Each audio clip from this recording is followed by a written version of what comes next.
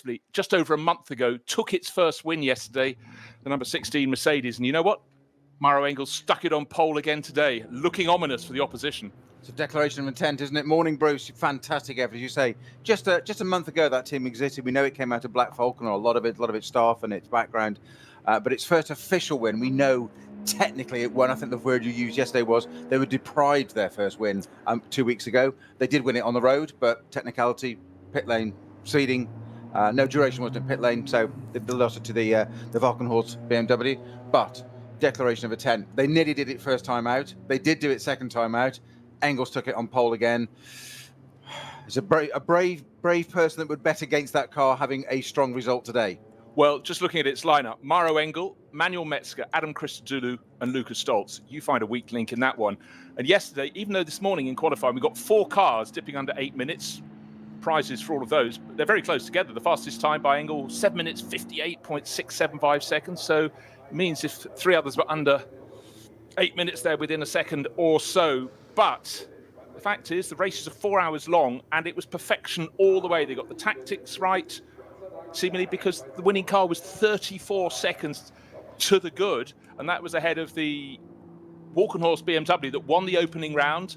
Christian Cronjes joining in this weekend with David Pittard and Mikkel Jensen. They kept on taking the battle to get into the position to chase after the Hout Racing Team Mercedes, but just couldn't quite get it there. But it was a great performance for them to go ahead of the number 2 Get Speed Performance Mercedes to take that second place. So it does sound as though it's the story of Mercedes against BMW, but we've got something different today. 3rd fastest on the grid, the car with Luca Ludwig at the wheel that set the fastest lap of the race yesterday, the Octane 126 Ferrari, not there just to put a prancing horse on the grid. That is there to really see if it can get up on the podium. But Luca Ludwig and Ferrari go back quite a long time now, and he really showed his expertise. So within a second of the fastest car, he's up there, and that really does provide something different. Absolutely. And as you said, the depth of the field has changed dramatically from 2 weeks ago.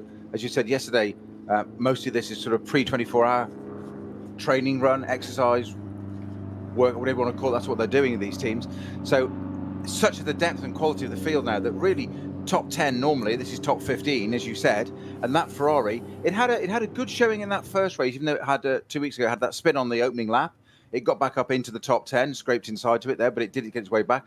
Thought it might do a little bit yesterday, and I wasn't convinced yesterday it showed its colours until the latter half of the race, and it started to come back again a little bit there, nudging outside of the top 15. As you said, fastest lap at the end of the race, put it in there. Okay, light on fuel, but who knows what the tyres were, but it still did it. And that wasn't fake, because as you said, this morning qualifying, bang, P3. Yeah. And 4 cars, as you say, under 8 minutes, which is pretty impressive. What that does, it just reinforces the absolutely patently obvious concept of the fact this championship is getting better and better. 29 cars in the top SP9 class yesterday, and you'd have to look down to only those beyond the top 20 of that grouping to find cars that literally don't have works or semi-works drivers in. And it is phenomenal. Don't forget, SP9 has the Pro class, it has a handful in the Pro-Am class, and a handful also in the Am class. So they are racing for different prizes, but it's just the caliber and the quality of this field gets higher and higher, not just with every season, but with every round. And as the cars come out of the pit lane, I see one car that yesterday was the star of the opening stint of the race. It was the Conrad Motorsport Lamborghini, didn't do the first round of the championship, started, I believe, in 6th place and was 3rd going around the opening lap. And then Marco Mappelli, a late entry to that grouping, stuck it into 2nd place, was only 3 seconds down on Lucas Stoltz at the end of that first stint. So stormily good. Then they had a really, really slow pit stop, and that just put them sort of not just back into 3rd or 4th, but back in about 10th place. And at the end of the day, they didn't end up filling any of the top 10 positions, but again, it's qualified actually not so well today. Marco Mappelli only putting it 15th. Maybe that's its representative place, but in terms of sheer racing around the opening lap, mighty yesterday. Then again, Mappelli knows Lamborghinis exceptionally well, having raced the FFF racing team for a handful of years now. Great success in the Blancpain Endurance Series. So again, but he's like one of many drivers. Conrad Motorsport, long-time supporter of the NLS, but he's here as they're trying to sharpen that up to look towards the Nürburgring 24 hours at the end of September. And as you said yesterday, a great opening stint in that Lamborghini yesterday, but it lost out at the first pit stop and never seemed to recover. which is a great shame. I think I wouldn't say it flattered to deceive, but we were expecting greater things of it after that first stint, and I was expecting it to come back up through the field and to talk about there, and it just didn't quite happen. Ended up down in 16th. Yep. So nice to see the two Falcon Porsches out again. One yesterday, number 3 car that caught. I know they've got a different driver lineup. We'll come to that in a moment, but we weren't convinced after the, shall we say, barbecue at the back end of that number 3 car yesterday that came into Tiergarten, was putting oil down, engine had gone, lots, and then came into the pits on fire, literally. So it was quite dramatic yesterday, and we weren't convinced that car would be out again. But you know what mechanics are like, and Falcon Motorsport, very professional team. There it is in the pit lane, free and car identical. If you'd tuned in this morning and never known that yesterday, you'd have never known at all. That car's out there. And in fact, as you touched on there, Peter, Falcon Motorsports, like a lot of the crews, are cycling their drivers. They had one driver, certain driver lineups yesterday. Today, Thomas Preining stayed on board. He was the one who noticed there was a barbecue going, but no sausages on it, so he pulled over in the paddock. He's got Christian Engelhardt, who, super successful in the Porsche Super Cup years ago. For years now, been racing Lamborghinis, but crossing back over to the dark side, if you're a Lamborghini fan, to Porsche. That's in the number 3 car. And today, Matteo Caroli is joining Peter Dumbrek in place of Martin Ragginger. So let's hope they can go better, because for so many years, Falcon Motorsport has been right at the sharp end, always in the top half dozen, quite often racking up wins in the NLS, or the VLN as it was. But now the competition has become harder. Should be easier for Falcon, because they're now not running a BMW and a Porsche. They're just concentrating on the Porsche. Let's see where they can go today, but they're not in the top 15 places on the grid, so it suggests it's going to be quite a hard day for them. And in fact, you have to look down to 8th position on the grid to find the first of the Porsches. So Porsches just generally aren't quite on the pace. And that 31 car from Fricadelli Racing, that was Swiss racer Alex Muller. He's sharing that with Kevin Estre and Michael Christensen. So you have to say that has got quite a hope for Fricadelli Racing. And at the end of the race yesterday, that was the top placed Porsche in the race, in 6th place overall. Remember that last lap scramble? Because Kevin Estre passed, I think, 2 other Porsches and the number 8 Get Speed Performance Mercedes on the final lap, so he was on the way up. But again, a shuffling of the pack. A few other faces that weren't here yesterday are today, so we'll look forward to see how they get on. But really, what you've got to look at is the front of the grid. Mauro Engel on pole in the number 16 HRT Mercedes, shared with Manuel Metzger, Adam Christodoulou, and the driver who set the ball rolling yesterday, Luca Stoltz. How they will fare, we will see. The car alongside them is the number 15 Phoenix Racing Audi, Kim Lewis Schramm, June Gounon, and the driver who set the pace, Michele Beretta. So maybe today it'll be their turn to show what they can do in their Audi. And the best placed Audi yesterday was, get this, 12th place overall. It was that number 15 car. So Beretta's done a great job to put it second. But as Peter knows from his lengthy racing career, qualifying is one thing and racing is quite another. Most certainly. It's very, very different. The track conditions can change. Mercifully here, it's nice and sunny today. Not too much change, but it's a 4-hour race again. And you can't underestimate what that means in terms of setting the car up, crew, logistics, pressure, psychology as well. 4 hours out in that car. Different drivers cycling through the car, as you say, particularly just highlighted there with the Falcon Motorsport team, the 2 Porsches. You've got somebody in the length and breadth of experience of somebody like Peter Dumbrek, who knows not only endurance racing, but certainly the Nürburgring, possibly like the back of his hand, to use a cliche. But you've still got to have a car set up one way, 3 different drivers going through it, different drivers you had yesterday. That car's been rebuilt overnight, it's barbecued, presumably had an engine swap overnight. I'm guessing that's what it was, unless it was just an oil line. I suspect it was a bit more than that, by that which we saw on the track, and bits came out of it, and the depth of the fire on it. So just that, and we're just talking one little car there, and there's 140 something car. Today it's 141. Yesterday was 155. But you know what? I reckon some had such a good time they might have stayed on for a second bout of the fun. And I'm just focusing on one car there that had an incident yesterday, and all that matters for one little team, and there's 140 plus others going through all the same emotions about how to get their car out there. Some, of course, will have had the complete opposite experience, where the car just ran faultlessly, and they've just turned it off, fueled it, put some air in the tyres, and sent it out again. And I'm not being rude about that. It's very, very different. Now, one of the things that Peter and I were talking about a lot yesterday was the fact that an incident can happen at any single moment in this race, and you've got that sort of dichotomy. You have these top-level GT3 SP9 drivers all going for gold, wanting to be maximum attack. You've got the cars in many, many junior classes with a totally different performance potential, and there's also 140 odd cars around a track. That means there's going to be traffic. The potential when you're going 10 tenths, should you be going 9.9 tenths perhaps? Because many a time when we were looking at onboard footage yesterday, you'd suddenly see the driver's windscreen just filled with dust as a car has done something, but they can't see what it is until they've gone over the brow where the something has happened. So always there has to be caution.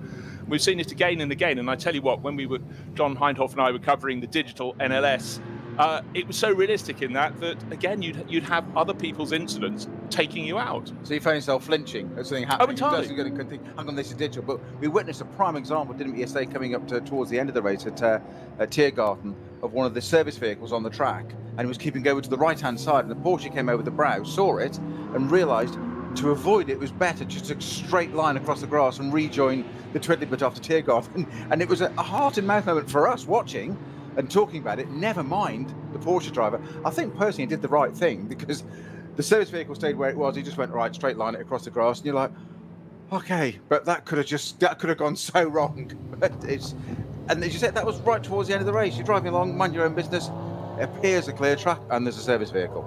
But you know what? In all of that, there are consequences. They had that little loop on the part of the Grand Prix circuit before feeding off into the back. But I think that's the counterbalance, the fact they're racing on what is definitely the world's top motor racing circuit, the circuit that can challenge you the most, the circuit you cannot probably do more than half a lap here without coming back with an evening full of stories. So what it's like in full racing mode, you must have to sit there and decompress. Well, frankly, if it doesn't challenge you, there's something wrong, or you're not doing it for the right reasons, because it absolutely should do. It's the most extraordinary circuit, and it's unlike any other circuit in the world, because it is technical, but normally when we say technical, that kind of means not that fast. So you have fast sweeping circuits that got to flow, like Spa, Monza. Then we have the technical circuits, obviously extremes like street circuits we have occasionally. But this Nürburgring is totally different, because it's got everything. It's got gradients, gradient changes, contours, undulations, dips, rises, twisty bits, fast bits, and and the carousel. Camber like no other circuit in the world. You just go through the carousel and the car's tipping over so many degrees, and you're just going around it thinking this is incredible. And you spit out of it, and all of a sudden, the end of a lap, and you do that little bit. And frankly, getting onto the GP circuit, because it's a relatively modern, flowing circuit, you get a bit of a respite, and you do then do that loop back, and because it's such a physical hairpin back onto the Nordschleife, it is almost like you sweep round. It's very tight by the wall there, as we saw last 2 weekends ago when one of the BMWs spun and got beached on the curb there. But you join the Nordschleife, and there is almost this sensation of, exactly, intake of breath, right, here we go. And it's 14 miles later, and you get a respite, if there is such a thing around the Nordschleife. Yeah, I mean, when you're talking about a technical circuit, you normally think the driver's going to come in and speak to his race engineer. They would now, but they'd say, "Buds of coffee, very strong, please," on return. But the whole point, as they go off that Grand Prix loop, it is literally going through a little isthmus. It's almost like going through the neck of a bottle, and then the sharp intake of breath, and then suddenly you're into the hats and backs, and off you go. And the thing that has to be stressed, and if people haven't ever watched an LLS or a VLN, as the Forerunners were, there is so little space beyond the racing surface around the track. You've got the curbs, and maybe 3 times the width of the curbs, you've got a band of grass, but that's precious little good if you're now going 130 miles an hour, you're not on the track. And again, it has to have massive bravery and accuracy to keep that car in the right direction, not panic and tweak the wheel, and then you're bouncing hither and thither. We highlighted that yesterday, and that's one of the anomalies of the place, that as we said, it's got fast bits, it's got slow bits, etc. But on that really fast bits, Haxenplatz, you're firing on down through those twists, and it's downhill, and it feels like you're sort of almost like when you're running too fast and your legs can't keep up with where you're running, you're charging down there. But at the same time, you can't help but notice it is a bit like a funnel, because it's narrow, you've got your Armco, but there's a tiny little bit of grass at each side, and the verge is about the width of a car, about the width of a GT3 car. It's not much more. So the point being, there is no room for error at one of the fastest parts of the circuit. So that has to have some effect on how you drive it. Does it? Well, apparently not, as we saw on the opening laps. Now, we've seen 2 starts. Now we have two races, obviously 2 starts. Both occasions we just said, will the drivers be sensible? Will they think about the championship? Will they be considerate? And what happened?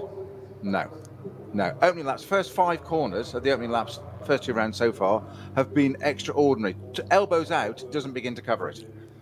No, absolutely not. And another thing I was just thinking about, it's not like we've got the same batch of cars with the same groups of drivers. We mentioned the Falcon Motorsport crew has changed, but Audi's, as I said, top runner outside the top 10 yesterday in 12th position overall. Today we've got the Phoenix Audi second on the grid, the bright yellow car with the red and black flashes.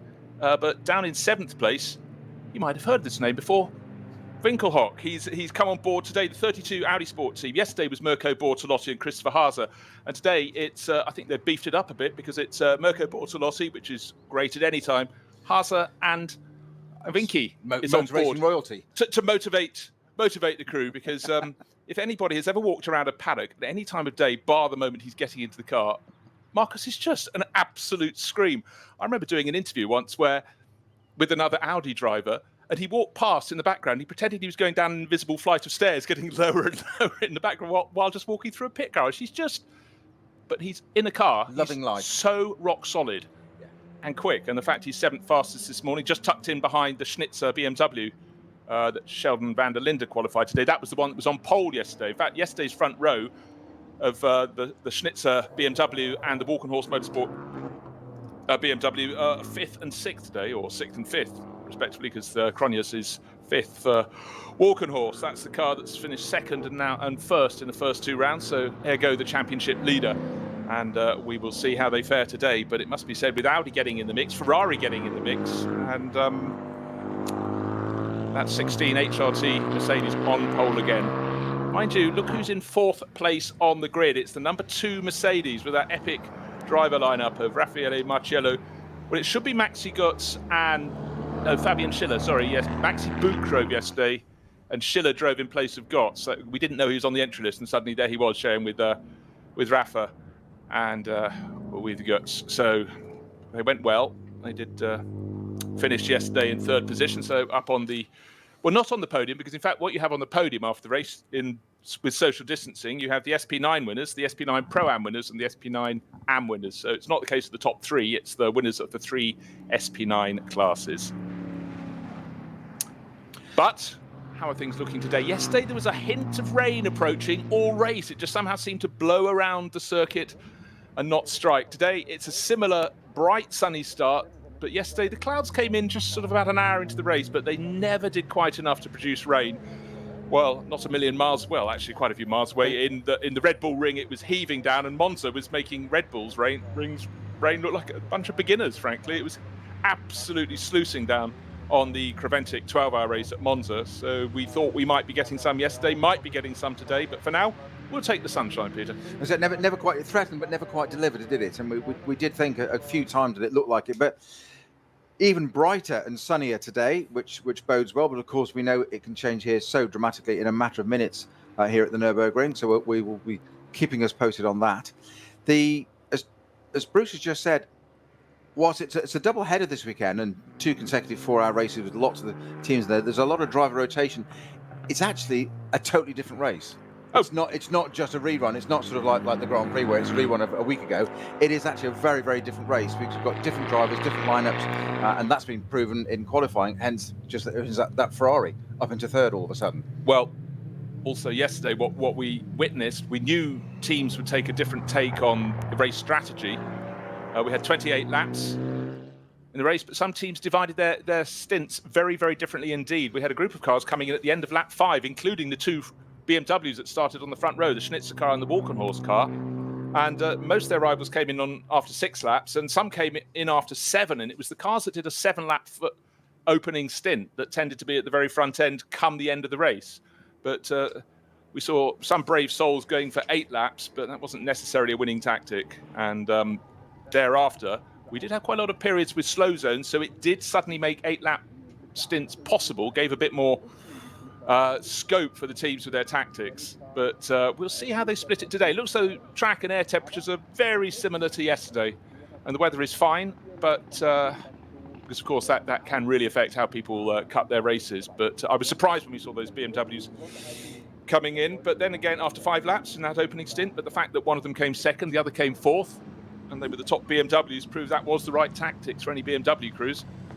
And what we often get is drivers having little problems as they go around to the grid. It looks though number 512 Renault Megane is looking very smart in grey, silver and black black and red livery, but I think he's just joining the back of the group. I think you're right, actually. Yeah, I think he's just gone through a service road, and yeah, just joined the back of the group. Yeah. Okay.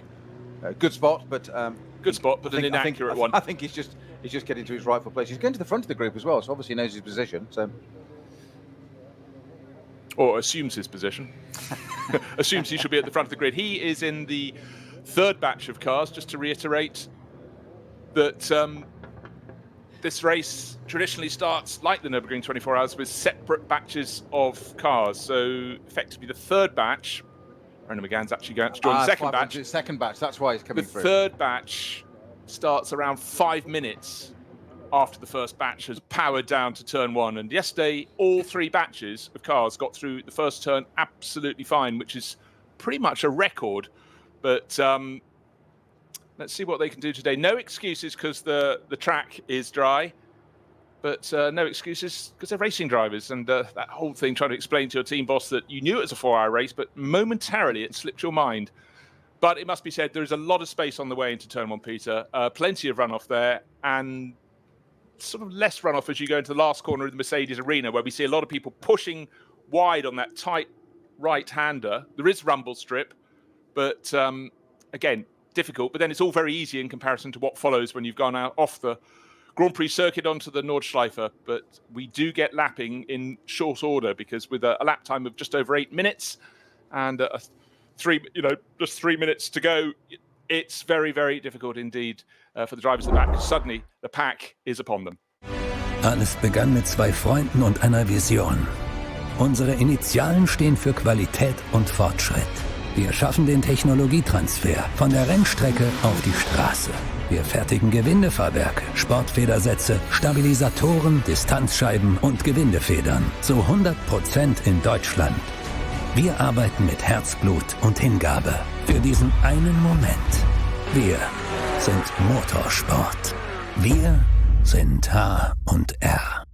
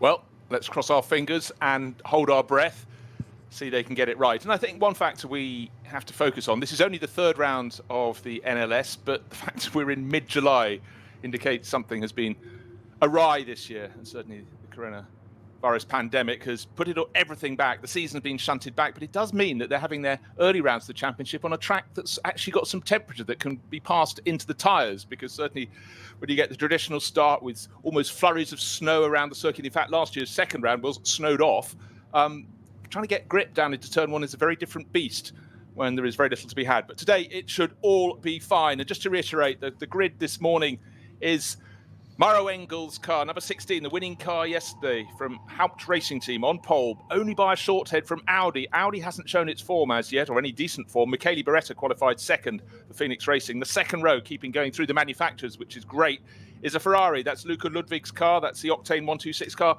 alongside a car that I sort of think could have a bit of a better showing. Second yesterday, but I'm really thinking the Get Speed number 2 Mercedes could be very fleet indeed today, starting higher up the grid than yesterday. Raffaele Marciello was the last of the 4 drivers under 8 minutes. Then come the 2 BMWs that filled the front row yesterday. Walkenhorst Motorsport, that's the car that leads the championship. Christian Cronier set the time this morning. And then Sheldon van der Linde set 6th fastest time for the Schnitzer BMW team. But another car that I think could really show form today, with Audi not yet having stretched its legs, is the number 32 Audi Sport Team car with none other than Markus Winkelhock at the wheel. So the stage is set, and just to point out, the best place of the Porsches is alongside Markus Winkelhock. That's Alex Muller, Swiss driver, in the 31 Fricadelli Porsche, one of the 2 Fricadelli cars.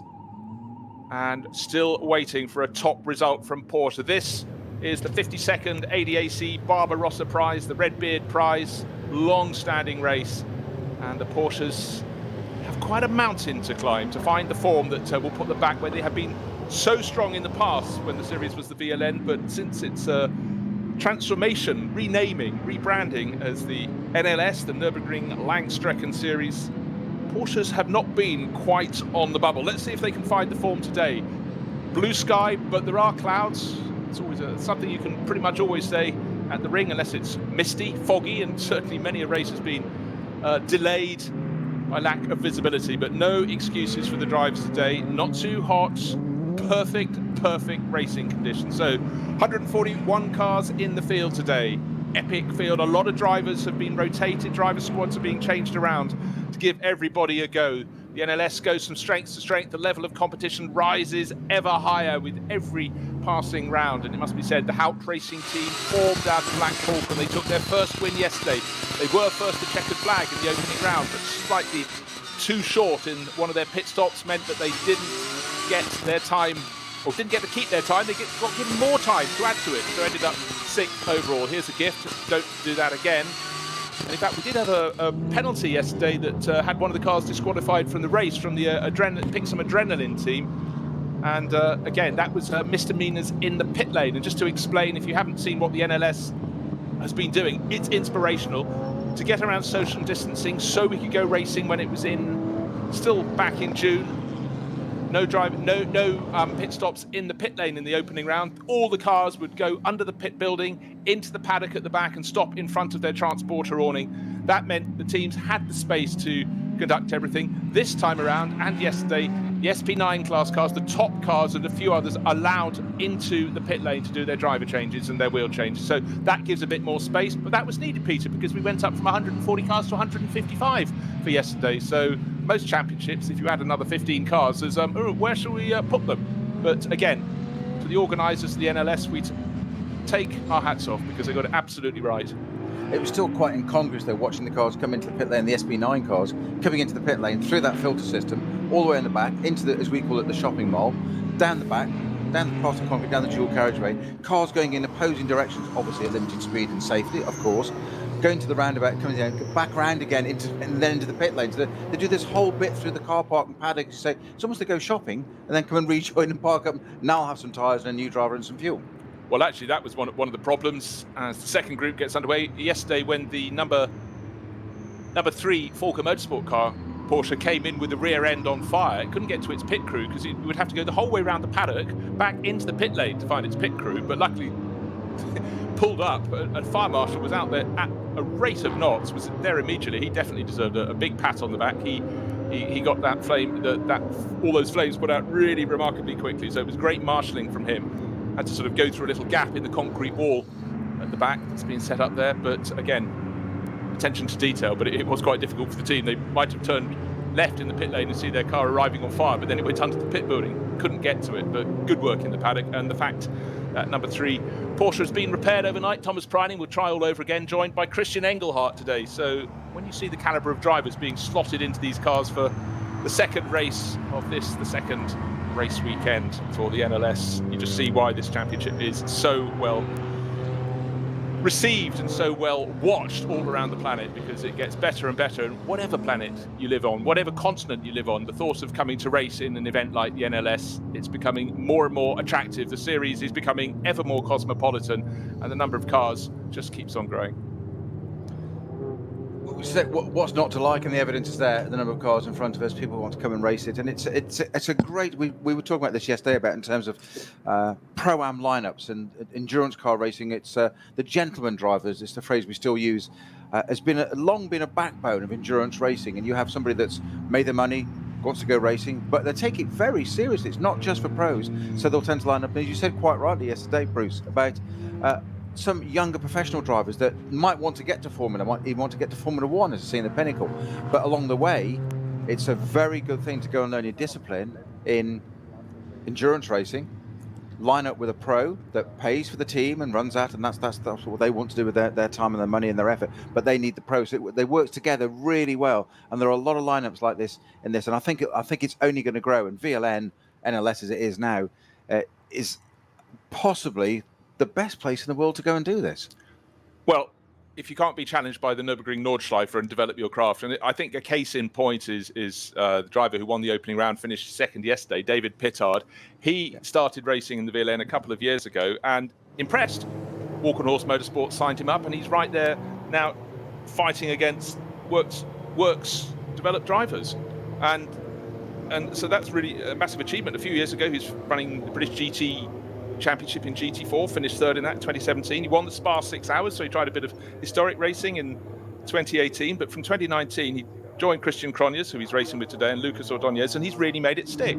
But it's all about, you don't have to be in the top class. We've also got Cup 5, which is a phenomenal class, the BMW M240i's, loads of them. And we sort of mention this, but not really jokingly. If you're the TV director, you go, oh, it's a little quiet at the moment. Just cut to where the leaders are in that class, because the 240i's are always super, super close to each other.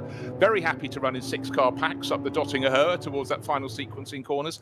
And again, you've got 3 or 4 drivers in these lineups, and it's very much a chance for someone to get their tail into the car and see what they can do. But also, if they're wise, get on really well with the team owner, the man who, as you say, he or she have made their money, and they want to be racing, and they want to have a personable young driver with them. But, play the role of mentorship, if you will.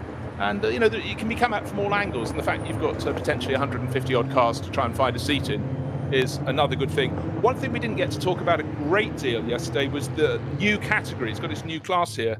The BMW M2 CS racing class. Only one starter in that yesterday. Walk on Horse Motorsport entered the car for Sami Matti-Trogan, who's one of the stars of virtual racing, but also does a spot of rallying, and Mario von Bohlen. We'll have a look for the progress of that one today. Car number 151. It's a sort of entry-level model for the BMW M customer racing range, but again, a lot of people like to go into something new, and I'm sure we'll see far more than one of those as the season unravels. But certainly BMW have been staunch supporters of the VLN in the past, and the fact is, almost any time you look at the screen, there'll be one of their cars in all sorts of classes, but most notably in SP9, they're really taking it to the Mercedes AMGs at the very sharp end as well. Only one entrant, okay? Doesn't sound good to start. It's only the first time it's run.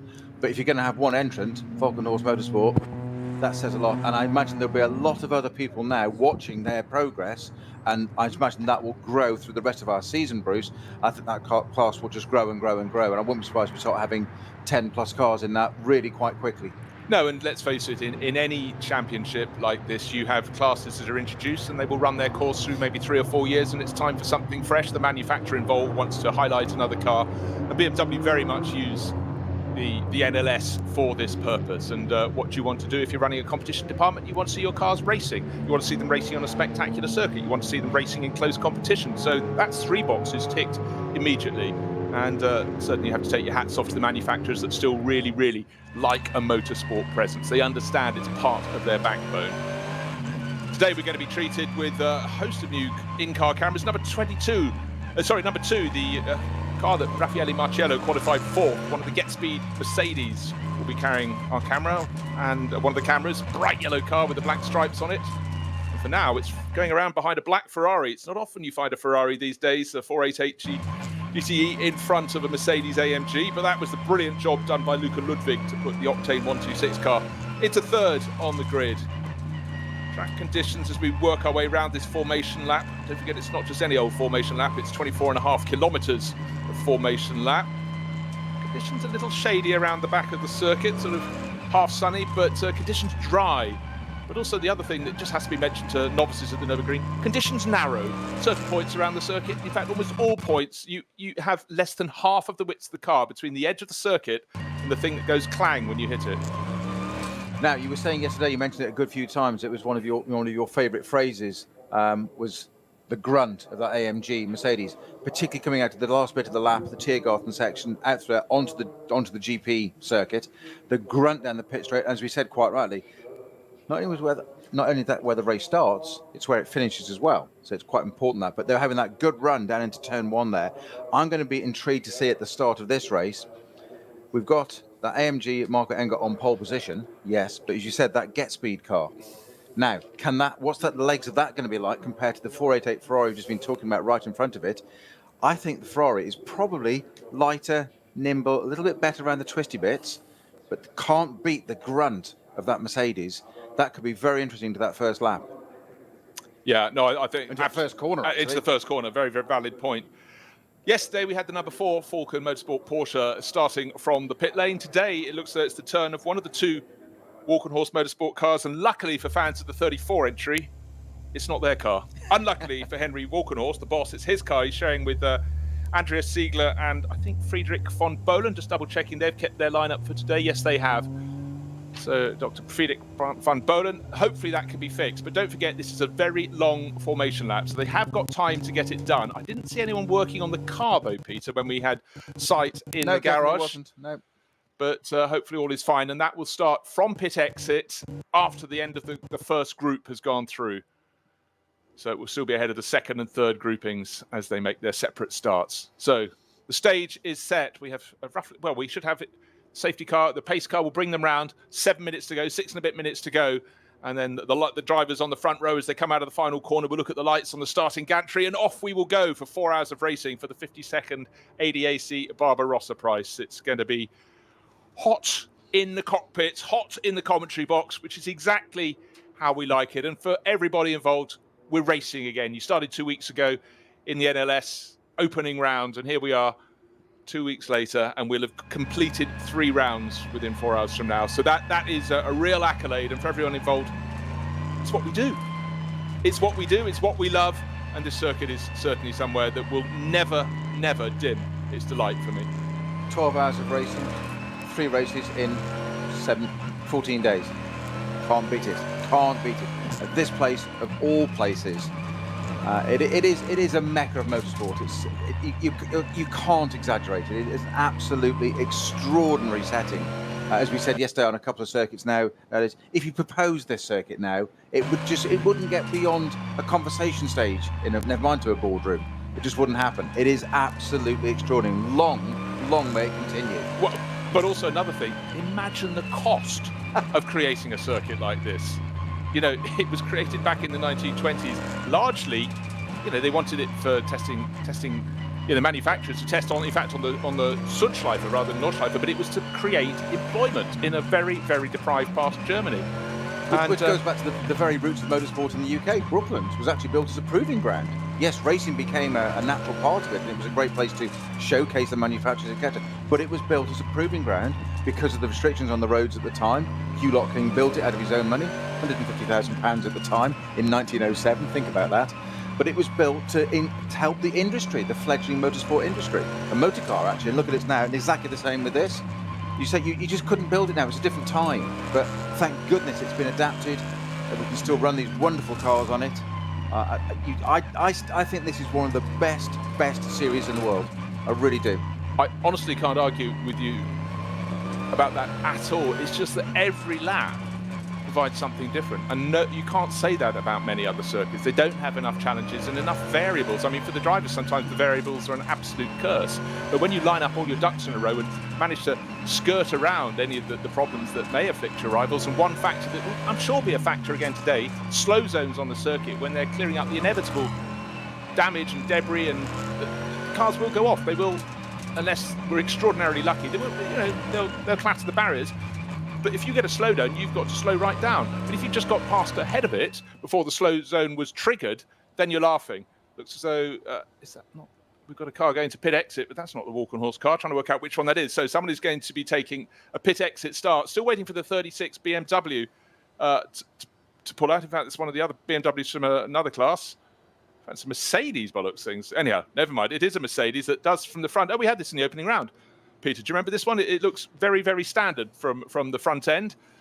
And it's definitely running in one of the production classes. And that's something worth reiterating. The fact, while we look a lot at the SP9 class cars, the cars for the GT3 category that seems to be able to have a series pretty much anywhere in the world today, very much to the good for everyone.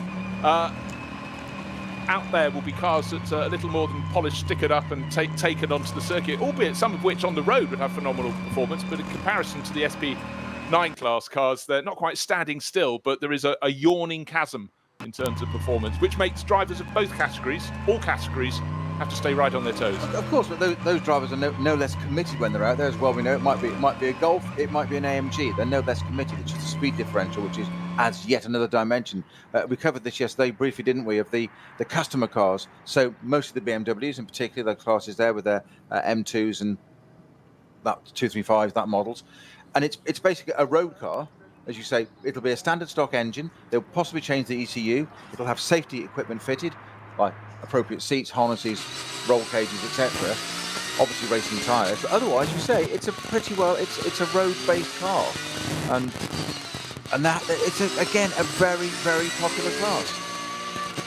It is, and for some people it's their way in. For some people it's all they will ever want to do. They don't want to go any further. They don't have the money to go any further or race a more powerful car. But the fact is they're out racing on the greatest circuit in the world, and a sight that never fails to warm the cockles of my heart is the cars, the SP9 class of the top group, going down the Dottinger Hoa, their last moment of calm, weaving around to get heat in their tyres as they ponder the rolling start that will release them for 4 hours of racing and that blast down towards turn one.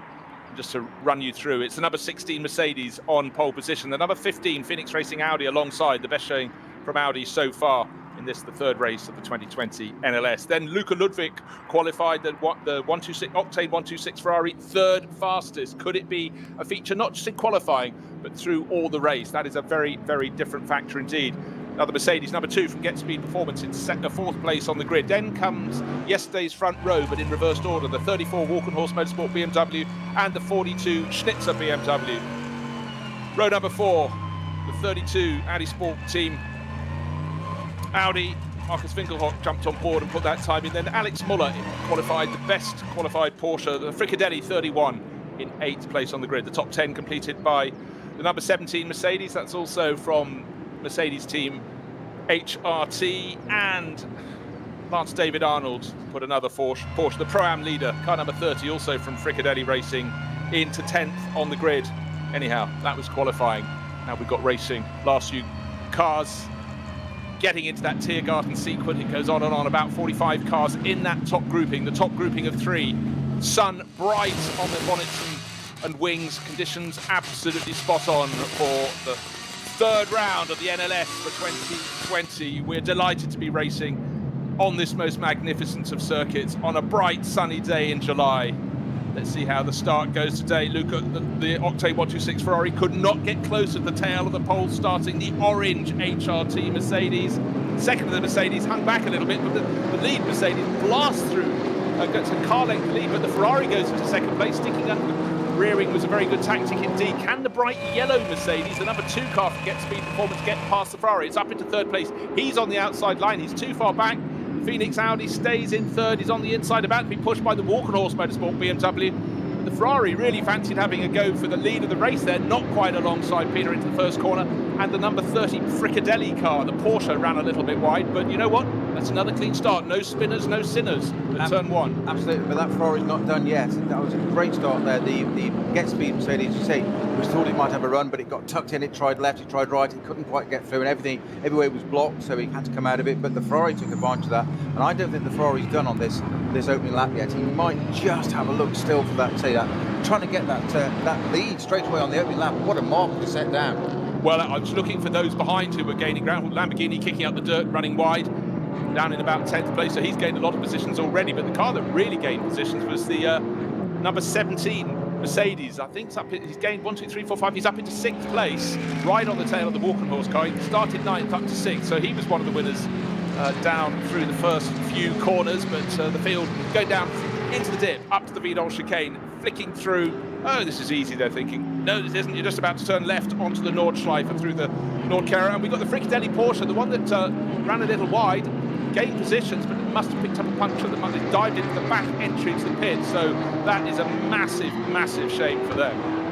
The Valkenhorst BMW started from the pit lane. That was down to a penalty from qualifying. That's why it started from the pit lane. Thank you very much. And we do have a spinner at the chicane. Had one there in round 1. It's one of the Teichmann Racing KTMs, a trio of them, and unfortunately 2 of them are still going and 1 is not. That's number 930 at a standstill, so it's either Jörg Greismann or Reinhard Koffler. And the second batch of cars just coming up, preparing to go through the final sequence of corners to take their start. Porsche Caymans at the front of the grouping, then some TCR runners including a Cupra or 2, and waiting for the power to go down, but with Caymans dominating the front end of the grid, none of them have a performance advantage. No one has more grunt than anyone else, but a bit of weaving, and in fact one of the Cupras, a gold, white and black one, getting very close to 4th place.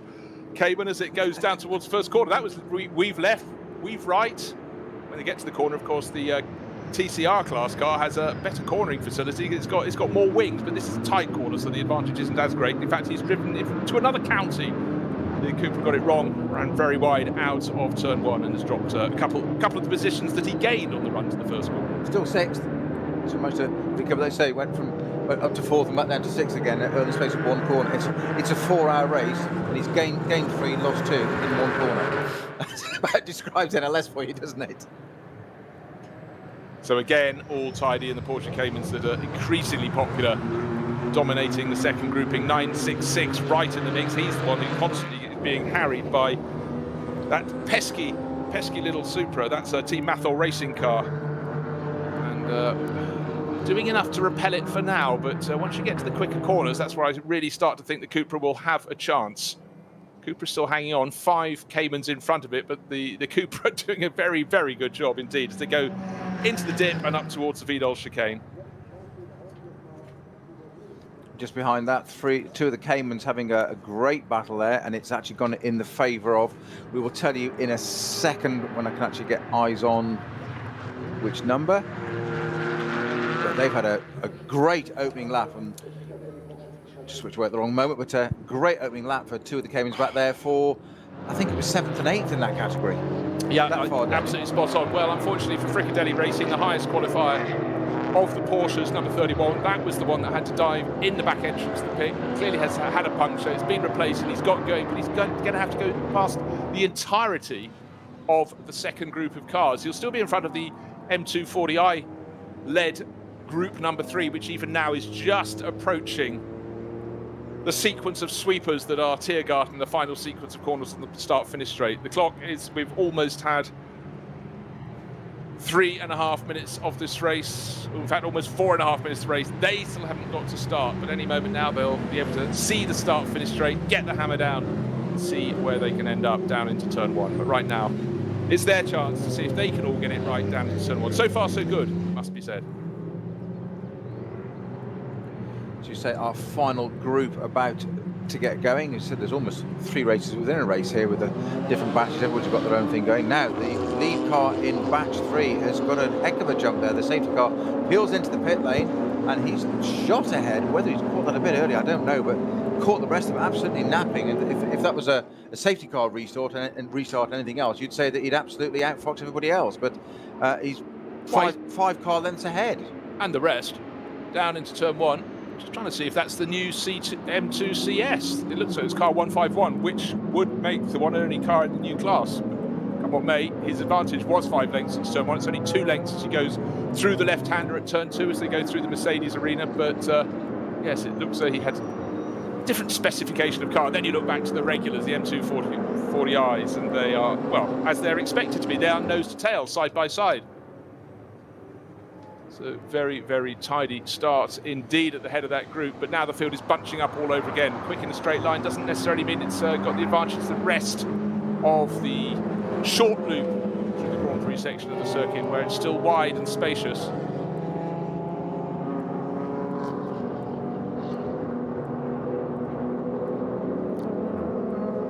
And everyone behaving well. The sun already started to go away a little bit, so maybe it's going to be a greyer day than it was yesterday. But first dozen cars in the third group already dropping those behind. Quite a gap from about 12th place backwards as Brennan began in that little grouping, and then behind the older BMWs and an array of other cars. Keeping it clean, keeping it tidy. Massive twitch from about 5th place in the 245 Cup class. Car number 682 kicking up the dirt, and those behind kicking up the dirt even more. That was a Walken Horse Motorsport car. Daniel Harper, Neil Verhagen and Max Hess, 3 young racers in class now up front, getting a treat, a view through the windscreen of the number 2 Mercedes. In behind the Phoenix Audi, but in front of that is the Octane 126 Ferrari. So that we saw at the start made a better getaway than the Audi on the outside of the front row. But where is number 16? You know what? I think it's already made a break from pole. Yes, about 2-3 seconds clear. We're not even around the opening lap. Getting very much towards the final few corners before we sweep. They're just going now onto the Dottingerhohe, the final corner, the Galgenkopf. Gallows Head before they get onto the straight, and it's, with a weather eye, about 2-second advantage for the number 16 Mercedes. They were dominant yesterday, but at the end of that opening stint, Peter, only 3 seconds to the good. Today, they're almost 3 seconds clear before the first lap is over. Exactly, that's a huge difference. Yeah, 3 seconds on one lap. We'll see when they come across the line. Great run from the Ferrari at the start there. P3 nearly got into the lead, setting up to P2 now, but nowhere near, as you say, 3 seconds off the tail of that leading car, the Mara Engel-driven Mercedes.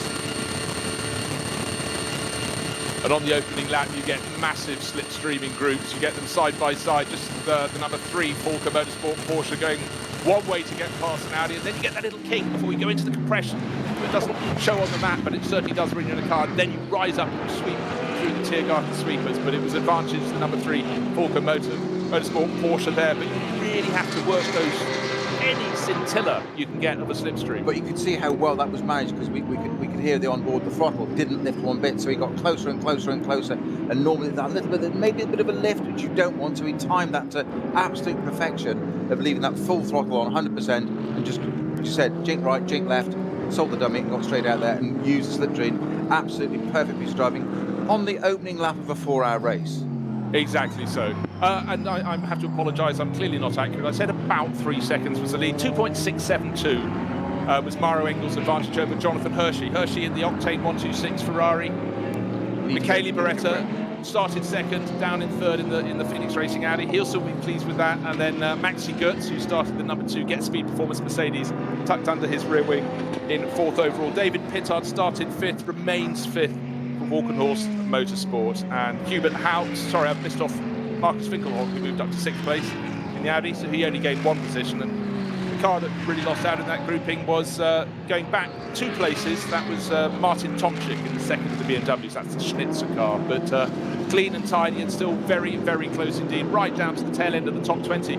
2 cars I just want to highlight that you'd expect to be further forward, but aren't. The 911 Porsche from Manthey Racing, the Grello car, is tucked under the rear wing of Marco Holz's sister Porsche, but you'd really expect the Manthey car to be ahead of the Huber one, but the Huber team is going better and better. The best placed Porsche, sadly for Porsche fans, is outside the top 10. It's Patrick Pilet in the number, the KCMG, one of the 2 KCMG cars, new to the championship for 2020 this weekend. He's only 12th in number 18. And the other car is Nick Giloli. Started down in 18th, is only 18th at the moment. That's the Rover Racing BMW. When you say some of these top teams, Manthey Racing and Rover Racing, not being in the top half dozen, it seems weird. Not being in the top 10, but only just being in the top 20, it shows how the standard is just becoming extraordinary. Exactly. Going back to what you said, the quality and depth of the field this time round, it's top 15 is equivalent to top 10 2 weekends ago. So they're in just on the cusp of that now. So I know it sounds odd thing to say because you want to be up at the front there, and people can establish so quickly at the beginning of this race. But it is a 4-hour race. They're only just on the cusp of the top 10. So long way to go, yeah. Lots of things can happen. Most likely, as we say, slow zones. That affects the race probably as much as tyres do, to be honest, in this series. It has that kind of effect. So keep it nice and steady, hold your position, keep the powder dry, sit there for a moment. That car it should be competitive. It should be up there. I think we'll see that car rise up to the ranks. And I'd be very surprised, all things being equal, if that car's outside of the top 10 at the end of the race. Absolutely concur, Peter. So it doesn't look as though weather will play a role this weekend, but you can never, ever discount it. How many times have I said that? Now you've said it probably will. No, entirely. I sort of wanted to in a strange sort of way. But the Porsche Caymans running in the Cup 3 class for GT4 Caymans. 979 leading the way. Mulner Motorsport, well, again, one said that many a time, but not really streaking clear. There's plenty of company for that at the front of the Cayman class. Just trying to scroll up and see exactly where 979 is overall in 32nd overalls, but only just 0.1 of a second ahead of the 976 car, which is entered by FK Performance. So again, the cream rises to the top. Those two teams are duking it out yesterday. Third car in that class. So it's Peter Terting leading from Fabio Grosser, and the third driver is in 962. I think that was the car that won the class yesterday. I could be wrong. Jules and Hendrik von Danwitz, and it's Hendrik who's driving at the moment. He's in the red and black Cayman. A little way back, he's on his own in third place, then fourth, fifth and sixth, all but nose to tail as they sweep down into the dip behind the paddock and up the rise to the Vidal chicane. But the first two fighting like mad. Von Danwitz on his own for now in the middle, about 2 seconds down. And the grouping behind looking very busy indeed. In fact, it's two Caymans in behind, and that Cupra that's just been so super strong. Car number 806, it's the best of the TCR runners. You put them side by side, the Cayman looks more exotic, but the TCR cars, of course, look that bit more racy. But for now, it's only 806 that's hanging up there with them, with Hamill at the wheel. Doing a great job. That's Heiko Hamill sharing with Matthias Varsel. He's hanging in with those Caymans, and then there's a bit of a gap behind him. Up front, though. Fastest lap of the race so far. Obviously to the race leader. 8 minutes 7. That's not too bad. Rolling start, 8 minutes 7. Got the advantage. That's Maro Engel, yesterday's winning quartet, Peter. He's doing it all over again. Yesterday he didn't do the opening stint, it was Lucas Stoltz, but again... He did the end stint, didn't he? He did the end stint, but maybe it's not just rotating drivers between Saturday and Sunday, it might be rotating their sequence in through the race, because let's face it, when they're preparing for an event like the Nürburgring 24 Hours, they will all have to be racing at different times of day, at different stages in a sequence, so moving everyone around is no bad thing, and certainly keeps the drivers on their toes.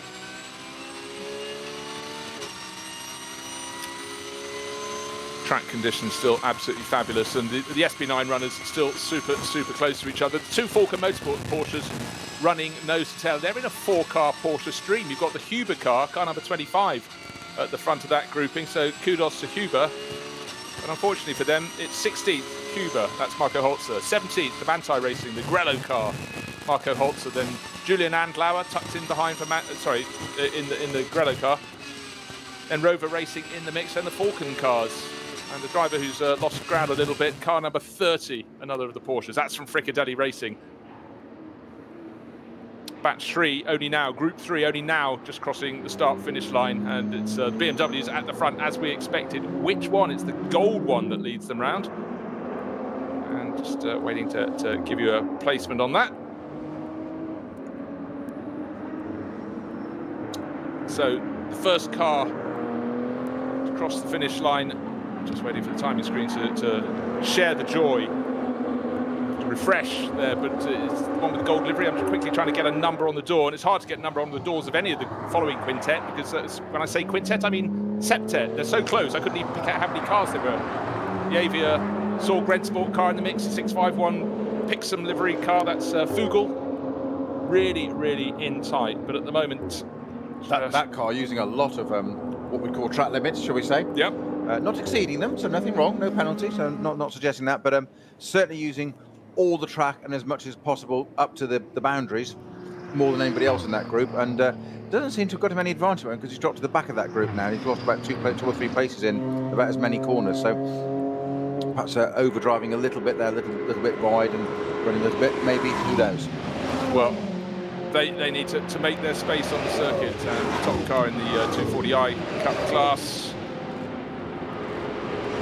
is Sindri Setsas for Pixum CFN Team Adrenaline, car number 650. That's leading the way. Just had the Bonk Motorsport Audi from the RS3. But right now, the leading cars are coming round to complete their second lap. These are the cars that started obviously some distance ahead in the lead group in the SP9 class. It was Maro Engel leading by 2.67 seconds at the end of the opening lap. This time around, the lead has gone down to 0.886, so the Ferrari, the Octane 126 Ferrari, is really going for it. Third place, the number 15 Audi that started second, but that's 3.5 seconds further back with only a small advantage over the number 2 Mercedes. And then suddenly, there are about 6 cars coming over the start-finish line right together, including a huge batch of Porsches, but for them, it's the chagrin of the fact they're down from about 16th place backwards. Number 16 still leading the way from number 26. Therefore, the HRT Mercedes from the Octane 126 Ferrari, and in behind there are place changes going on. And the car that seems to be making a good little run to gain place, Frank Stippler in the blue Phoenix Racing Audi. He's just about to try and pick off Martin Tomczyk. He's just gone past Christopher Mies, the Audi Sport team. So his is the Audi on the move, trying to catch up with the sister car, which is the top place Audi in third place overall. Michele Beretta at the wheel, but it's very, very close at the tail end of the top 10. Then there's another batch of cars from about 15th place further back. So tight racing. Nobody yet to take the lead from Maro Engel, but the fact the gap came down by 1.8 seconds on that lap in the favour of the second place Ferrari is very good news indeed for the prancing horse. But then let's see how the tyres last. We do see behaviour, tyre life dropping away around this circuit. Already they're lapping the tail end of the little Renault Clio, trying to keep out of the way, but that was in the little isthmus, the little gap, the tiny narrow strip that takes you from the Grand Prix loop onto the Nordschleife, and really he could go no further. There is nowhere beyond the barriers. It is just the barriers, the track, the barriers, and managed to keep to the right. So the drivers behind had to be compromised. The Phoenix Racing Audi number 15 that started on the second on the outside of the front row really had to hammer the brakes as he got into the hats and backs of 2 cars to the tail end of the field, just left him nowhere to go. This gives advantage to the chasing Maxi Goetz in the number 2 Get Speed Performance Mercedes. But again, Peter, it's a 4-hour race, and I think every single driver will be compromised at least once when coming up on traffic. It's about trying to just mitigate it and carry on. Absolutely. Just going back to that Team Pixum CFN Team Adrenaline Motorsport car 652 that's leading the Cup 5 class. That's the car that was disqualified yesterday post-race for what turned out to be consistent pit lane speed limit braking. Get my tongue around that there eventually, but it was very, very small amounts, like a couple of K, that was all. But unfortunately, it's not excessive, so it's not dangerous, but the rules are the rules, and they've done it 3 times, so three strikes, and I'm afraid you're disqualified, and that's why that car was out. So they've got a lot to answer for today. They've got a lot to prove and turn and go. They did really well, then got disqualified. So only such small infinitesimal things there. It's not like they're going down the pit lane 20k too fast. A couple of K, 3 times. Rules is rules. Go home. You sort of hope that the 3 penalties were spread across 3 drivers rather than one driver doing 2 stints and managing to get 3 penalties. But hang your head. But that's a team that always bounces back. It's always been a feature here for the past handful of years. And the upside is as well, they haven't got 2-3 weeks or months to dwell on it again. They can just get it overnight. Sorry about that, chaps. Get on it and go out and rectify that the following day. No, exactly. Back on the horse. Very, very tight still, the Porsche Cayman class. Peter Turting leading the way, but being challenged very hard indeed by Fabio Grosser in the FK Performance car. In fact, perhaps enjoy. Then you've got this trio in behind them. They've got a 2-second, 3-second advantage over them as they go through the chicane onto the start-finish straight.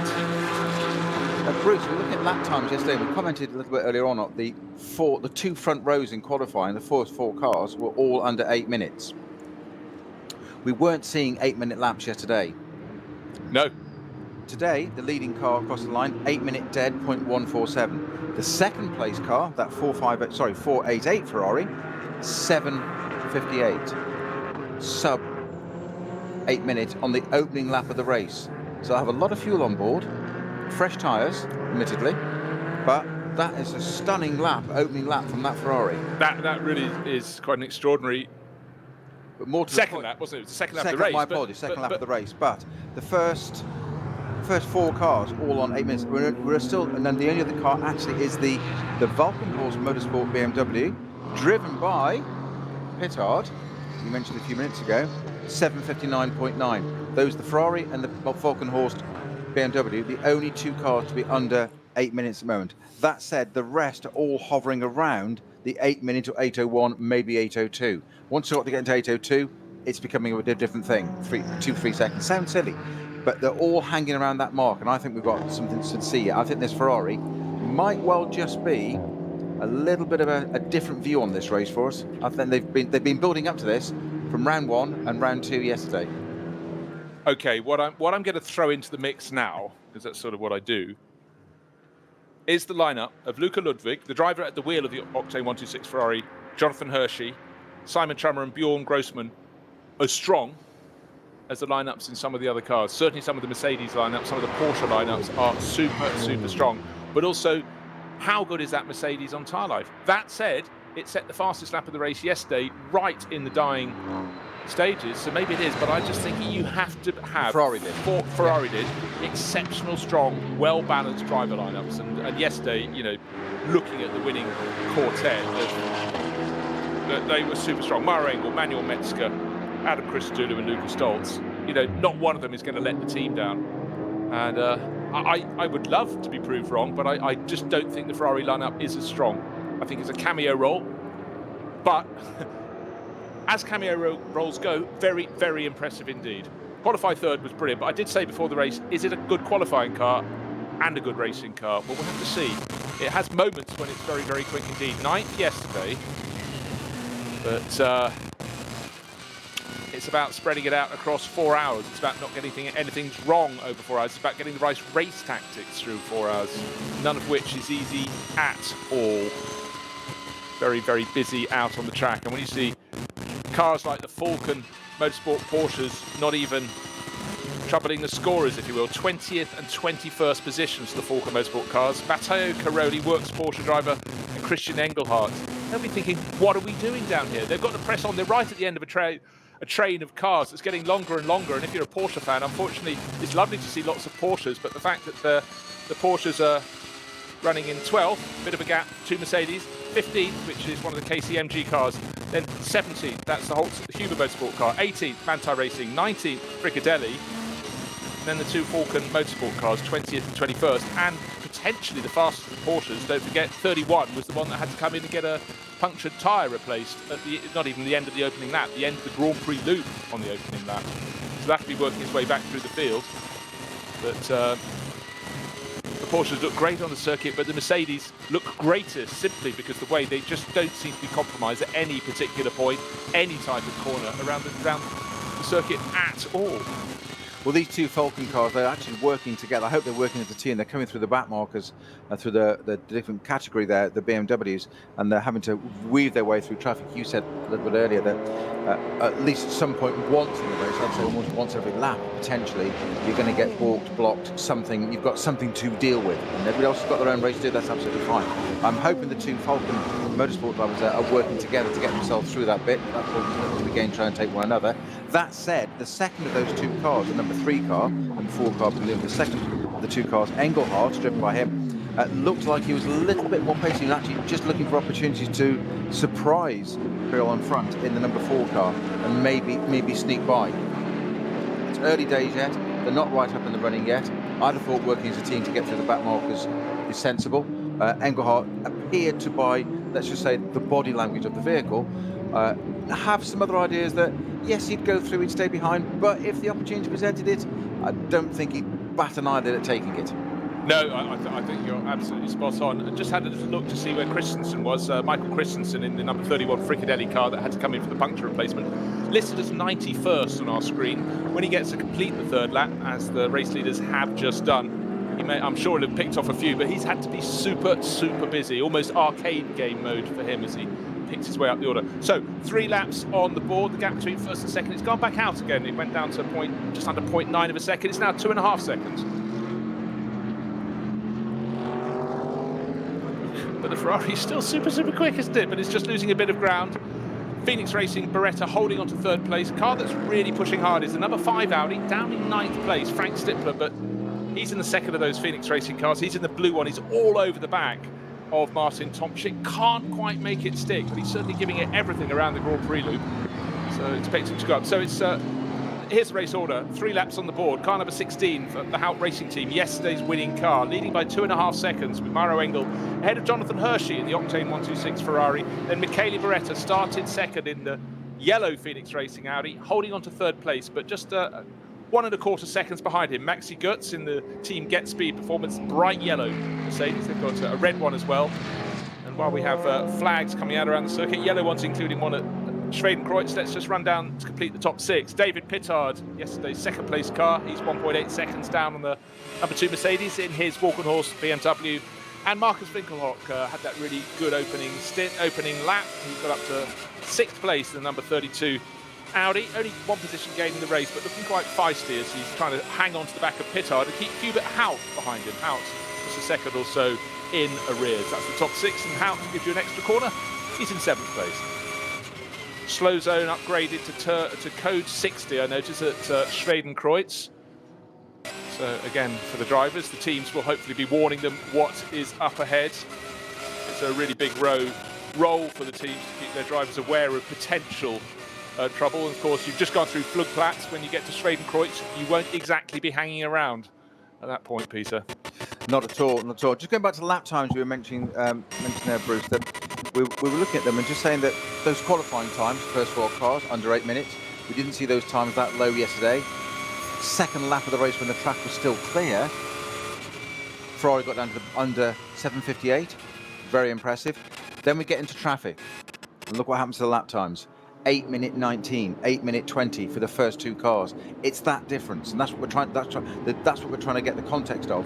It's 20 seconds slower suddenly because of traffic or a bit of a slow zone or whatever, and that is a phenomenal. We were talking yesterday about the winning car winning by 32 seconds, 34 seconds, and that being a huge margin in NLS, unheard of. 20 seconds over a lap on just 4th lap of the race.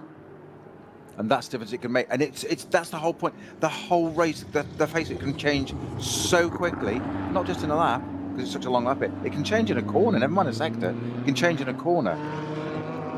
Quite dramatic. 20 seconds, phenomenal. Yeah, it's a constant moving feast, and unfortunately not a feast for Novel Racing. We saw both their cars in trouble yesterday. Today, it's their Lexus that's dinged the barriers at Her Acht. So that's being cleared up at the moment. And again, another slow zone there, which just reiterates everything Peter was saying about the trouble of keeping a consistent lap time. Car 191 in the pits, that wouldn't exactly have been... It's the Valkenhorst M4, isn't it? Yes, the Valkenhorst M4. That's not, when I say in the pits, I mean it's in the paddock being attended to, because of course there are different places that the top teams do their work. They have the pit lane, but everyone still has to drive through the paddock to get to the pits, but that was out of sequence. I think that was Ben Tuck who drives that. I think I saw a flash on the screen saying that it was him. We've got a little Renault Clio coming to the pits. So yes, it was Ben Tuck who's showing with Dirk Tobias Fahl and Florian Weber, so untoward. But for the Walkenhorst Motorsport team, a very, very busy team indeed, but he also gets his pit stop in the pit lane. He's had attention out the back and makes his way around. So what's the story going to be this time around at the front of the race? We do have slow zones, so all the lap times will be dropping down, but Mauro Engel, remember, was nearly 3 seconds clear at the end of the opening. That came down to under a second as Jonathan Hershey really was keeping him honest in that Octane 126 Ferrari. Then it went out to nearly 2.6 seconds, and now we have definite slow zones around Her Acht. And everyone just has to sort of bide their time, go past, observe if there's any debris on the circuit, because you never know, next time around it could be you hitting it. And drivers car has gone off on the exit of her act on the left-hand side of the circuit, tucked in against the barriers. So that's the 135 Lexus, isn't it? Well, it wasn't actually, because No. I was looking for the Lexus. Because remember, that was dark blue metallic Correct, and black. yes. So there must be another car. I'll have to wait until there's a highlighted element on the screen. But then immediately when you ride on board past it, it's almost silent, and then bang, immediately you go racing again. The sound comes up, and then an Adrenaline Motorsport BMW goes blanging past. That's the number 1 car that moved ahead of 170 there. Last year's champions, Griesner and Fubrich. Skittering around out to the edge of the circuit. One thing, if people have never been to the ring or never watched anything here, you look at some of the curbing, it's almost flat. Other points, it seems to be at about between 30 and 45 degrees, enough to potentially keep you on the circuit, but potentially to bounce you to the far side if you get it wrong going around a corner. And Tend to do a lot of suspension damage as well if you get it wrong. And that's the trouble with this circuit. There's so much to it. Normally on a circuit there's nowhere else in the world quite like this in terms of its length, its corners, its multitudes of. Learning it, which way you can use the curve, where you can't use the curve. Quite often you talked about walking a circuit earlier. Drivers walk circuits and make notes. That could take you a couple of days here to go and do that, make notes. It's learning it and where to keep off it, where not to damage the car. All about keeping the car in one piece. Now, we've talked about how you have to really pay attention to when you have a slow zone and be aware. What we had when a group of cars went through, these are the cars in the SP10, the GT4 class, if you will. 3rd and 4th in class, the Toyota Supra in 3rd with Andreas Goulden, and in behind Yannick Fubrich. As soon as they got out of the slow zone, the BMW driver reacted fast and went round in front of me. He's not pulling away, but he grabbed the moment. They're not all there. And it's all about those little extra seconds or fractions of a second you can find. But for him, it was about track position. He's got up into 3rd place. He's now setting off after Michael Schrei, who at the start of the lap was about 5 seconds clear. So in the GT4 class, SP10 as it's called, it's FK Performance leading the way with their M4 GT4. Then Michael Schrei in the 192 Hoffer Racing by Bonk M4 GT4, and now Pixum CFN Team Adrenaline. So it's BMW 123. But for the Toyota Supra, new to racing in GT4 this year, making its debut just 2 weekends ago, and the fact it's running 4th in class, is very, very impressive indeed. That had a problem yesterday. Remember the puncture, left rear puncture, just got back to the pits before the carcass of the tyre parted company. But very, very promising indeed for the novel racing team there. I think it was a good job on the part of the driver there as well, that the temptation with the puncture is it slows you so much that you can't, racing drivers aren't taught to drive slowly. So to slow down to the pace you need to maintain and not do further damage, collateral damage, that's the point. The puncture is going to cost you the time anyway. But you go back even 10, 15k too quickly, it starts to flail, it does all sorts of body work, it can do all sorts of things, and that's the bit that can do the puncture will unlikely take you out of the race unless it's very high speed. It's the speed at which you bring it back, and it's managing that's really important. And the smart enough, he did a great job in that car yesterday. New star of the race, Frank Stimpler. He'd made really good progress. He just gained about 2 positions, but we've had a change for 3rd place because Kaylee Beretta down the Duttinger was just passed by another yellow car as the Phoenix race. I talk about Frank Stimpler. He dives in for a very early pit stop, 4 laps on the board. He just worked his way. He gained about 3 positions on that lap. He was the tail of the top 10. He got up to 7th place, dived into the pits, but I suppose the real story there is, yes, he's stopping way earlier than anyone else.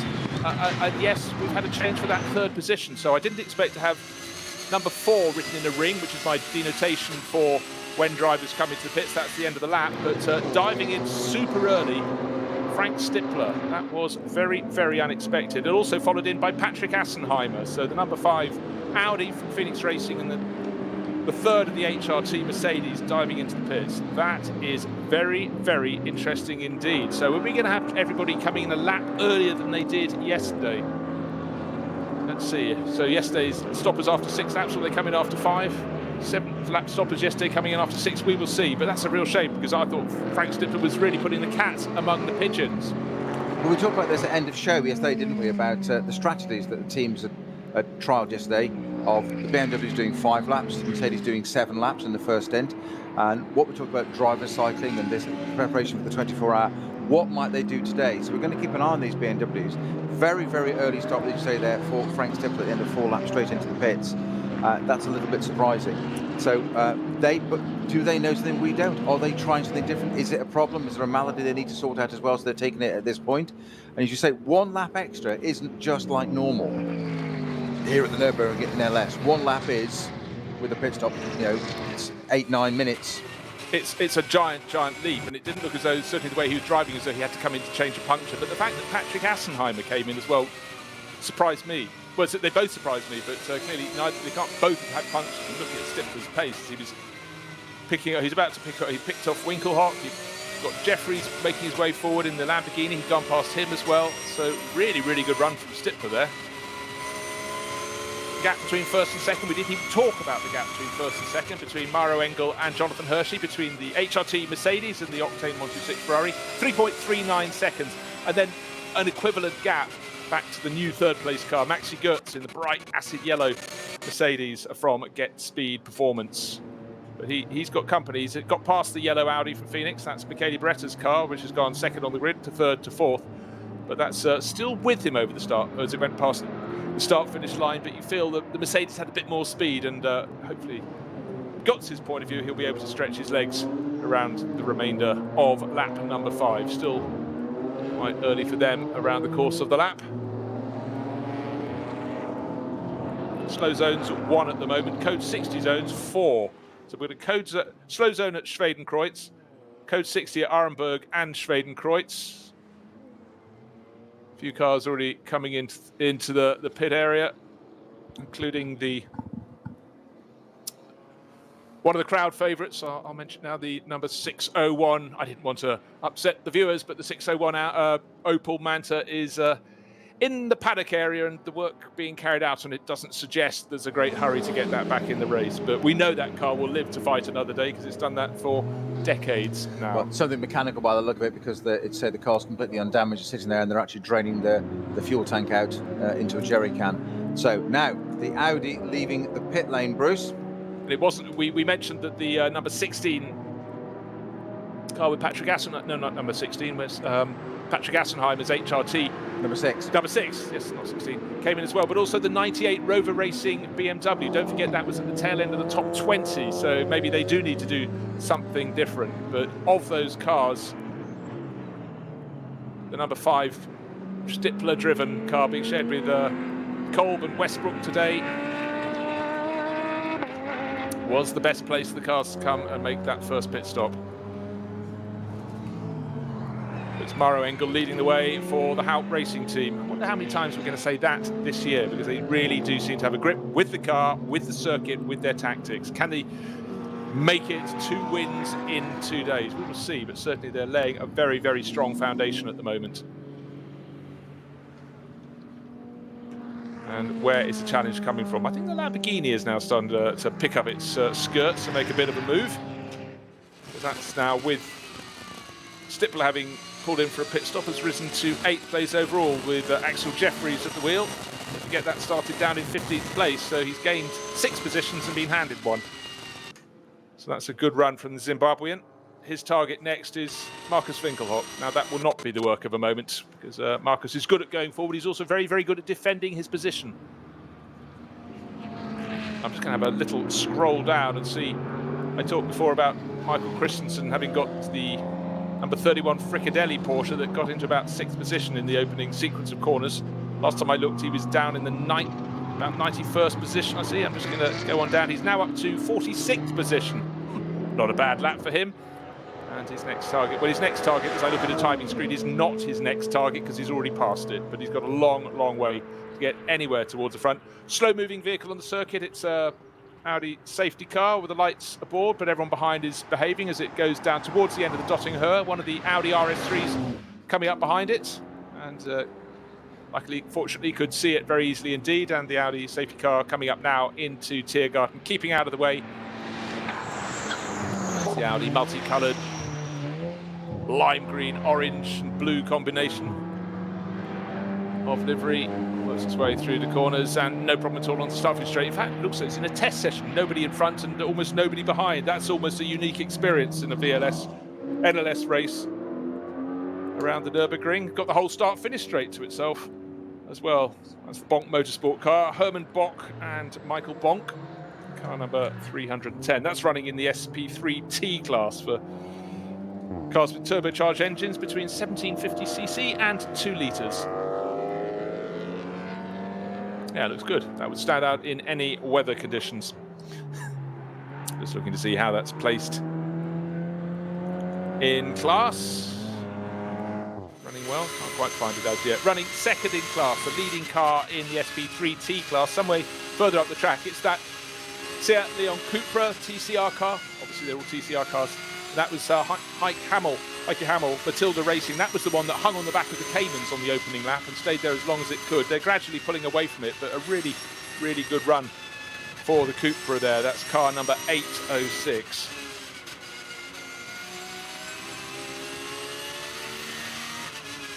Conditions still very dry, very sunny. Big run of Porsches, not where they'd like to be, outside the top 10. We've got a Mercedes now in the middle. I think they've got the number 8 Mercedes. Let's take a look. Yeah, it looks like the number 8 Mercedes has been picked off by the 911 Porsche. So the Manthey car's gone past Manu Collard. And now Collard's got company because he's got Marco Holzer pushing on very, very hard indeed in the black Huber Motorsport Porsche. And if he slips up, there's a number 4 Porsche tucked in behind. That's the better place of the Falcon Motorsport cars. 18th and 19th they are. Matteo Carolian tucked in behind him. Falling away slightly, Christian Engelhardt. It's very, very busy. Classic Nürburgring racing. Very. Just reflecting, Bruce, we said yesterday it was very much was it a Mercedes, was it a BMW day? And we had 2 BMWs at the front, 2 Mercedes at the front. They swapped round. It was 2 by 2, almost Noah's Ark. Look at our list of manufacturers at the top. There's Mercedes, Ferrari, Mercedes, Audi, then 2 BMWs, Audi, Lamborghini. Totally different to yesterday. How can it change so dramatically from yesterday? It's quite incredible. Such a turnaround. The one constant is, though, that number 16 out. Mercedes at the front. Barrett Engel. It just looks so calm in the race. Last time round, 3.39 seconds clear. Just completed 5 laps. Dives in. Anyone going into the pits? 7. Yes, we've got a few pit visitors. I think the sister car, number 17, looks like that's dived into the pits, and Tomczyk has gone Number in 42, as well. Tomczyk. But it's down. The lead has been halved. 1.72 seconds. It was 3.9 seconds or thereabouts. So it's a heck of a cameo role for that Ferrari. Absolutely is. Just looking at have we got changes coming out. The Conrad Motorsport Lamborghini pushing very hard indeed. Still in 8th place, right on the tail of the number 29 Audi. Driven by Winkelhock, but as I said, no, that's Christopher Meeson, that one. Winkelhock is in at the number 32 car, which is a little bit further ahead. But Audi's in the top 10. You know, we couldn't really say that yesterday. At the moment, they're 4th, 6th and 7th, so times have changed today. Maybe track conditions have changed, maybe simply because they qualified closer to the front. It's easier to be challenging at the front if you had a clean opening lap. Once you get racing, it's more down to avoiding the traffic. And the 29 Audi there got the tail right out. Christopher Mees going around the back marker really struggled in the Grand Prix loop. And the number 18 KCMG Porsche in the top 10 as well, in 9th. All good, because the KCMG crew came along with some stellar driver lineups, but yes, they just didn't have any luck or anything like the form they hoped to have. Maybe a clean run today. So yeah, tail end of the top 10 for them at the moment. In 9th place, Patrick Pilet, but we've suddenly got this new flurry of cars coming into the pit lane. But of the front-running cars, number 42 is the one to pay attention to. The Schnitzer car brought in. Number 17, the second of the Haupt Racing Mercedes, made a pit visit. The second of the KCMG Porsches, likewise. That was Alex Imperatori coming in. But it looks like most people are going to hold out for doing 6 or 7 or possibly even 8 laps before they make their pit stops. But of the front runners, none has yet blinked. I suppose the highest placed driver who did call in the pits was Frank Stippler, who just gained 3 positions at the end of the previous lap, then dived into the pit lane. But, Alles begann mit 2 Freunden und einer Vision. Unsere Initialen stehen für Qualität und Fortschritt. Wir schaffen den Technologietransfer von der Rennstrecke auf die Straße. Wir fertigen Gewindefahrwerke, Sportfedersätze, Stabilisatoren, Distanzscheiben und Gewindefedern zu 100% in Deutschland. Wir arbeiten mit Herzblut und Hingabe für diesen einen Moment. Wir sind Motorsport. Wir sind H&R.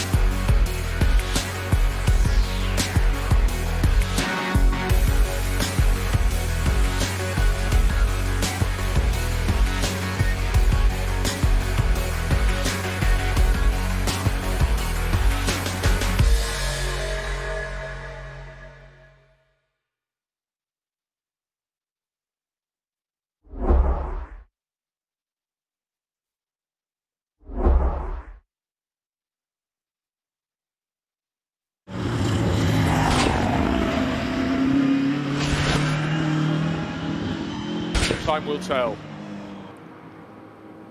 Conditions are still absolutely fabulous at the ring. We've had some great racing today, brilliant racing yesterday, great racing today.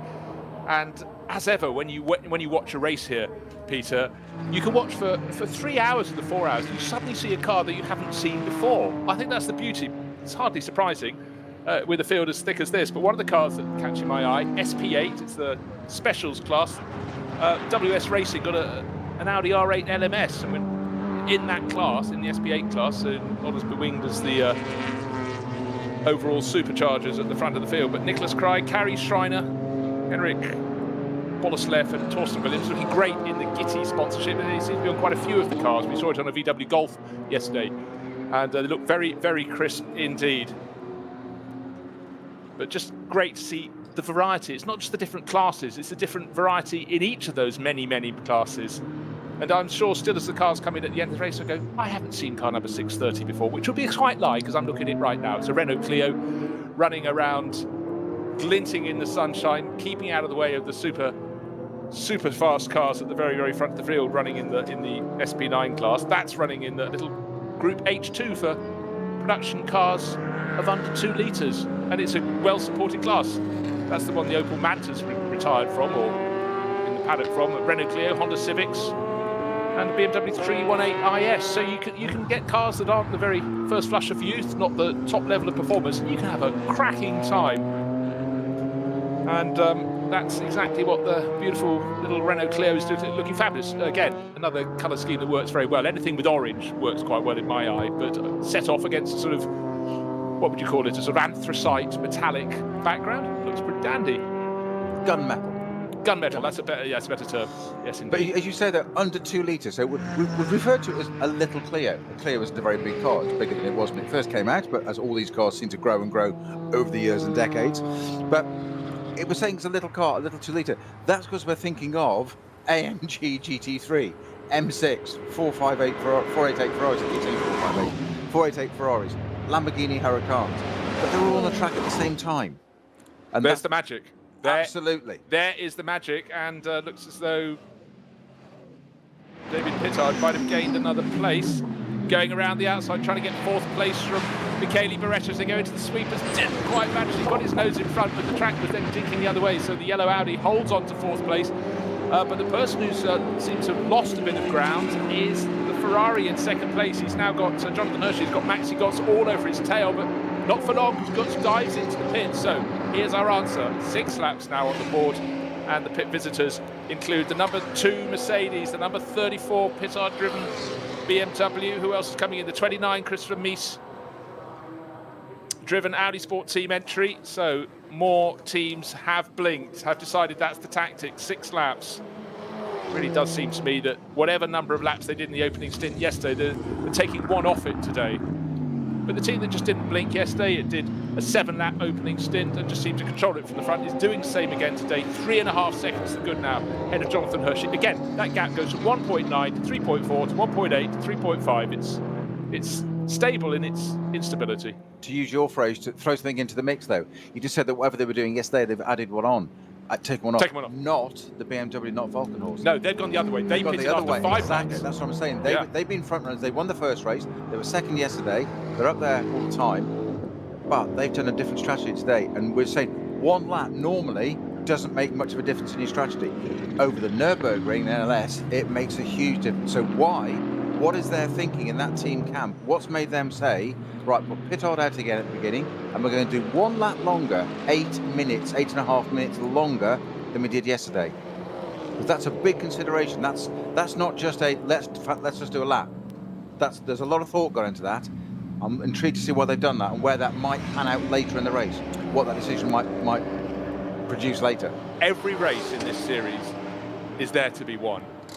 Every racing team wants to win a race, but I still think they're trying as many different sequences and versions of this to build together almost a jigsaw puzzle that is giving them options for when they head to the Nürburgring 24 hours.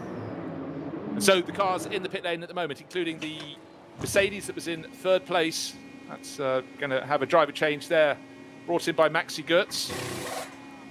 David Pittard came in from, nearly got up into 4th place, just failed in his attempt to pass Michele Beretta, and that's David Pittard. That will probably be handed over. Christopher Mies also in the pit. So the car's the the middle part of a top 10.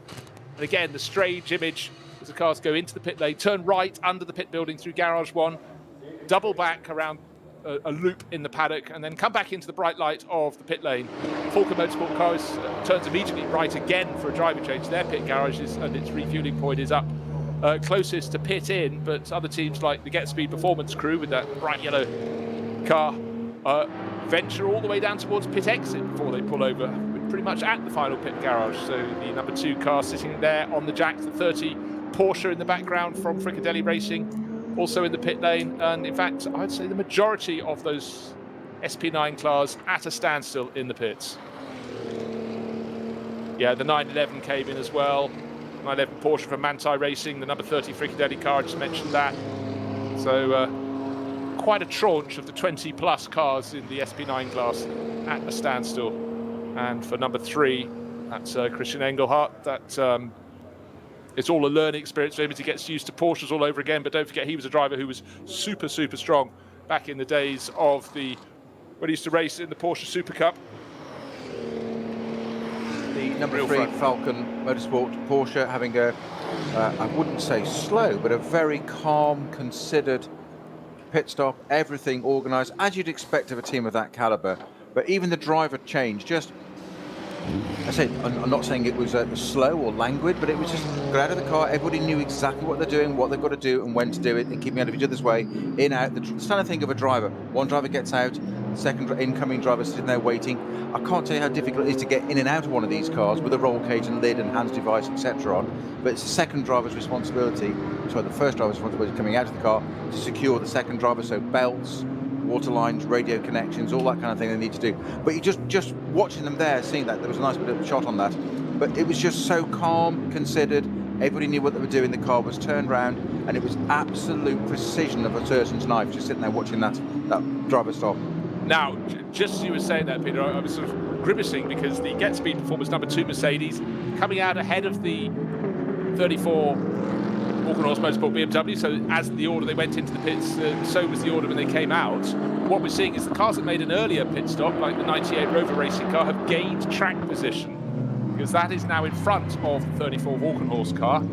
So by coming in early, they've gained track position. And the number 2 Mercedes was coming out right alongside 17, which is the second of the HRT class cars, which had stopped. Number 17 came in a lap earlier, but as tire temperatures get back up, they've got to fight their way back. But you'd have to say, at that instance, advantage is to those that pitted earlier. But then, of course, they'll have more life taken out of their tyres already. So now it's a chance for it all to be reversed. But right now, and this happened yesterday, those that pitted early, its advantage had gone their way. But those that held their nerve, kept their calm, and stayed out for longer, with the cars that tended to be ahead at the end of the race. But every team is doing things differently, and they're doing things differently to how they did it 24 hours ago.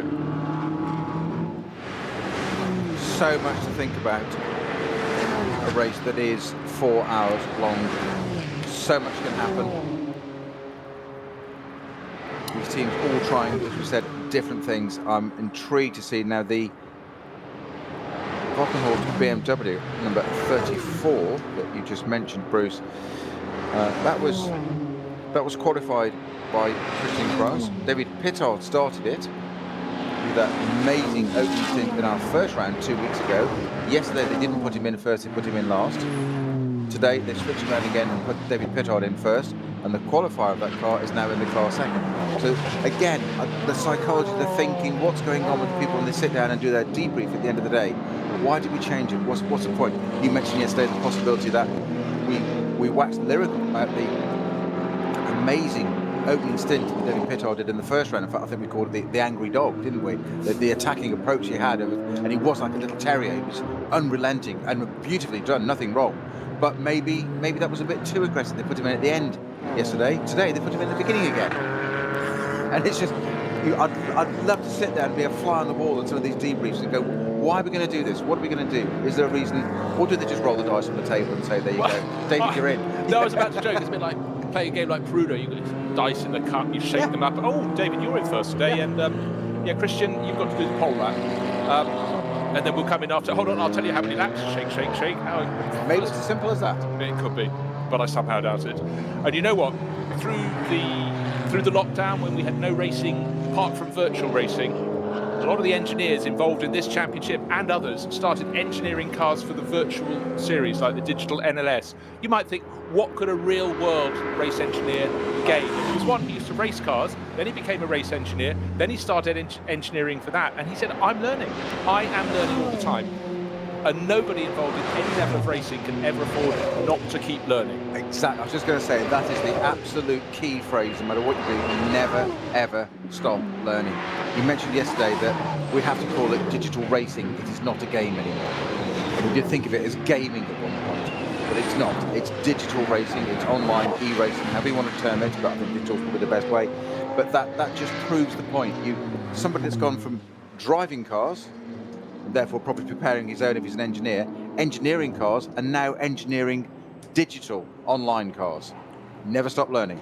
Well, and never stop being busy in the pits, because the number 16 race leading car into the pit lane, number 26 from second place, the Ferrari into the pit lane, into the paddock, back into the pit lane. Number 15, Beretta's Phoenix Racing Audi in the pit lane. The next Audi from Winkelhock into the pit lane, etc. Number 7, Lamborghini, Axel Jeffries and Patrick Pilet, the KCMG Porsche driver, in to make their pit stops. Lucas Stoltz will go next.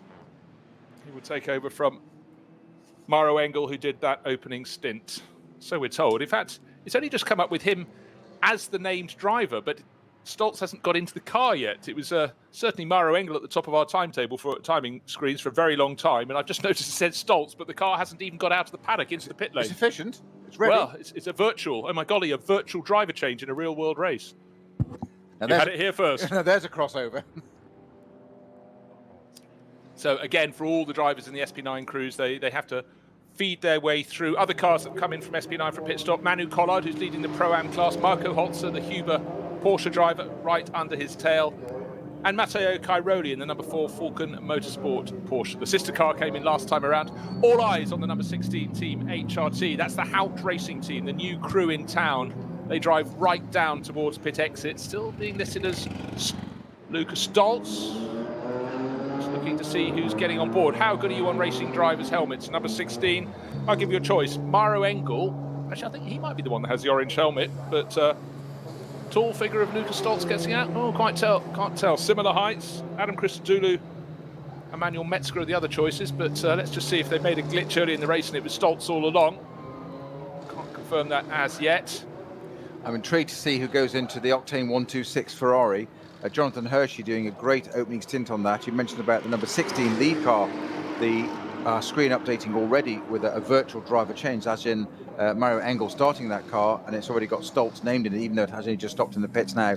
Hershey's still named for the Ferrari, so who's going to go into that second? Or I'm intrigued to see that, because you mentioned there was a great opening stint, but might it not maintain that? Yeah, it might not. I think it could well be Maro Engel who's just getting on board. We'll see when it leaves the pit lane. Orange helmet. Engel has got out. That's the message I'm just being shown. Okay. We were talking yesterday about drivers' helmets and how it's much better if they keep one helmet for their entire career. But Engel has raced with a helmet with an orange livery before, so I will hold fast on that one and hope that every now and again I get it right. But we will see. So pretty much all the remaining cars in the SP9 class have made a pit stop now. So you often get the occasion, if you don't have some early pitting, once you get the SP7, the fastest cars in the Porsche Cup class get to lead the race. But not this time, with the SP9 runners pitting far earlier than often is the case.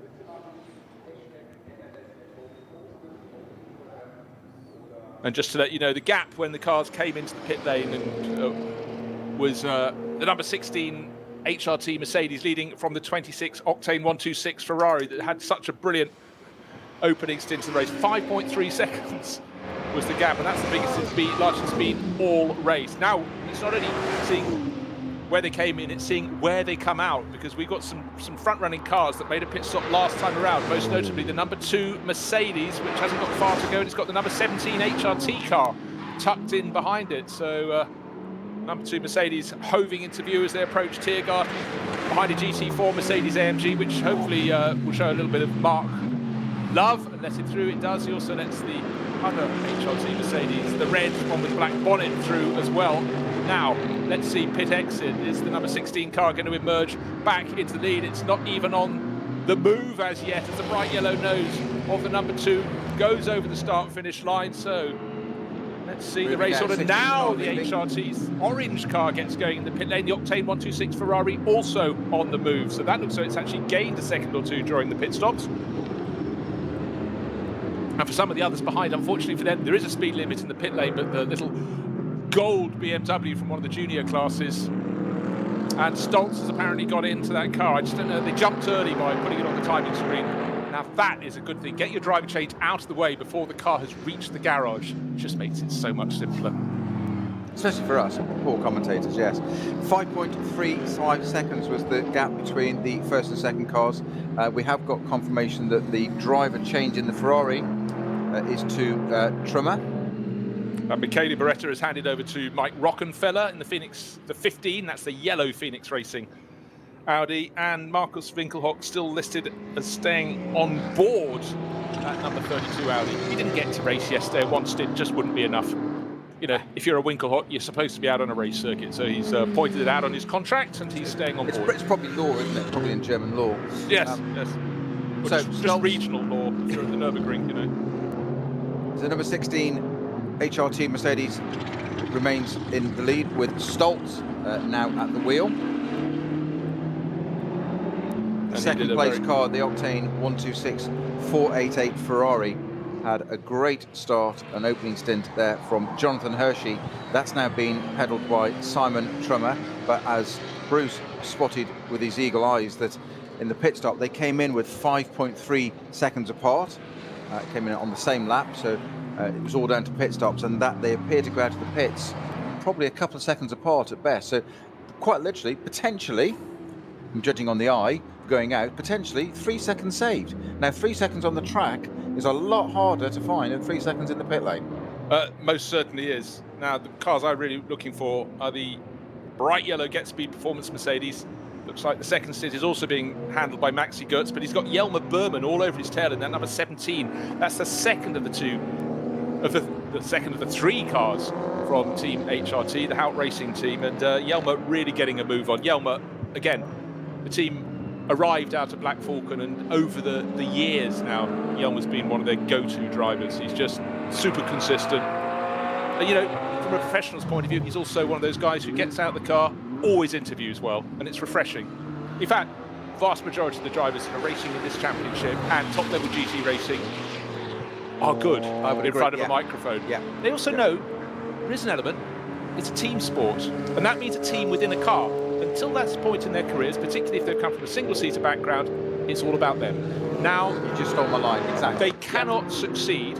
My rugby coach always used to say it's about the weakest link in the chain, and I hoped he was never looking at me. You have to work as a team. You have to work as a trio, as a quartet. You don't want to monster the car, you know, leave just basically a chassis for your teammate to hop into. You've got to be kind. You've got to work together because you win together. I think that's exactly my point. You were going to say that the drivers that find the microphone or find the camera, normally there's a genre that do it for themselves. The reason most GT drivers do it is because they know it's part of that team thing. There was an exception I know of somebody that was a teammate, and he has also a British and FIA GT World Champion, and somebody said to him one day, there is no I in winning. And he said, yes, there's two in winning. It's not all about that. That's how he saw it. But it does that most of the time. You're absolutely right. The GT drivers, it's a big team thing. It's a whole thing from the mechanics down the crew. We talked about this a little bit yesterday, didn't we? About the sharing the car, the handing the car over. And it's as simple as seat positions. Because they're not adjustable seats. They're not like a row car. The seats are bolted in for safety reasons. You can't adjust the seat. So you've got drivers up. And simply selecting a driver, different heights, won't work. So you can't have that. Belts, just in the belt length, all that kind of thing. You've got to get one that we mentioned a few minutes ago about the outgoing driver. The second driver gets in when they do a driver change. The outgoing driver, if you always notice, turns around and starts to attend to the incoming driver, sorting out radios, water, bottle, whatever they might be. But the belt's an important part of it. You've got to adjust those belts because we've got to be safety conscious. You've got to think about all these things. And then you've got to get into the chassis setter. they've got to drive a car that all three drivers, as you say, a strong lineup, will adapt and adapt to one another. And what somebody might like, another driver may not, but you've got to adapt because you've got to drive the same car. In a single formula, like Formula One, you have Hamilton and Bottas. They've both got a Mercedes, but they could be completely different cars. This, it isn't. It's the same car that goes to the end of the race. So that team, from drivers all the way down, it filters through, have all got to work around that car. And it also really, really makes me laugh, Peter, when you've got a team patron who's one of the drivers. He's the gentleman in the crew, or the gentle lady, and they specify, I might be nearly 2 meters tall, but everyone else, the seat would be where I want it, and the rest of you bring your inserts, your cushions, and the cough suites go in the tin just there. That's the privilege of paying. It's the privilege of paying, because let's face it, particularly if of the tall and mean, getting comfortable in the car isn't always a given. And having been there and done that, and I was so determined that I would drive a particular single-seater, and I had to come in after a couple of laps at Donington saying, okay, fair enough, I can't touch the brake pedal properly. Going down into Redgate, realising you couldn't really brake, wasn't clever, but I was so determined. It was Vauxhall Lotus car or Opel Lotus. Easy to drive, but easier when you could press the brake, one found. So well, the problem is you are gigantically tall, so you and I could never share a car on that basis. Well, we could, except I wouldn't be wealthy enough to own it and assist the seat position was in my position. That makes two of us. So we're two gentlemen drivers looking for somebody else then, aren't we? Damn, another season scotched. Ah, well, there's always next year. Yes, indeed. So, we've had that first round of pit stops, and some came in after 4, a few more after 5, handful after 6, about half a dozen after 6, but it was lap 7, at the end of which the vast majority of the front runners came in a good 10 off the field. And in terms of SP9, we'll see who's going to emerge in front, but certainly the cars that stopped on lap 5 and lap 6, it's the 2 and 17 Mercedes that appear to have got the running going. And we mustn't forget that number 5 Audi, Frank Stippler, that could be ahead of all of them because that came in really early, just as he gained about 3 positions on one lap. And the blue Phoenix Racing Audi, that was some way down on the grid. In fact, it was down in 12th position after Stippler qualified it so well. He really raced beautifully, and I can actually sense he could be the car coming across the start-finish line to go to the top of the chart. Certainly he's over the start-finish line right now. Lucas Stoltz's name is still at the top of the charts, but it is Stippler who takes the lead of the race, and handsomely so. There's a Porsche Cup class car in the background. That owes us a pit stop. That's probably, no, it's not Moritz Krantz, he's just dived in, but certainly for the blue Audi that was going like a bat out of hell in that end of the opening stint is now pressing on, and the advantage is big indeed. But don't forget that this one will have its tyres going off. We'll be making its second stop earlier in the opposition. Number 16 Mercedes. Does that just come through into... Sorry, 6. I keep calling that 16. It's the Patrick Assenheimer car. He stayed on board like Stippler did. Assenheim had 4 wins in the VLN last year. He knows this circuit. He knows the team going very well in this double stint, sharing with Dominic Baumann. And one of the many Mullers in the race. The Muller in his car is Dirk Muller. Talk about having a good pro lineup there. And then... So it's the number 5 Audi, the number 6 Mercedes, the number 42 Schnitzer BMW in 3rd in class, then the number 2 Mercedes, Maxi Good, the number 17 Mercedes into 5th place, and then Lucas Auer, who's sharing the Austrian racer, Gerhard Berger's nephew, who's sharing that this weekend. He's in 6th place for the Rover Racing team, but he's got company. He's got the number 16 Mercedes. Remember that one, Peter? 2 positions further back, but we've got 4 cars together. The BMW 98 from Rover Racing in 6th. 7th place, Christopher Mees, Audi Sport Team. Lucas Stoltz now seeing what he can do. He's about to make a place change. It might be the Mercedes arena, but he couldn't put the nose of his Mercedes right alongside the 29 Christopher Mees car. Gave it a bit of a kiss on the exit of the Mercedes arena, but Mees was saying, I'm smiling out of the car, but right now I'm not smiling. Was the bodywork rubbing there? Yeah, a little bit. Where it tapped it on the Audi on the inside, it wasn't even it was a little love kiss. It was just dislodged some of the bodywork after the right rear wheel. Just noticed that there, so we just keep an eye on that. Just to complete the statement, that little grouping, it's Lucas Auer, Christopher Mees, Lucas Stoltz, and right on the tail, the Walkenhorst Motorsport car, now in the hands of the Norwegian racer Christian Cronjes. 4 cars covered by 1.3 seconds or so. A blink and a little bit more. But importantly, Lucas Auer settling in very nicely indeed. Didn't compete yesterday, but he's got Christopher Mees. Christopher, you just say the words Christopher Mees, Audi R8 LMS. That's the last 5 seasons, and he's not there for nothing. So very tight. I'm probably enjoying the replay now more than Christian Mies will, because he had Lucas Stoltz diving up the inside. It's the right hand as you come out of the Mercedes arena, and a bit of a four-wheel drift there from Mies. He went on to opposite lock, adapted the Audi after the tap on his his right rear wheel, and did well, actually. Could easily have rotated around. He had just enough of his car ahead of him, really, to keep it in the right direction. But again, how competitive. Very, very handy. It was a little bit of a love tap there, but very convenient that on the exit of that Mercedes arena, there's a large bit of tarmac on the left-hand side. He was able to run wide. But they knew that. Correctly, not get onto the line. Well, exactly, he would have used that bit anyway. So he just managed to use that little bit of tarmac to his advantage there and not get on the grass whilst he was catching that car from the love tap from the Mercedes. The point to remain is, has it done any bodywork damage to that Audi, which then might foul the tyre and cause a problem? That's the problem, the collateral damage. Let's hope that's not the case. Absolutely so. So here's a little fact you need to know. The gap after all, well, in fact, a couple of the cars, including the number 50, Rudy Adams came in his AM class, SP9 class car. But of all the front-running cars in the SP9 class, they've made their pit stops, and the leader is Frank Stippler in the blue Phoenix Racing Audi. He's leading by, I'm just going to do some maths right here, right now, 22 seconds. Oh, 22 seconds from Patrick Assenheimer in the number 6. HRT Auto Arena Mercedes, and then Sheldon van der Linde in the Schnitzer BMW. He's another 9 seconds back. So that looks tidy, but we are going to see that concertina all over again. So once this is all settled down, we've got a new slow zone at Exmüller.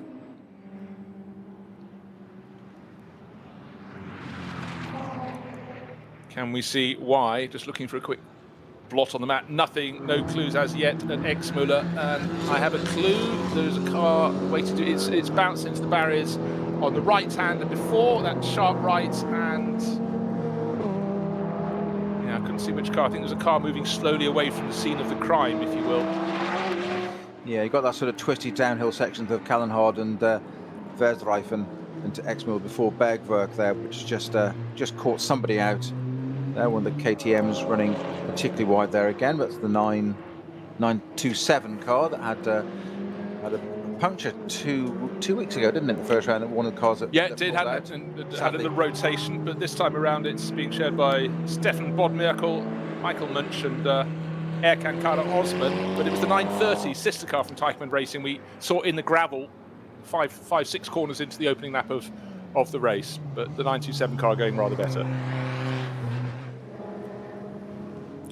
So the big question, what is the lap? We're looking at the lap times, trying to see what the lap time was. 8 minutes 2 for Frank Stippler. That's very impressive, not long out of the pits. The fastest lap that car's done is 8:02.292, so just a whisker off that. So again, showing why he's been employed for so many years by Audi to get into cars and make them go very quickly indeed. So Stippler leading the way for Phoenix Racing. And don't forget, this is a car that started down in 12th. So Stippler, followed by Stippler, is a very good double act to start the race for the Phoenix Racing team. Whereas the sister car, the yellow one that started from the outside of the front row, has fallen back. Just looking, Mike Rockenfeller is down in about 14th position overall. So that hasn't worked out well. But let's see how he picks that up as the order sorts out. All the cars after that first round of pit stops are jiggled around and find their respective positions all over again.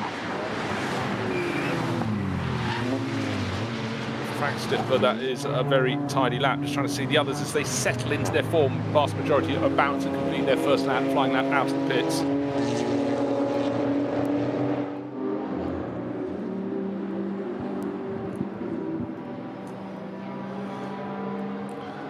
So we're just waiting for our screen to slightly update there. But as you say, the big surprise really at the pit stops is the appearance of Frank Stippler. They're right at the front in the Phoenix Racing Audi R8. You were calculating, Bruce, that it's how many seconds ahead? 22 seconds. I thought that's what you said. I just wanted to make sure before I said it again that you didn't say 2 seconds, and 22 seconds is vastly different, so accurate reporting, but 22 seconds ahead. And once again, pit stops just having such an effect. I was busy focusing on that first and second place car, the 5.5 seconds between the Mercedes and the Ferrari that appeared in my eyes to knock off probably about 3 seconds, about a 2 second gap. And all of a sudden, whilst we're doing that, Stippler appears in the background and says, "Thank you very much, I'll have a bit of that." And here we are, race leader. Well, let's just wind the clock back a little bit. We were talking yesterday evening over a pint of the dark stuff, about the benefits of fast in-lap and fast out-lap. Frank Stippler was very fast on his in-lap, but the fact he even got involved in overtaking, but very clean on the way in, clean on the way out, and that's why he's leading this race. Smiling eyes in the paddock there. Carrie Schreiner waiting to take over the Gitley Racing VW Golf. We noticed yesterday that it's a full female crew on that car as well. Yep. Gitley sponsoring that. Car number 300, Celia Martin, Carrie Schreiner and Laura Kryhammer. Just approaching the final sequence of corners, being overtaken by none other than race leader Frank Stippler going past that Golf number 300, the black and yellow car. Julie dives into the pits, not the Phoenix Racing Audi, but the Golf. Of course, the cars with tend to do longer runs on their opening stints in the junior class cars. They're not as hard on their tyres. It's a good thing too, because otherwise, if we had all 140 cars trying to call at the pit on the same lap, it would be very busy place indeed. You know, something simply would be a very bad idea.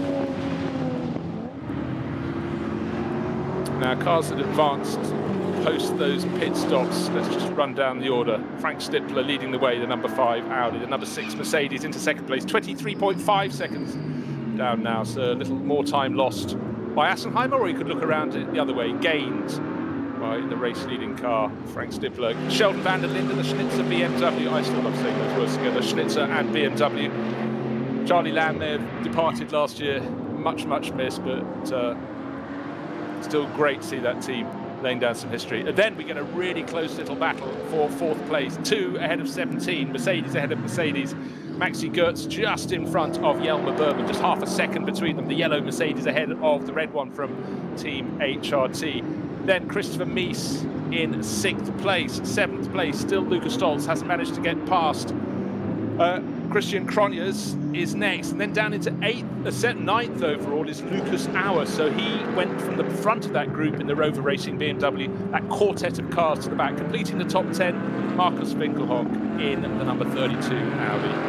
And still, Lucas Stoltz is trying to get past at exactly the same point as before, trying to get past Christopher Mies, who's having nothing of it. A Porsche Cayman is on the same bit of track. Luckily, the 177 stays to the outside, doesn't interrupt their battle.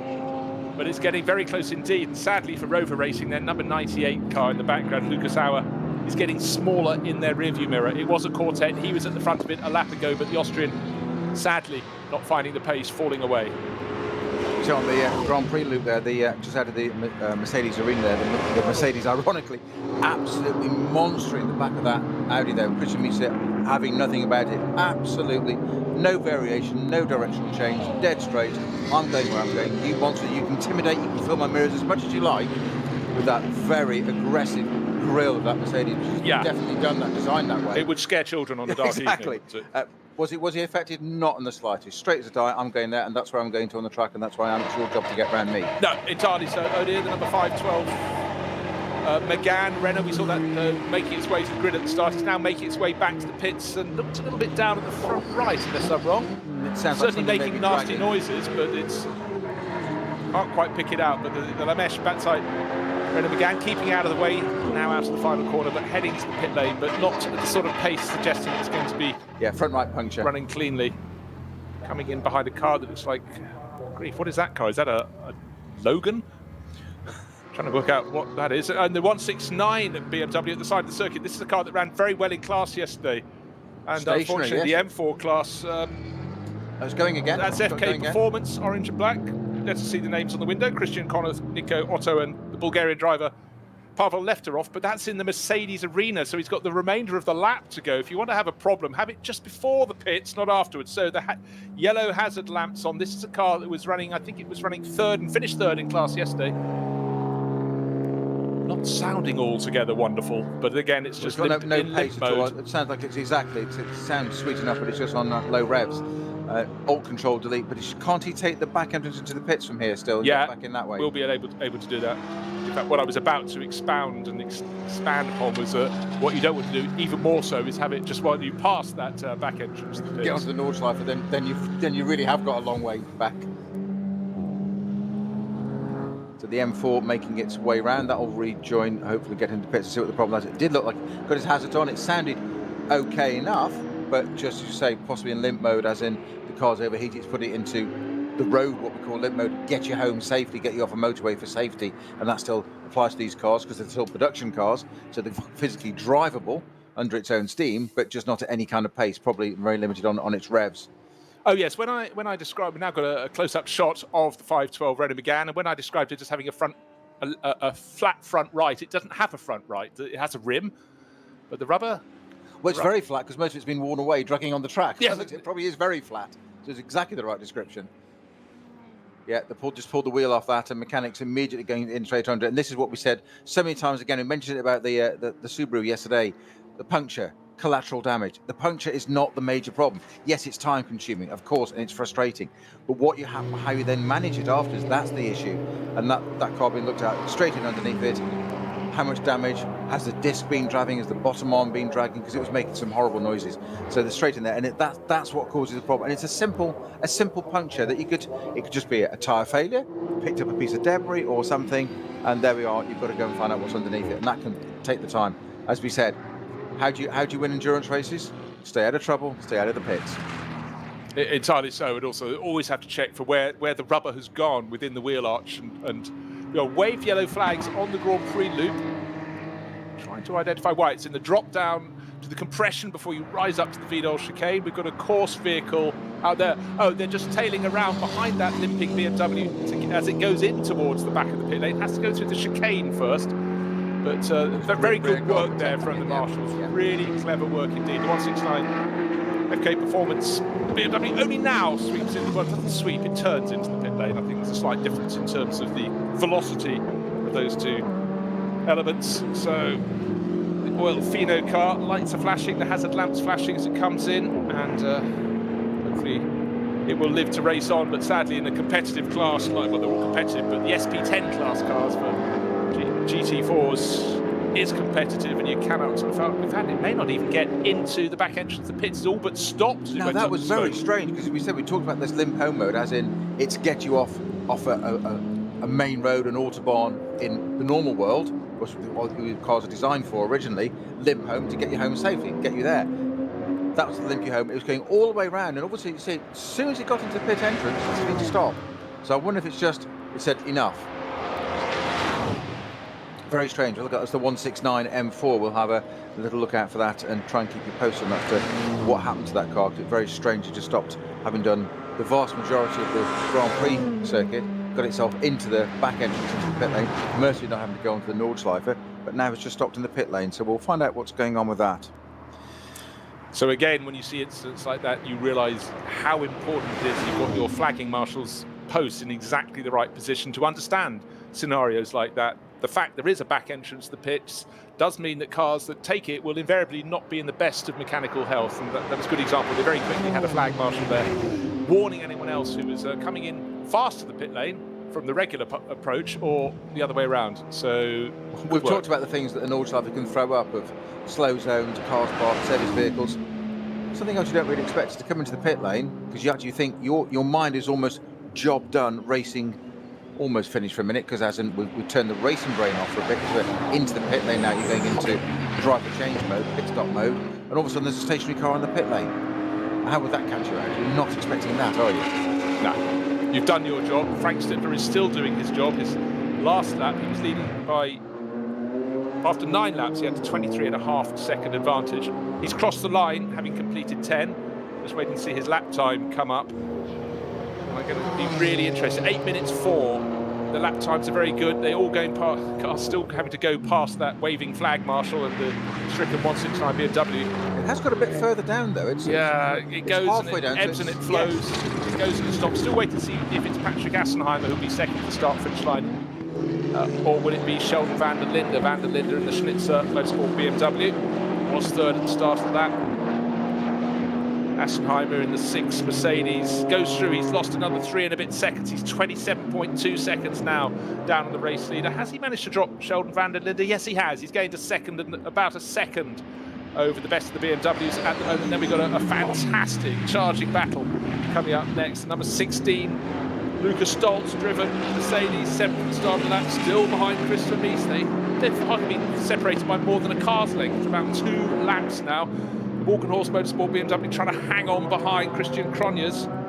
the fact that they're fighting over 6th, 7th and 8th shows how the pendulum has swung in a different direction today.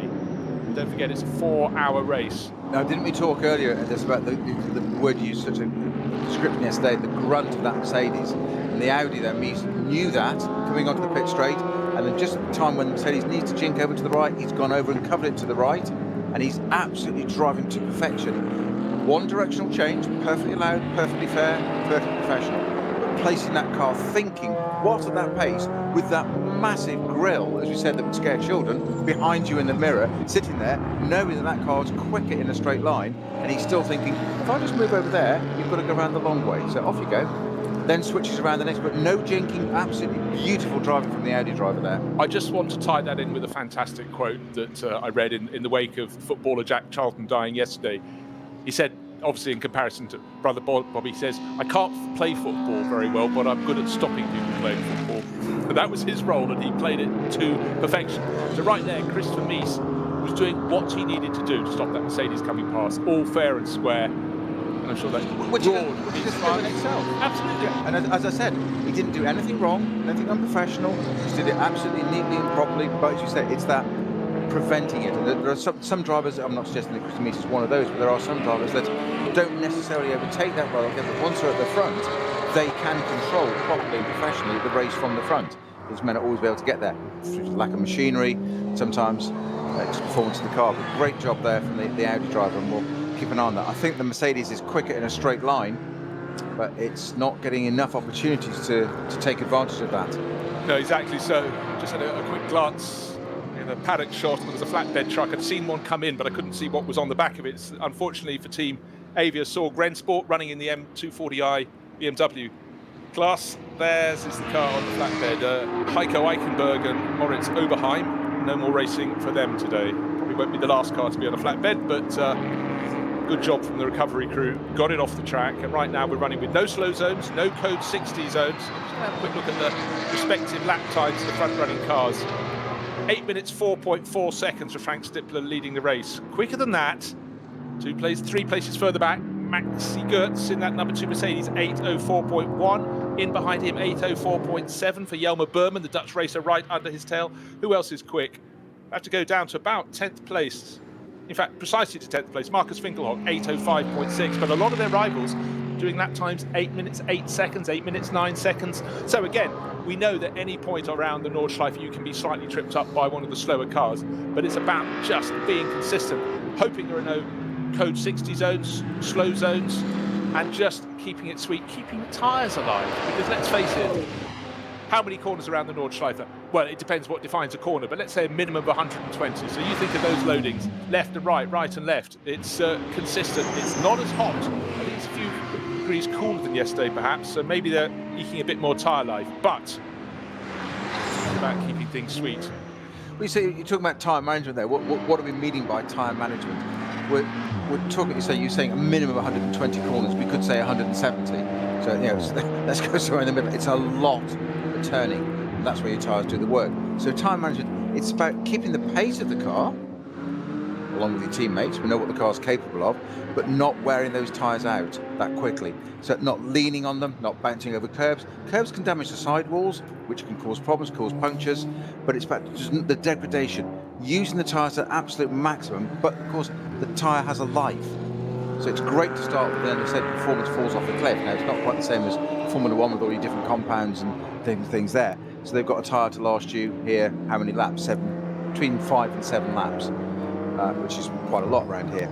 So it's just making sure you don't wear them out, but even just putting out of a corner, getting the power down, and not wearing out the driven wheels, tyres too much. Turning in too quickly, understeering, getting too much heat into them, scrubbing them, scraping, and it sounds silly. We were talking about this yesterday, that trying to explain to the man in the street that your tyres that last you 2 years, I only got 2 years out of that set of tyres, and how many corners have I taken, how many bends have I taken? The difference in the loading, and we're talking about a tyre lasting an hour.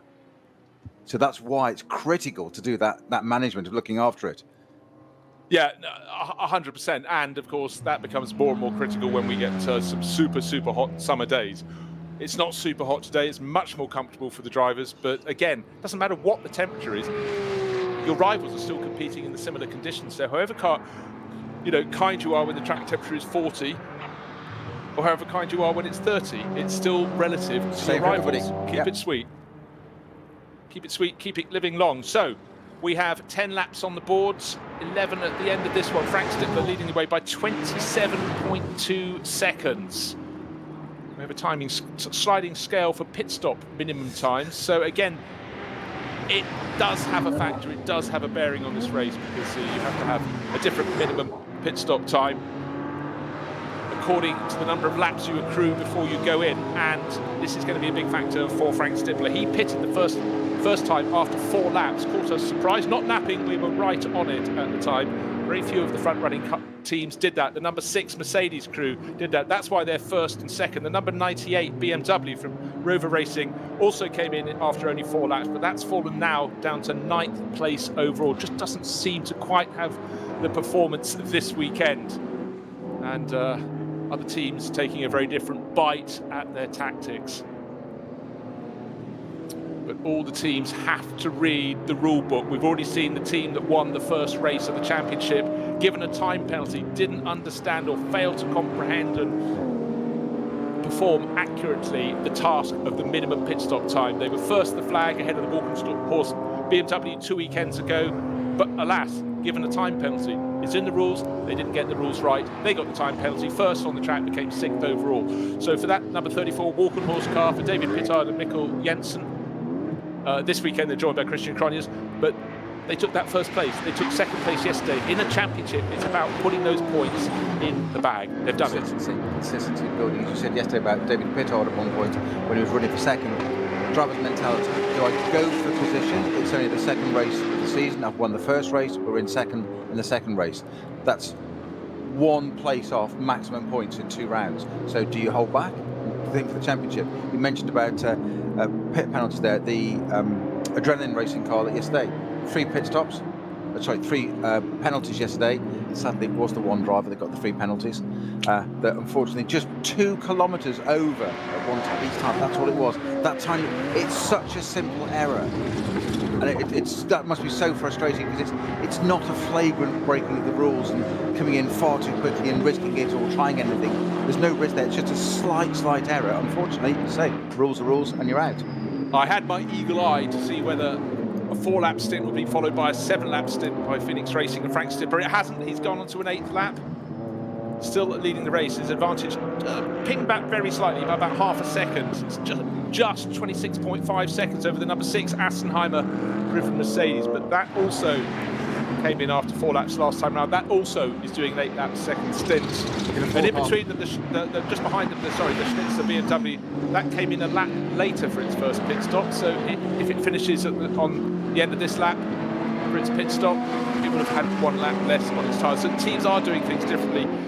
For the rounds of pit stops, remember in that first stint we had the Octane 126 Ferrari running in 2nd place, keeping the number 16 Mercedes of Maro Engel very honest indeed. The pit stop sequence did not work well for it. It's only now just breaking into, well, not yet, into the top 10.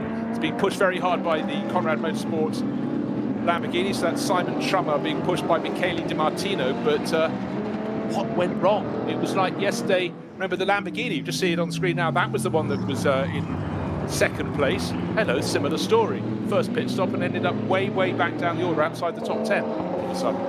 Indeed, a little bit of Italian theme going on there. They're having a battle there, they're Italian rivals. Toot, blow the horn. Lucas Stoltz in number 16 has got past. It might only be for 6th place, but he's finally got past Christopher Mies. He put the pressure on him, kept the pressure on him. The Walkenhorst Motorsport car is keeping them honest as well, just in behind the heat, right under his rear wheel. He's got Marcus Finkelhoff. Sadly for the Rover Racing team, you have to look quite a way further back up the track for Lucas Auer, who's lost about another 7 seconds around the course of that lap. So this little battle looking very busy indeed. 6th, 7th, 8th and 9th. Stoltz meets Cronjes and Winkelhoff. Great racing on a brilliant circuit. But alas for them, they're fighting for 6th place at the moment. Now, did we say that Winkelhoff remained in that car in the 32 Audi? We did, didn't we, Kate? Well, he is now monstering that BMW in front. Just as they're going on to the Nordschleife there, at the end of the Grand Prix loop, all over the back of it. The complete reverse of what we've just seen there with Christian Mies and the Audi defending well from the AMG. Now, Markus Winkelhock, as you said, synonymous with it, probably local German law that he has to be in a motor race. If there's a motor race taking place at Nürburgring, I've got to be part of it. But that was, he was all over the back of that M6 going on to the Nordschleife. Well, the thing there is that Markus Winkelhock, after that first round of pit stops, was in 10th place. Then he picked off the Rover Racing BMW in 9th. He's now going after 8th, but he's gained about 5 or 6 seconds. So it's been a really, really strong first part of this second stint of the race of Winkelhock in the number 32 Audi Sport Team R8 LMS. But I still keep looking at that lead of Frank Stippler. Don't forget, he made that pit stop, having just got into about, first pit stop, into about 7th place. We've now got a yellow flag zone at Carousel, the exit thereof. And a slow zone upgraded to code 60 at Her Acht. So that little stretch of track, so close together, the Carousel and then the Her Acht. And drivers have to observe that. The lap pace will be falling away, most certainly, right now. But Frank Stippler and Phoenix Racing with the race-leading Audi are doing things very differently from the vast majority of their rivals. That first pit stop, just reiterate this, after 4 laps, the main group of rivals after 7 laps. So the polar opposite in how they handled that first stint. And of course, that will affect very much the length of their subsequent stints. And you have to feel it's going to be long stints here on in for the Phoenix Racing Audi, and the other rivals will have cars on sweeter tyres at some point in the remainder of the race. Will it be their 3rd stint or will it be the 4th, where they have the newest, the least time on their rubber, therefore the most speed to carry through the final stages of the race? Number 2 Mercedes.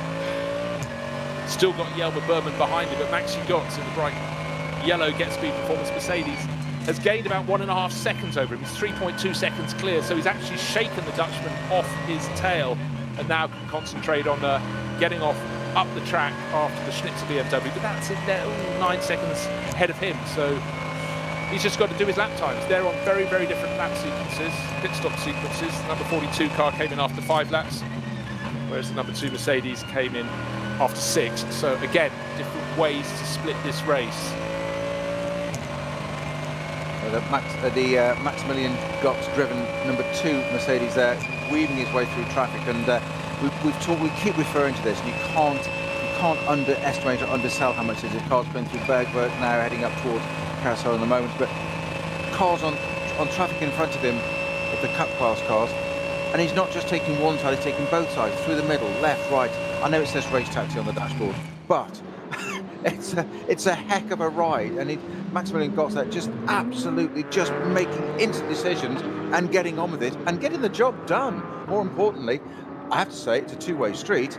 The slower cars are keeping out of the way. Some are even indicating and stating their intention, seeing you coming, and that works great as long as we said yesterday, that indicator is on for you at that moment in time, and it's relevant.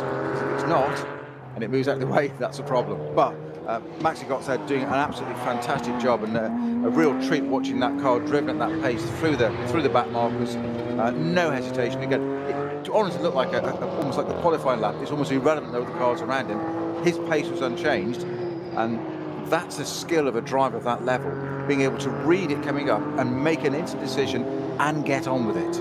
Well, I just want to blow his trumpet a little bit more. He was the fastest driver on the track last time around. He was faster than the race leader by 1.8 seconds. I should be 8 minutes, 3.1. We should be on commission, shouldn't we, Bruce? We should. Who needs to go fast this lap? We'll talk about them. But certainly Frank Stippler, his time will be coming to an end in the car. He's done the first stint, he's doing the second stint, and that is very much expected to end at the end of 12 laps of racing. A 4-lap opening stint. I can't imagine him going for a 9-lap second stint. The conditions are slightly cooler than yesterday, but we haven't had many slow zones because, of course, that buys a bit more tyre life. But again, just reiterate, it's a 24.5 kilometre lap. So you might buy yourself a fraction of this lap in terms of tyre performance, but to try and get an extra 24.5k at a sensible speed, that's the trick. And to use one of your favourite lines, to throw something else into the mix, we're not even remotely halfway. We're 20 minutes off halfway still. All this excitement, and this is a Grand Prix will be over and done by now. We've got this as much to go again. They'd have sent the trophies onto the podium on a little trolley like yesterday. No. That was yes. What? All over after 1.5 hours. It seems quite a concept now. You know, you get sprint GT races that last an hour, fast and furious, and the pit stops, you know, mandated in the middle. But it's the long game that really just provides so many different tweaks to the tail, different ways of doing it. Right, Frank Stippler very nearly at the end of lap number 12, going into the final sequence of corners, pushing hard as he did when he came in at the end of his first stint, and now after 12 laps, in he comes. That's been a really good day. He can afford the full Schnitzelau lunch today. And what you were just saying about that in and out laps and so monstering it over the curves at the end of Tiergarten, you'd have thought he was about to start a flying lap. And the complete opposite was actually true. He was coming into the pits. So it was not hesitating. It was not, oh, I'll wind it down, I'll bring it down a couple of levels and I'll ease into the pits now. You ease into the pits when you've hit that pit lane speed limiter line, and you've got to. That's when the rules say you have to go slower, that's when you stop being a racing driver for that bit in terms of speed. Race leader in the pits, car in second place. The Assenheimer Mercedes also into the pits. They were the ones that, along with the Rover Racing BMW, that started the pit stop sequence after 4 laps. They've come in after an 8-lap stint, so 6. But the 42 BMW now takes the lead. That's the Schnitzer car. That will go on for a further lap. But again, its first pit stop was a lap later. So 8-lap stints are becoming the norm at some point in this race. So we've got a BMW leading today, but it's not the Walkenhorst car that set the pace for BMW so far in the championship. And we're going to get a flurry of pit stops, but I think we're going to have the main run of pit stops in a further lap as we get closer to the halfway point in this race. So Van der Linde, now the race leader. Second place will be the number 2 Mercedes of Maxi Götz. Looking to see what the gap between them is. It's about 12 and a half seconds, so that's coming down. Car looking to make the moves. Lucas Stoltz finally shaken off Christopher Mies. In fact, Christopher Mies has been so moved by the being passed, he's called in at the pits. Number 29 Audi from the Audi Sport team had enough, into the pit lane. So through the paddock, into the pit lane is that number 5, race leading Audi. And time for Frank Stippler to hop out, give someone else a go. And in the time that you said that, he'd already hopped out and the second ingo driver was in it already. We were talking about that efficiency and the slickness of that. No stumbling, no falling, just out, in, done, so and so. Maybe a seat insert if needed, because that's how we do it with seat positions, as you said. And there he is, Frank Stippler, attending to the incoming driver now, sorting out the belts, all those connections, make sure his drinks bottle's connected. And his radio, more importantly, actually, the most important thing. Well, again, just to reiterate, particularly around the Nordschleife, where you need any message, every message you can get about potential hazards and slow zones, you've got to be aware of them. Just absolutely for your safety, for everyone's safety. Good little battling going on. Winkelhock trying to keep with Christian Cronjes. They're fighting for about 6th place at the moment. But the race leader is the Schnitzer BMW, Sheldon van der Linde. Sitting tidily 12.5 seconds up the track from the number 2 race taxi car, the Get Speed performance bright yellow Mercedes.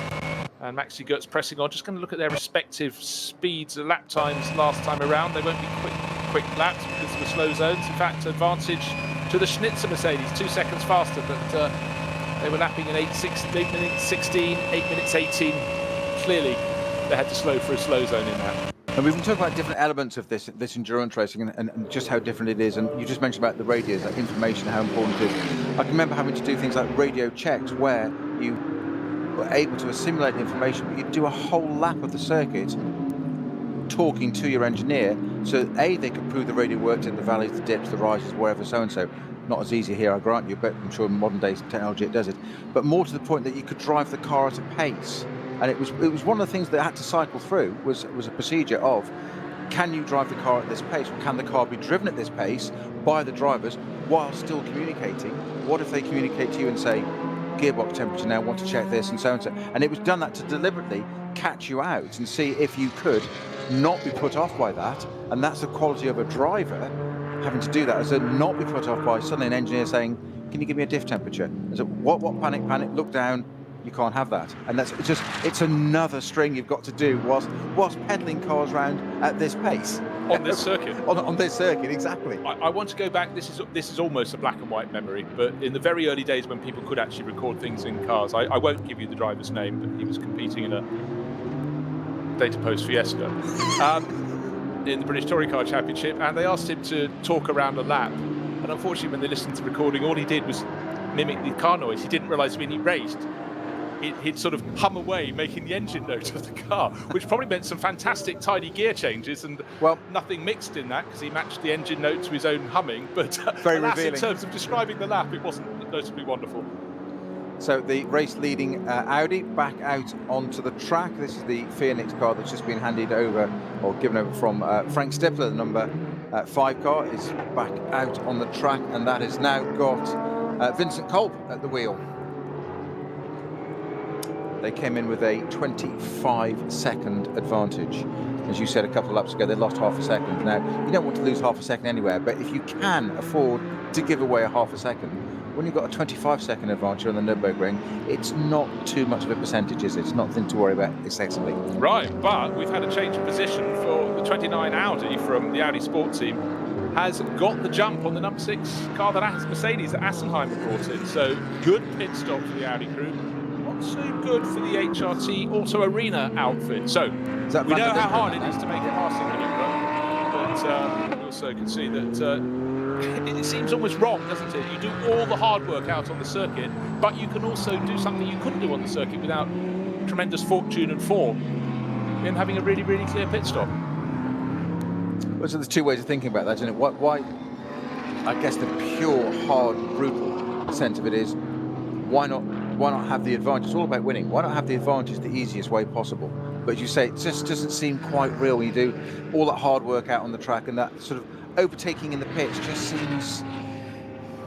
almost seems to be a bit deprived. It doesn't feel quite the right way to do it. But result is result, and what will go down in the history books is what goes down in the history books. Right, just having a quick look at when you're on the Grand Prix loop, you expect all things to be fine. But I've just spotted a great piece of debris. You go down the dip, and before you come up to the VLN chicane, a great bit of debris on the circuit. Can't quite make out what it is, but it's the sort of thing, if you're in a bunch of cars, you could easily pop out behind someone and catch it. There's a slow zone that we're getting to see at the moment, just being released, is the number 2 Mercedes. Don't forget Maxi Götz is driving that and has been doing some very, very quick laps indeed.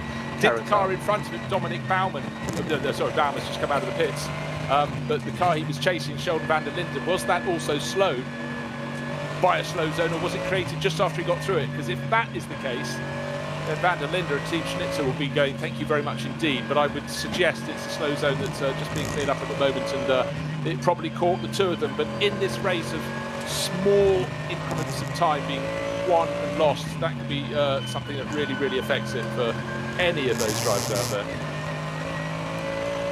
Yeah, I think it was actually the Code 6 at Hoak. It was the carousel exit's got the slow zone, and they haven't quite got to that yet. So,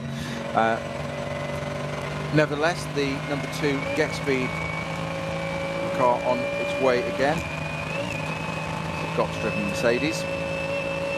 Yeah, going very well indeed. Owes us its second pit stop. Will it be coming in this time around? Its first pit stop was after 6 laps. We're on lap number 13 at the moment. We've got that far to go within the lap, and towards the end of the twisty bits, and then a straight bit, and then some more twisty bits, which does complete the lap. But he's been pressing very hard indeed. That slow zone caught him. How many of those behind will not have been caught by it? It would be cleaned up before the time they got there. But it swings and roundabouts in this. You just have to take it on the nose if you got caught and your rivals didn't, and just hope that next time around it works the other way. Onto the Döttinger Höhe he goes, that long-nosed Mercedes AMG, clear track ahead of him, no one to give him a tow at all, and every driver in every class, if there's half a possibility of a tow, they try and get it. But this time around, as the Schnitzer BMW that's leading the race, Sheldon van der Linde at the wheel, gets up into the Tiergarten, diving inside one of the backmarking BMWs with his BMW. Couldn't even see in the background the nose of the bright yellow Mercedes. But into the pits after 13 laps goes the number 42 BMW from Schnitzer. Will the number 2 Mercedes follow suit? Waiting, the intervals were big. It looks like Mercedes is coming as well in the background. So there's the news. The first 2 cars on the track at the moment are no longer on the track there in the pit lane. That's the 42 Schnitzer BMW. Sheldon van der Linde, Maxi Götz bringing in the number 2 Mercedes. And Jelmer Berman caught right up with him in the number 17 HRT Mercedes as well. Nose to tail between those 2 Mercs. Into the pit lane, into the paddock, back around the paddock, back into the pit lane to their pit stops. So we've almost reached the middle stage of this race, and I'd say the outcome is really very, very finely balanced. Alles begann mit zwei Freunden und einer Vision. Unsere Initialen stehen für Qualität und Fortschritt. Wir schaffen den Technologietransfer von der Rennstrecke auf die Straße. Wir fertigen Gewindefahrwerke, Sportfedersätze, Stabilisatoren, Distanzscheiben und Gewindefedern zu 100% in Deutschland. Wir arbeiten mit Herzblut und Hingabe für diesen einen Moment. Wir sind Motorsport. Wir sind H&R.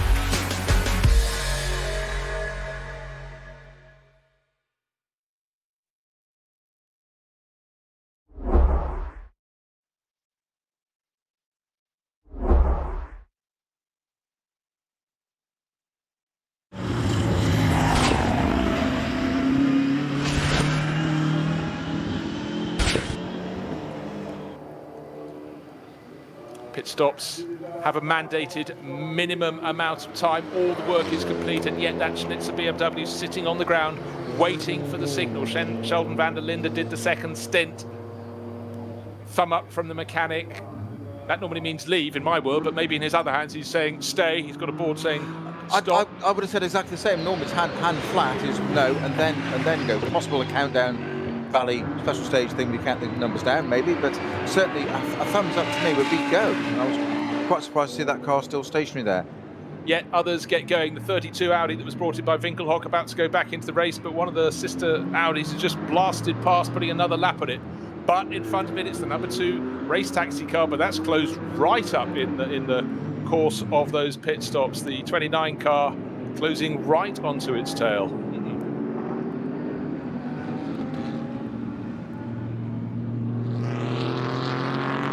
And after those pit stops, bear in mind the number 6 Mercedes came in after 12 laps, the number 42 BMW after 13. And they were in the order of the Mercedes ahead of the BMW. They still are, but that gap has come down really rather a lot. BMW much closer, having stopped a lap later. And unless my eyes deceive me, the car that might have looked, it might be visual. Let me just check on this. It looks like the van der Linde, the Schnitzer BMW, that looks like it might have lost out a little bit there. We'll just wait for confirmation that it might just be foreshortening the camera, just not quite catching that right. But Van der Linde in that number 42 Schnitzer BMW now. Marciello it is that's in the Get Speed number 2 yellow Mercedes. Number 17 Team HRT Mercedes is now taken over by Bastian, and Stoltz is still out there. We're waiting for him to potentially hit on this next lap. Number 16, original race leader, the car that's performed so well in these first 2 opening rounds of 2020 NLS. Well, if there's a view that's worth the price of the admission ticket alone, it's the view through the windscreen of any car driven by Raffaele Marciello, and he's taken over that number 2 Get Speed performance, the bright yellow Mercedes, and watching him around the opening corners of the Nordschleife, picking his way past back markers is very, very beguiling indeed. Just got to pick his way around an Aston Martin that indicates right eventually. But again, the drivers still have to take the corner before they move out of the way at certain points where it's tight. But now as he heads off towards the Flugplatz, fairly clear track ahead of him, and the Italian pressing on very, very hard indeed. And again, that's something that go through a driver's mentality. The quicker car, because you're the quicker car, top class, race leader, whatever terminology you want to know, you haven't got a right to be there. Other cars can't just disappear. They're doing their own race as well, so you've got to accommodate that. But you can't. It would be helpful and courteous if a slower speed car jumps out of the way or whatever, but that can also be quite dangerous. But being observational and courteous, whatever, that's great. Meanwhile, we've got the BMW into the pits now. That must be the Valkenhurst car. No, I think it could be the 36 my car. apologies. It's out of, remember that started from the pit lane. It's out of sync completely. Yeah, it is. It's the older livery. It's also Total livery, but a much plainer livery. That's white with the red and pale blue flashes, where it's a more of a swirly ribbon effect all over the bodywork of the number 34, the championship leading BM. So Josh Burden, number 19 KCMG Porsche in the pit lane. That's one of the SP9 cars we can see there.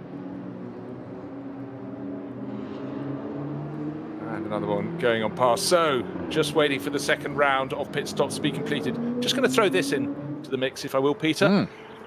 After the first pit stops, the order was 5, that was Frank Slipper in the Phoenix Audi. 6, Patrick Assenheimer in the HRT Auto Arena Mercedes. 42, the Schnitzer Motorsport BMW. Is it going to be the same order after the second?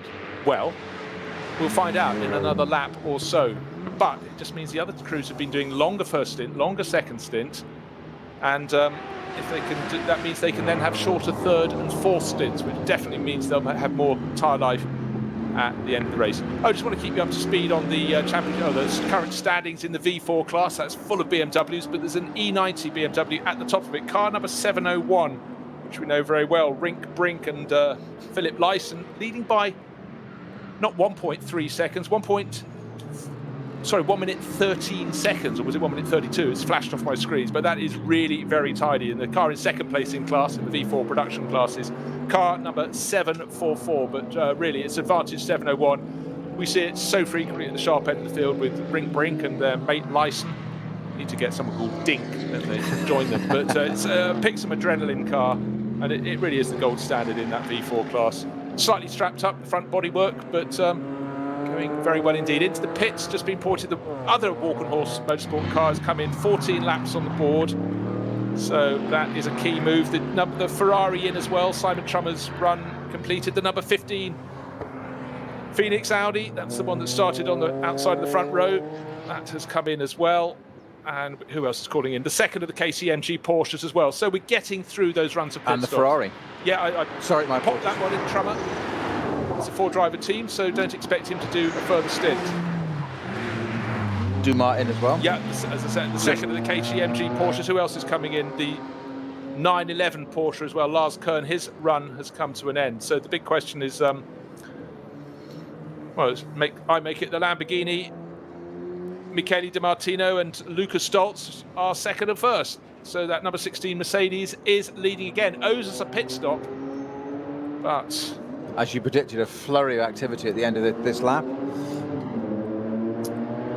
So the rival teams fear that the later pit stop. How long have we got to go in the race? Well, we've passed the halfway point, Peter. We've got 1 hour 58 minutes. Only just, but hey ho.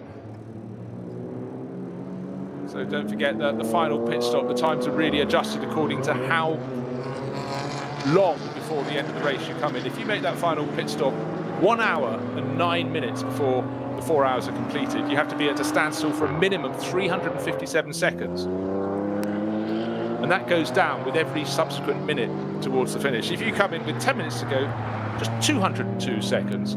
So, mind you, by the end of that, your tyres would be completely shagaroonied, would they not, if you waited that long? But it does mean that you'd be spending the best part of 150 seconds different, 2.5 minutes less time at a standstill.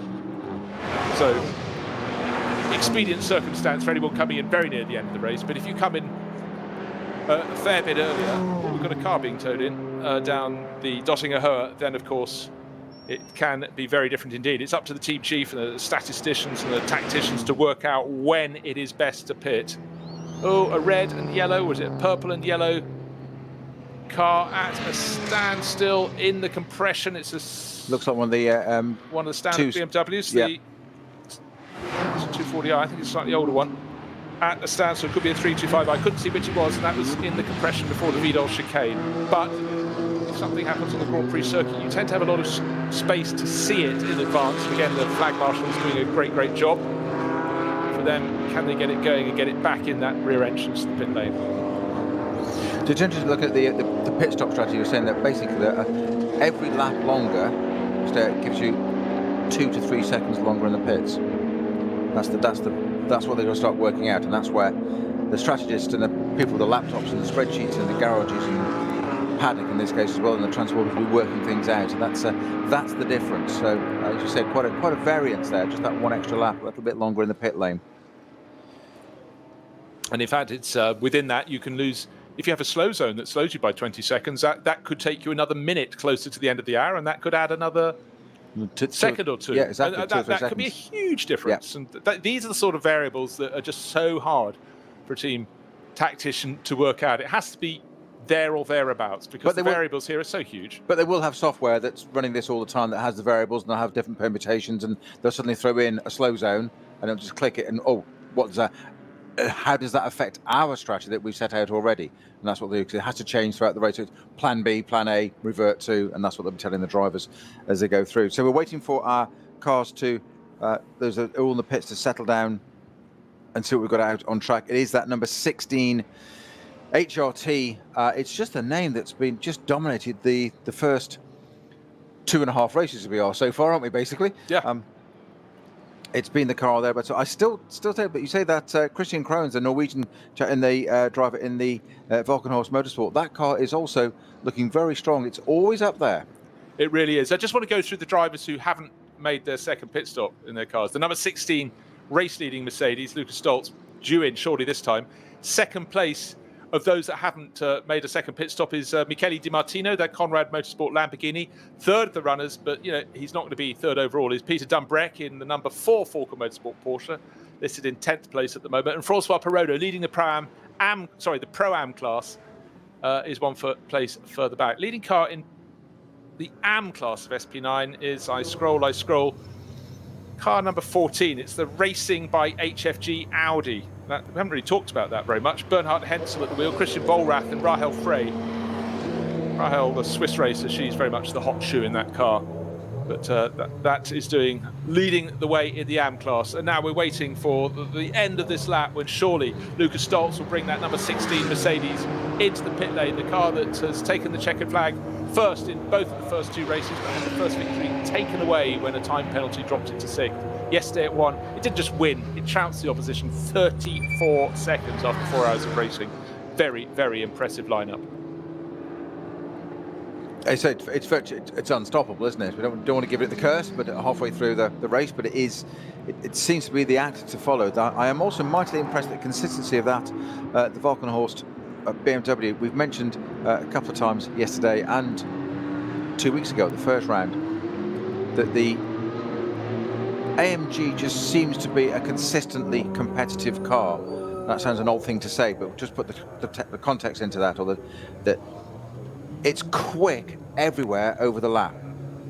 The BMW appears to be quick through the twiddly bits, not so much grunt, whereas that Mercedes is just consistent and reliable everywhere. It never seems to have a problem with that, and that's proven effectively It's won the first 2 races. We know it was denied that on the penalty, and it's now leading halfway through the 3rd race. It's a testament to a team that was only set up a month ago. Let's just bear that in mind. But it's not a team that's jumped to using these cars. The vast majority of the crew from Black Falcon moved across, and they have huge amounts of Mercedes experience over the past 3 or 4 years, really earning their reputation. They will come back as Black Falcon Racing to top level next year, but I think it's only right that Hubert Hout should have his name over the shop door, because he's been such a staunch racer for Black Falcon and for Mercedes over the years, that and he's a responsible head. His car, number 17 car, we've seen rising in the top 10, falling down the order again. In fact, it's outside the top 10. It's in 20th position now with Nico Bastian, but that's with a handful of the cars in front of us, him owing us a pit stop. So just waiting for Lucas Stoltz to make a dive to the pit. That will be coming relatively soon. He's got to complete this lap, and surely at that point he will be diving into the pit lane. the lap advantage over the Cronje's car is slightly inaccurate at the moment, because the Cronje's car, the Walkenhorst car, Stoltz is into the pits, just as I said that. Waiting, didn't catch sight on screen, but in he comes. So number 16 Mercedes from Hout Racing Team into the pits, and surely the number 7 Lamborghini will also dive pitwards as well. It's where they emerge that really starts to form the picture that will take us through the second half of this 4-hour race. And right on cue, Di Martino brings the Lamborghini in. I told him he wasn't allowed any longer than that lap. So 15 laps on the board for the pair of those cars. Now, will they be first and second when the order shakes out? No, they won't. Will they be first than everyone else? Possibly, because that number 16 Mercedes crew has just been on top of its game like nobody else in the NLS thus far in 2020. Now, interestingly, the car that was doing so well at the start jumped up to second, started 3rd, qualified 3rd, jumped up to second at 2 corners in, had a look at the race lead about 5 corners in on the first lap, dropped back down, held that position forward, dropped back down the order. It's now back in the reckoning again with Ludwig at the wheel, number 26, Octane 126, Ferrari 488. Let us see where the cars emerge from the pits. See what I did there? I see exactly what you did. In fact, I finally managed to spot the number on a car I wanted to identify. Number 280, just leaving the pit lane. It's not on my entry list. I hate it when that happens. When you flick through the special, I'll have to go further down. Car number 280. Can't find it. Looked like a Logan or something. 280 is indeed, yes, it is a Dacia Logan. How come? I'm looking at yesterday's entry list. It's only today's race. God, I picked up the wrong pad of paper. Olivia Creaser and Doom. Listed on the entry, and I do mean Doom. We hope not. Exactly, that's exactly what it says on the entry list, in capitals as well. So, emphasised. Yeah, indeed. So, fresh set of rubber going on to the race, leading number 16 Mercedes Team HRT, the car that finished first yesterday. Not just first yesterday, but first by a very, very tiny margin, more than half a minute. A driver change being effected. So we've got a choice of 2 drivers left. We've got Manuel Metzger and Adam Christodoulou, so a German racer and a British racer. Didn't see which one clambered on board, but we'll know very soon indeed, because that will be going back out onto the circuit. Where will it knit back in? Therein lies the question. Another car in the pit lane is the number 4 Falcon Motorsports Porsche. Peter Dumbrecht sharing that with Matteo Cairoli today. But again, the Porsche's just not quite featuring at the moment. When you do look at the top of our timing list, it says Mercedes leading from Lamborghini, Porsche, BMW and Ferrari and Audi. So 6 mates in the top 6 positions. Not a fully representative image, because the vast majority of the rivals are steaming through now, having already made their second pit stops, while 3 cars, the number 16 Mercedes, the 7 Lamborghini and the 4 Falcon Motorsports Porsche, still completing their pit stops. The 16 car will get out ahead of, we'll see who it gets out ahead of. There's no point predicting that when we'll find out the real answer. So and then I'll give you the order when everybody has made their second stops. You have to assume that 16 Mercedes is going to be well placed. Another car coming in, Francois Perrodo, just bringing the number 8 Get Speed Performance Mercedes. That's the bright red one, in to make a pit stop. So almost the last of the late stoppers. 15 laps on the board. So that means a number of these crews have been doing 8-lap stints, and it seems if you can't manage 8 laps, you're not going to be competitive in the NLS this season. You do the longer stint, it just gives you more scope for your other stints. So, 8 laps in. Yesterday's race distance, 28 laps. We've got 15 laps on the board, so we're definitely past the halfway. And one change that happened in the pit lane was the number 2 Mercedes lost position. And right now, pushing on very, very hard indeed. Rafael Marciello at the moment, but he's got the other van der Linde, Kelvin van der Linde, at the wheel, and they're having a fierce battle. But where will they slot in as their rivals come out from pit exit? Rafa Marciello, second place overall at the moment, and another car late into the pit. Oh, there's the black. What are you pointing to, Peter? Black Falcon. It's the SP10 class, the SP Pro class, isn't it? It's not the SP9. Yeah. It's running in a different class, and that again rises up the order because it has longer stints on its rubber early on, and therefore it vaults up the order, then falls back down. But a great little battle going on between number 32 at the moment, Christopher Haase, Rafa Marciello, right under his rear wing. And they're chasing off after the 29 Audi of Kelvin van der Linde. As the order settles down, the number 2 Mercedes seems to have lost a little bit of ground in all of that. Don't forget, it's always been 4th place and higher. And it's Manuel Metzger, by the way, who took over the number 16 Mercedes. That has left the pit lane with him on board. He's the 3rd driver, so that means Adam Christodoulou will do the run to the finish. And Marco Mappelli, who was so impressive in yesterday's race, getting up to 2nd place very early on in the Lamborghini from Conrad Motorsport. He's now at the wheel of that. So an Italian car, that seems about right, as far as I can understand. Again, it really is a sign of the times when you get an onboard camera shot and something looks different to normal. It's the fact the mechanic leaning in is wearing face protection. He's wearing the mask that clearly de rigueur, and it allows us to go racing by keeping the social distancing. Pit stops, as you commented earlier, Peter, look so long because, of course, there's a minimum time they have to be at a standstill. All the work is done. The car I was looking at just then, the number 4 Falcon Motorsports Porsche, waiting to be flagged back into the race, but waiting and waiting. It's like the feeling when you have to slow down to a pit lane speed limit, and it just feels as though you've not only gone down to walking pace, you've all but stopped. It is painful. It is absolutely painful because, as we said before, racing drivers are not designed or trained to drive slowly.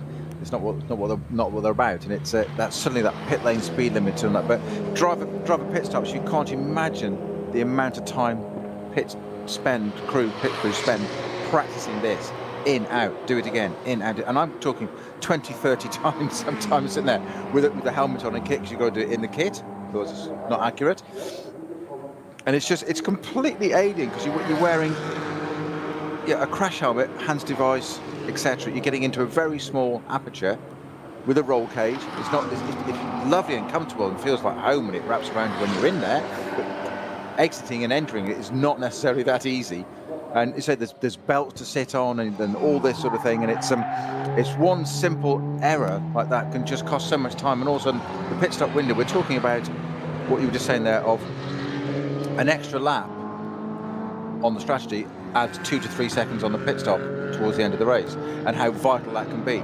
Sitting on a belt, not being able to do a click, not being able to do a clip, a buckle, a radio connection, something doesn't quite work, and all of a sudden you can add 10 seconds before you know it. And the panic level then of you think you've caused that, or you think the driver has, or they don't mind but they've got to go with it, and it's just that all of a sudden a race can be lost so quickly. But when you look at someone feeding themselves into an SP9 class car, you compare that with someone getting into an LMP1 car at Le Mans in the middle of the night, and it is like posting a letter in the old Toyotas and Peugeots. It's just a tiny aperture. Then you used to see the likes of Alexander Wurz, not the world's shortest man, trying to get in and out. Thank goodness he's unbelievably bendy and flexible. But I also think, what happens if you're getting out and you suddenly get shooting cramp as you've moved out of your seating position and you can't actually get out of the car? That's where the mechanic grabs those shoulder straps on your overalls and out you come. But not easy. Have you ever had massive cramp in a racing car where you've just not been able to brake? Or No, mercifully, no. Still here. Not experienced that one. Yeah, we've had a driver change once where the reigning world champion of that series, managed to forget to disconnect his radio and water bottle in pace, and because he was so busy talking to the team principal coming down the pit lane. And, well, I say talking, that's a very polite way of putting it, exactly. It certainly wasn't broadcastable. Thank goodness I haven't got a live feed on that one. And jumped out of the car in temper and got so far out, and then realised, of course, everything was still connected, and got yanked back, and ironically sprained his ankle getting out of the car.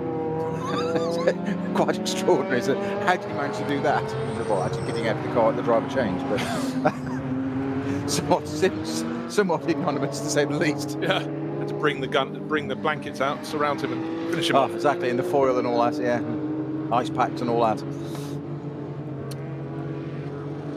So, just waiting to see the order unravel after the second round of pit stop. Just over 100 minutes remaining in this race, 102 minutes to be precise. It's 4 hours until the checkered flag can be shown, 4 hours from the start of the race until the moment it can be waved at the end. We got 28 laps in yesterday. Let's look at the eventual time. That was 4 hours, 5 minutes, 48 seconds. So as you see, it seems a long time after 4 hours, but with lap times of 8 minutes plus, means we could easily have, you could have someone crossing the finish line in 3 hours, 59 minutes and 30 seconds. They've still got another lap to do, but if they get there just a few seconds to go, no one's right on the tail, they can back off and save themselves a lap. Well, we saw it yesterday, didn't we? So with only a few minutes to go on the board, and we worked it out, they're going to have this lap and another to do, because they're just starting with a couple of minutes or so to go, a couple of minutes to go, so that does happen.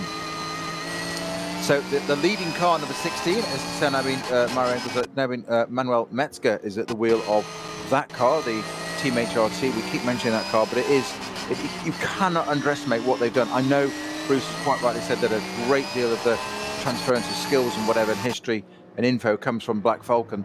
They're not running in the top category at the moment, the SP9, but they are running a little bit further down the field, which were the Porsche 911 GT3 Cup car in the SP Pro category, number 350, which we just saw a few minutes ago in the pits, but they'll be coming back, I'm sure, next year in 2021, back at the top level or top class SP9.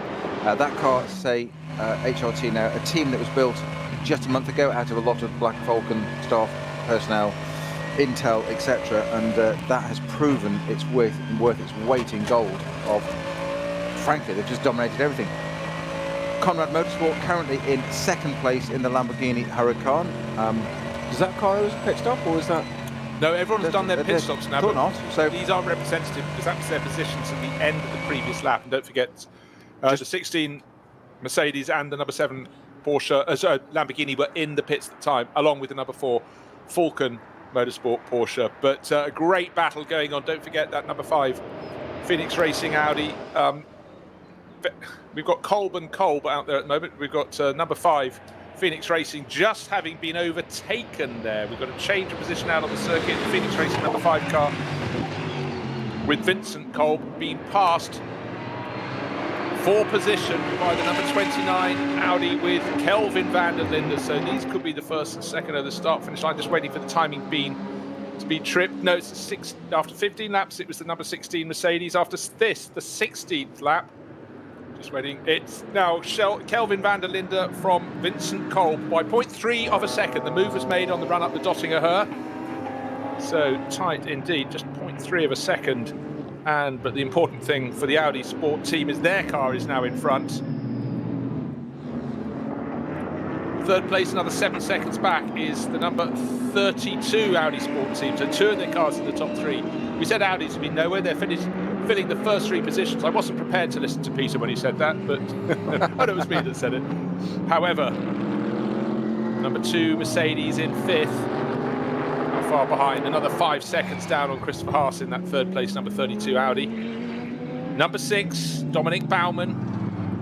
You'll notice I haven't said number 16 Mercedes yet. I'm not going to say that until I get down to 9th position, right on the tail of the Ferrari, in 8th position. So, things have changed, but of course, don't forget the tyres will be sweet, and they've got potentially only 12 laps to go, split with a pit stop. And it's how they've split those pit stops that will dictate how long they're at a standstill in the pit. So it's all changed, but don't count against the 16 Mercedes. I think it's still primed to come through to take victory. 100%, couldn't agree more. And which car is it? That's in 9th. Who's in 10th? It's the other car, the championship leading car, Christian Cronjes, the Walkenhorst Motorsport BMW.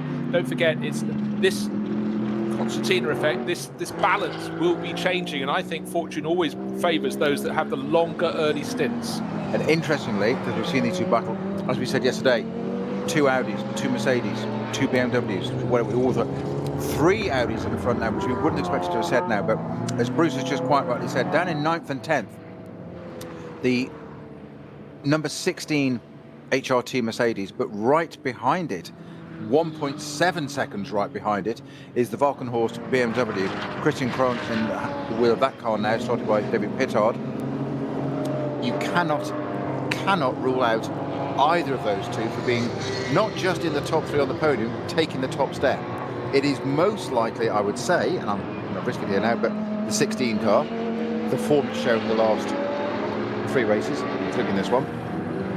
But never rule those 2 out. And it might be 3 Audis at the front at the moment. It might seem an odd thing to say, but the gaps there, I mean, we're talking the gaps between the front cars. 0.3, 7 seconds, 5 seconds, 0.1. 2.3 seconds. It's still, there's a lot to play for yet. And of course, we have got an hour and 30 odd minutes to go yet. Very odd minutes, quite possibly. But you know what? I'm just to say, watch these gaps. They're going to come down and down and down. And unfortunately for Audi, I think you might get one of those cars on the podium. But I think that the way that HRT run the race, Manuel Metzger setting decent lap times, Christian Cronjes, I think the fact that Cronjes is only 1.7 seconds down on him at this point in the race. Bear in mind, the Walkenhorst car finished second yesterday, but 34 seconds in arrears. So we're past halfway, and he's only 1.7 seconds down. So much better showing for them. And just to throw something else into the mix, which I know you like, Bruce, but the fastest car on the circuit on the last lap at the moment is the 8th place car. And that's the number 26, Octane 126 Ferrari. Currently being pedalled by Ludwig. Well, Ludwig is their gun driver in that car, to use an American phrase. He's the driver who set the fastest lap in the race yesterday. He is pressing on. So he's ahead of the 2 cars that may well rise to the top of the timesheet. But starting third was a big bonus for the... And Ludwig qualified it in third. He was one with that 3rd position lap on it. So, again, keep an eye on that car. So we've got these 3 Audis at the top. As Bruce said, it's interesting. I think their time is borrowed, if I'm honest. I think it would be a gargantuan effort and result if an Audi's on the podium. I'm just going to say that there out loud.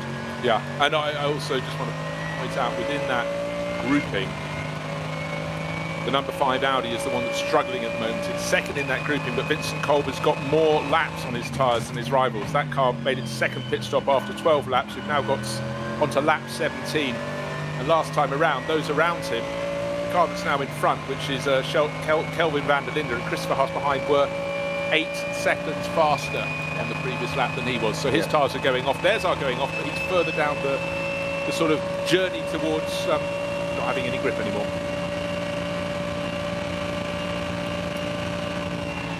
Number 2, one of our onboard camera cars, Rafael Marciello, finding 1, 2, 3 cars across the track in front of him. One pulled out the way, then straight back across his nose. That was a real case of a BMW overtaking, I think it was a Cayman, not noticing the bright yellow. Actually, if you can't notice the bright acid yellow number 2 Mercedes coming, you're in trouble. But it's a real case of drivers being in the back of the road and not noticing. They're so busy on that, and it pulls straight into his path. So that won't be a good lap for Rafa Marciello. It won't have delayed him enormously. Could have been an incident, wasn't an incident. So for that, he should be thankful. We should be thankful. But into the carousel he goes, pressing on as hard as he possibly can. But that's over the dip and into the compression of Herat. Quite a few cars have had going off there already.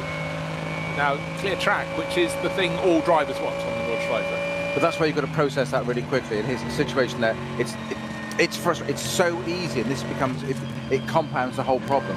As you said, how can you not see a big yellow Mercedes coming? It doesn't matter if he did or didn't. He didn't see it. So, by the way, the result is it slightly balked him. Let's just call it a balk. It's not a massive delay, but the bigger danger is to get wrapped up into that, worry about it, start getting frustrated, start exactly fist waving metaphorically in your mind, whatever.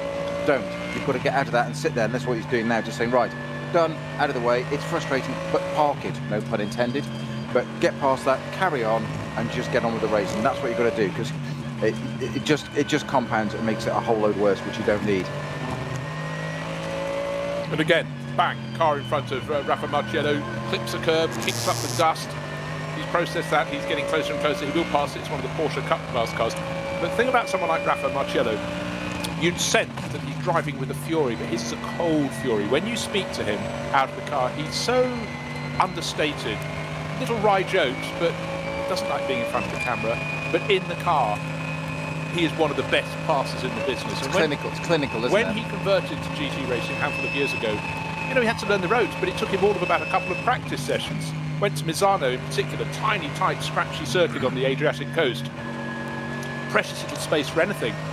Others would spend laps trying to get past. He didn't. A couple of corners and he'd make the move, make it stick, but super calm in the car, very, very quick. I know I'm extolling his virtues, but his record speaks for itself over the last few years. He's been absolutely mighty in GT racing, and right now he's giving chase. He's trying to do what he can for Get Speed Performance to see if they can start taking the limelight away from a rival Mercedes team, from the Hout Racing team. And of course, it's no team likes another team getting an advantage. We talked last lap about Kelvin van der Linde running much faster than Vincent Kolb, and he continued to not only get in front, which he did last lap by a small margin, but he's opened out a huge gap, and Kolb is in danger of Christopher Haase catching him. Haase now only about 2 seconds down. At the start of the lap, he was 7 seconds in arrears, so clearly Vincent Kolb struggling. But in behind, looks like it's catching all of them, I'd suggest. Rafa Marciello, he's in fourth, will be in third place sometime soon, but for now it's the Audi Sport team number 29 leading the way, Kelvin van der Linde. And the next two Audis, yes, 3 Audis in the top 3 positions, who'd have thought that? But I think their race will be running quite soon. And for Mercedes fans, big hopes coming in the background. It's the nose of the yellow car, the number 2 Mercedes, Rafa Marciello. And he's got about a 3.5 second advantage over the number 6 Mercedes, now in the hands of Dominic Baumann. Another van der Linde, it's Sheldon van der Linde for Schnitzer BMW in 6th place. 7th place is Nico Bastian in the red and black number 17 HRT Mercedes, still ahead of his teammate by 2 positions by about 4 seconds, but 8th, 9th and 10th. Ludwig in the Octane 126 Ferrari being caught by Manuel Metzger in the number 16 Mercedes from HRT, in turn making them very honest indeed. Christian Cronjes, 10th place, the Walkenhorst Motorsport BMW. So the cars were 1st and 2nd yesterday and 9th and 10th at the moment, but don't expect it to stay like that. You're saying that van der Linde, though, in the Audi in P1 at the moment, just set the fastest lap on that fastest car on the second lap, 8:01. Now, we were talking about a few moments ago about the first and third cars being 8:07s and P2 car being 8:16, 8 seconds different. He's put in 8:01. To compare that to the second place car, the Phoenix Audi of Kolb, that was on an 8:08. So it's still that difference. Haas in the Audi Sport third place car, 8 minutes 3. Yeah, it's very, very tactical at this point in the race. Who are going to be the winners? But that's the beauty. We could have a car that's running in 9th place today, winning today. Oh, we've got a spinner showing us his number 58. It looks the same whether he's running forwards or backwards, and he's running backwards at the moment. Coming out of the Mercedes arena. That's Bill or Jim Cameron in the Porsche Cup class. No damage on the car, simply a rotation.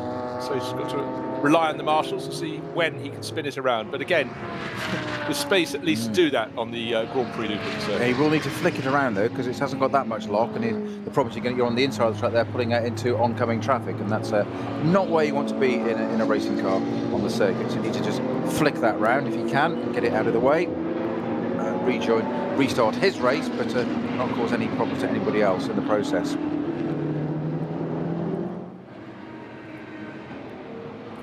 That really was a very impressive lap from Kelvin van der Linde, that 8 minute 1.52 seconds. Stretches advantage 7 seconds. Just waiting to see if any response from the Ferrari. Luca Ludwig, 8 minutes 2.6. He was the second fastest on that lap. He does seem to really squeeze speed out of it. Another car going well is the car in third place, number 32, Audi of Christopher Haase. 8 minutes and 3 seconds for his lap. So there the drivers pushing out the form, but Rafa Marciello in fourth place, not exactly hanging around either. He's also lapping in the 8-minute to 3-second sector of times. Interesting point you just made there, Bruce, about Ludwig in the Octane Ferrari. It's the second fastest car on the track. It might be 8th overall, but it is the second fastest car next to that stunning lap from Van der Linde, and it's only a second down from that. Van der Linde in the Audi 801.2, and the Ferrari 802.5. So caught in 6, sorry. So 1.5 seconds difference, but it's considerably quicker than most of the cars around it. Yeah, and I also think we just simply have to watch the fact that that number 16 Mercedes that led the first half of the race was really in the last batch of cars to come in to make a pit stop. So it did 15 laps before it came in. We've got the cars on the 18th lap have one more pit stop to squeeze in, but don't see why we shouldn't get a similar number of laps to yesterday. So let's say we're aiming for 28 laps. But as we know, it's a massive difference if the race can stretch to 29 laps, because we've had fewer laps with slow zones. Or if it's all going to be slowed down, we do 27, because that really does affect what tyre life they will have left and how their strategies will shake out. That number 16 Metzger-driven HRT Mercedes, it's the 6th quickest car on the track at the moment. Yeah, but it's the car that the other cars, their performance will start dropping away fairly soon, whereas its tyres will stay fresher for longer because it came in later. Manu Collard pushing on very hard indeed for the number 8 Mercedes, but that's outside the top 10 now. I'll have to, in fact, scroll down to find it. It's fallen down to 18th place overall, but it is still leading the Pro-Am class from the other Kolb brother, who's racing the Huber Motorsport Porsche that won the class, the Pro-Am class yesterday. SP9 Am still with the number 50 crew. No, it's gone back to the number 50 crew. So that's been moving around, but number 50 crew, as he turns the third page of his entry list, is the Team Equipe test car. Michael Heinrich, Arno Klaassen, who's driving at the moment, and the third driver in that car is Rudy Adams. I think they had a little spin yesterday, if I remember. So the pit lane now, even now, is busy. Though we've had that second round of pit stops, and we've had that after those pit stops, just to refresh your memory, it was Kelvin van der Linde leading by just 0.3 of a second from the number 5 Audi with Vincent Kolb on board. That has, in short order, become 7 and a bit seconds, and it's going out all the time. Porsche Cup runners are now the cars that are coming in to make their second pit stops, and the Caymans as well. So it's quite good the way they do have different sequences, Peter, and it just means the pits and the paddock aren't entirely chock-a-block with traffic, because all 140 cars, in fact, there are probably about 130 of those still running, they would not fit. In fact, how many cars have we got running? Just having a quick look. We've got about 120 cars still running. Well, yeah, maybe just over 120. So still a busy old place to be. That's the number 962 Cayman with an appropriate Porsche branded number there for it, albeit a bit of a homage to its ancestry. Very slow moving Opel tricking its way back, but the 962 you talked about was also entered by the Fricadelli Racing Team in the Cup 3 class, and that's Jules is the driver listed. He may not be the one who's about to go out unless he does a double stint. 508 limping its way back. I think we commented on this one earlier actually. Yeah, 508. I know, I couldn't find it. It's on your entry list, because I picked up Saturdays again. Yes, yeah. I will so learn why don't we put that one to one I side? quite like that one. I'll keep okay. it on my record. We heard yesterday. Okay. That's my ink, by the way, but that's okay. So, front left puncture on the Opel there as it slowly makes its way in, and the tyre starting to do that usual thing of roll out from the rim of the wheel, which then gets, if you go too much high speed, it's going to start damaging the bodywork around it, which is the collateral damage they want to avoid. We talked about this a little bit earlier. And again, this is one of the cars that, typical of the junior classes in the NLS, entered by a local motorsport club of Adenau. It's pretty local. Tobias Jung, only at half the track.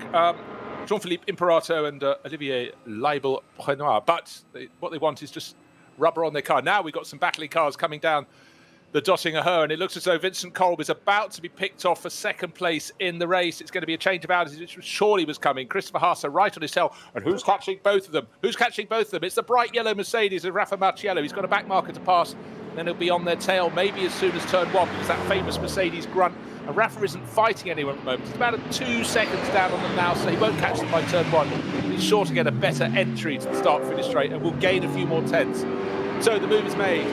Christopher Haase up into second place. Phoenix Racing's number 5 Audi down into third. We've got yellow flags at the Bogen Vidal, so the Vidal chicane, which, believe it or not, is marshal post number 41. Leading car, it's an Audi 123, but it's 12 seconds to the good. The number 29 Audi in the hands of Kelvin van der Linde. And Christopher Haase now into second place, 0.4 of a second up on Vincent Kolb. And then just 1.4 seconds in the rear, the best of the Mercedes at this point, the number 2 car from Get Speed Performance, Rafa Marciello, hunting them all down.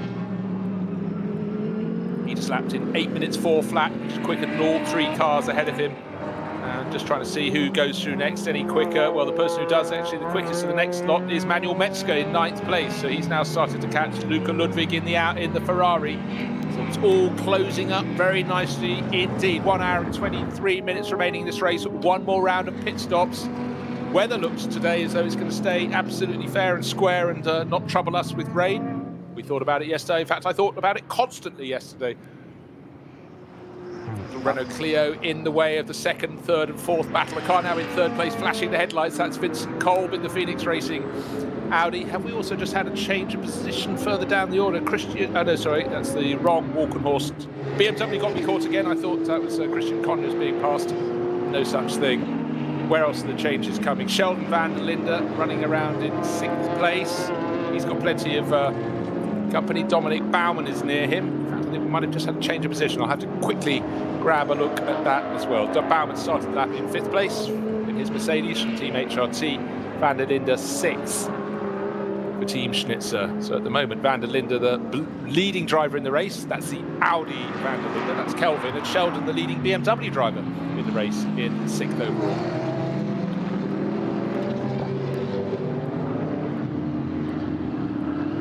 And not such a good lap for Christian Cronjes, 10th place at the moment in the car that came home first in the opening race, 2nd in yesterday's race, but lost 2 seconds on that lap to Manuel Metzger in the number 16 Mercedes and to the Ferrari that's running in front of that. So again, us hour and 20 remaining. Traffic can still have a role to play in this. When it breaks up a battle, you end up behind a group of cars you're trying to pass. Can't get past for a couple of corners, and I think that's possibly what happened to Christian Cronjes there. Or maybe he's just not found the life in the tyres that he's hoping for at the moment. Gravel kicked onto the circuit at various points. That's the thing. Not too many punctures today, but certainly someone else's little error can become your problem if you go over the gravel and it just makes its mark. Then you've got the long limp home. Just to reiterate, 14 and a bit miles around the circuit, 24.5 if you like the kilometres. And it's all starting to shape out very well indeed. It's the concertina effect that makes it so exciting in the NLS. The later you pit, the less time you have to spend on your pit stop as a minimum. However, the later the pit, the more tired your tyres are, so you probably had a time deficit in advance. It's the balance. Car looking for the balance, team looking for the balance, a manufacturer looking for the balance. Porsche, the best place of their cars, is in 12th place overall. That's number 18 from KCMG, Dennis Olsen and Matt Campbell, superstar in the Porsche camp for Manthey Racing, down in 15th. It's not a Porsche sort of weekend. Alles begann mit 2 Freunden und einer Vision. Unsere Initialen stehen für Qualität und Fortschritt. Wir schaffen den Technologietransfer von der Rennstrecke auf die Straße. Wir fertigen Gewindefahrwerke, Sportfedersätze, Stabilisatoren, Distanzscheiben und Gewindefedern zu 100% in Deutschland. Wir arbeiten mit Herzblut und Hingabe für diesen einen Moment. Wir sind Motorsport. Wir sind H&R.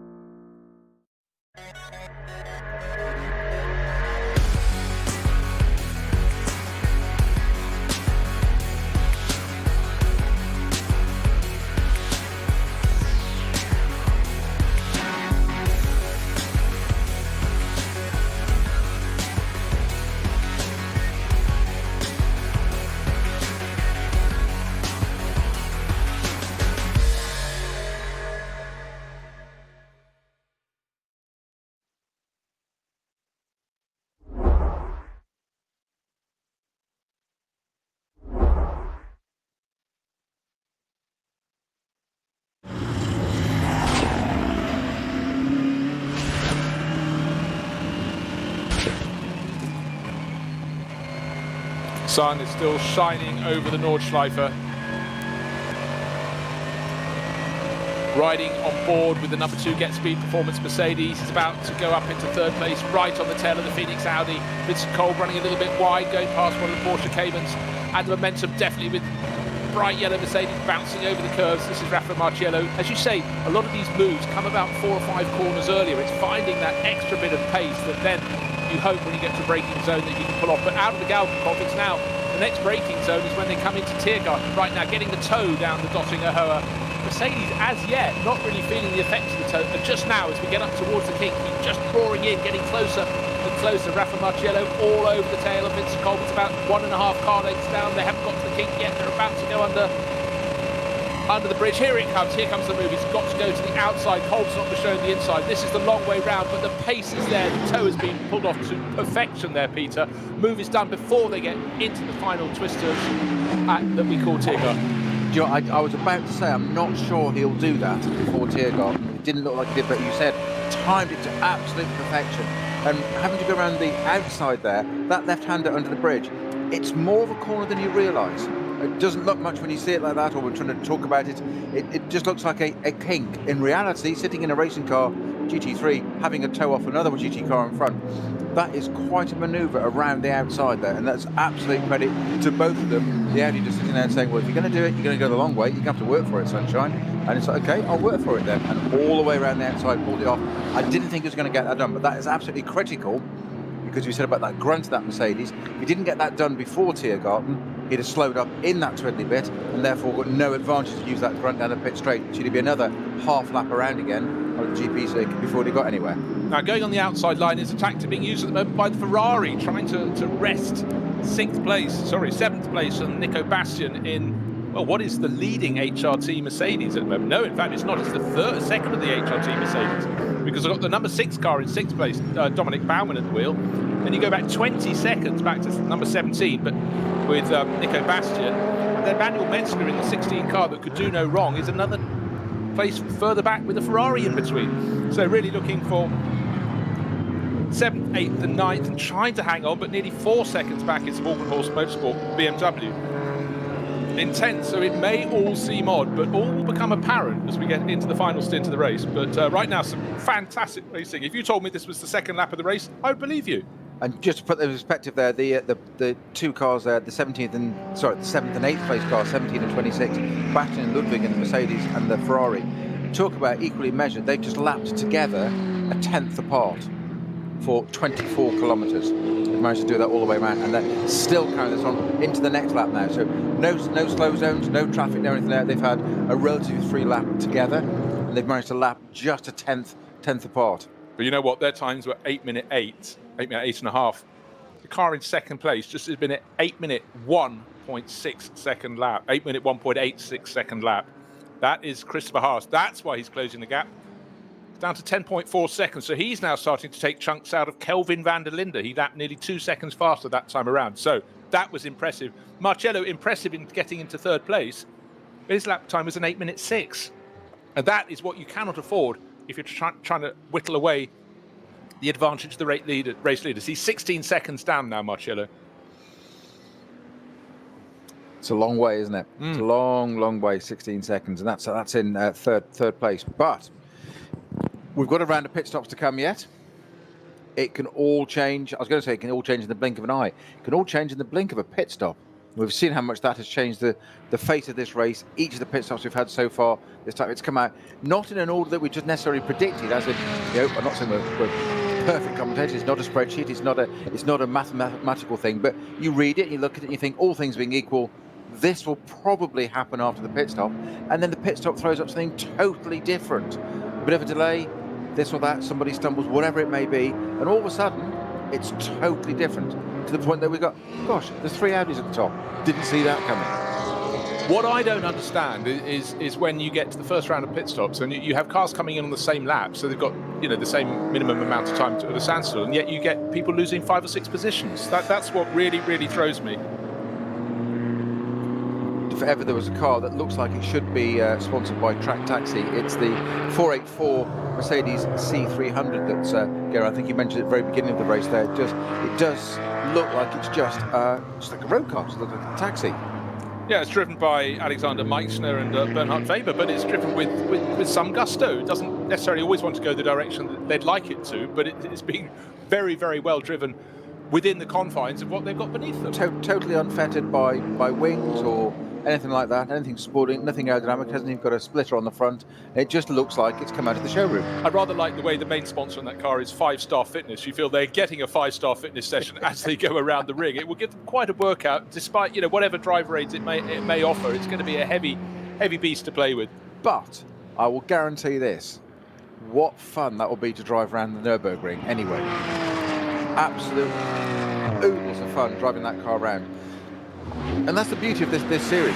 We were just talking about a 4-door saloon Mercedes with no wings on it, whilst we've got AMGs up at the front. And it just looks like they're having an absolute ball out there in that car. Yeah, it's being run in the 1600 to 2-litre turbocharged engine class, which is production VT2. I said there were a lot of classes, and just being driven very, very hard. But don't want to drive it too hard, because then it starts to lose its performance very, very quickly indeed.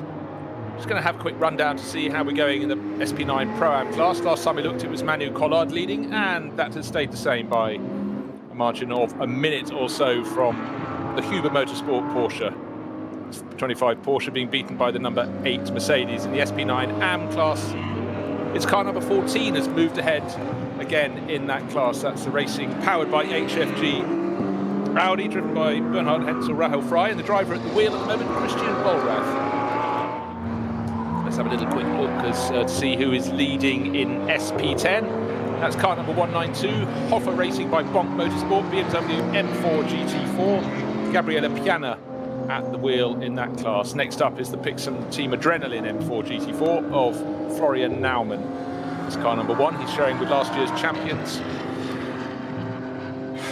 And again, just having another really super strong run with Griesner and Fubrick. So no slow zones, no code 6s at the moment. Track perfectly clear in terms of areas and slow zones. Didn't say we're not going to be clear in terms of other competitors in different categories. Leading car at the moment is number 29, the Van der Linde driven Audi Sport Team R8 LMS. Currently has a 10-second advantage over the number 32 car, similar Audi R8. That's been driven by Christopher Haas.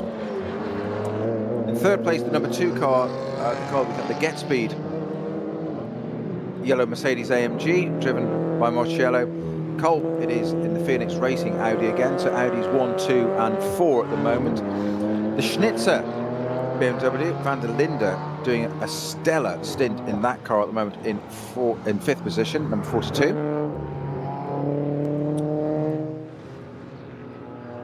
All obviously SP9 Pro category cars. In 6th position is car number 6, which is our HRT Mercedes, with its teammate right behind it, metaphorically in terms of about 20 seconds physically on the track, but in the next place, 7th position, that's the car number 17, driven by Nico Bastian. 8th is the Ludwig-driven Ferrari, guy that put that on pole position, did such a stellar bit at the beginning of that, from 3rd on the grid to 2nd, nearly into the race lead, and just finished the top 10. And we got in 9th, we've got the other HRT Mercedes Metzger and Christian Krohns in the Valkenhorst BMW rounding out the top 10. Bruce.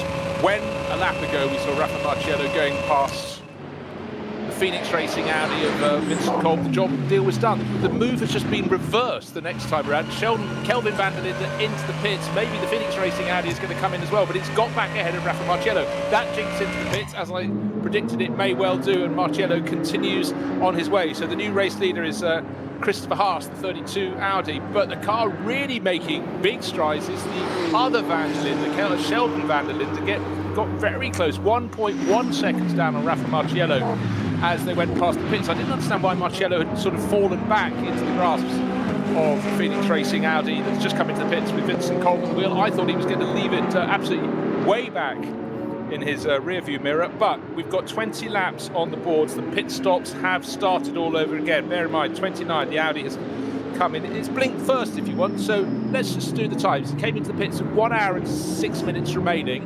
We've had a change of position. The number 17, was there a clash? The 34 Walkenhorst Motorsport BMW going down alongside the number 17 Mercedes from HRT. That's Nico Bastian in the Mercedes, Christian Cronjes.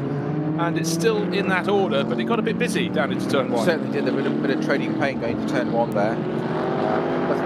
Nothing too consequential that had no effect on either, other than a little bit of bruised ego, I suspect. But both wanted the same piece of track at the same time, and neither was prepared to relinquish. So the inevitable happened, but it's just a little bit of carbon exchange, should we say, and a bit of vinyl. I'm sure it's not paint these days, is it? So as we say, number 29, 5, and 6 into the pit. It's Van der Linde, Kolb, and Baumann. The leading Audi, the 5th place Audi, and the 6th place Mercedes, all in the pit. Yeah, the number 17 Mercedes covered the inside line right by pit exit, forcing the Walkenhorst Motorsport car to the outside line. But as Christian Cronjes thought, well, we've got to start turning right sometime soon, started coming across the red, dark red and black Mercedes was still there. The doors, well, it was side-on contact, but luckily those can lead to punctures, but this time around it all looks as though it's fine. Ooh, I don't think Christian Cronjes will be too impressed with that, to be honest. No. I think we'll have got his dander, shall we say, as they disappear off onto the north side for having completed the GP loop. So that battle will be resumed, I am sure, in a clean and fair way. Of course, I'm not suggesting anything else, but I think it will have got his attention. Like, oh, okay, that's how we're going to play. That's how we're going to play. Boys, I just want to reiterate. So we've got, let's say, 1 hour and 6 minutes on the clock when they came with that pit stop. By my maths, that's 66 seconds.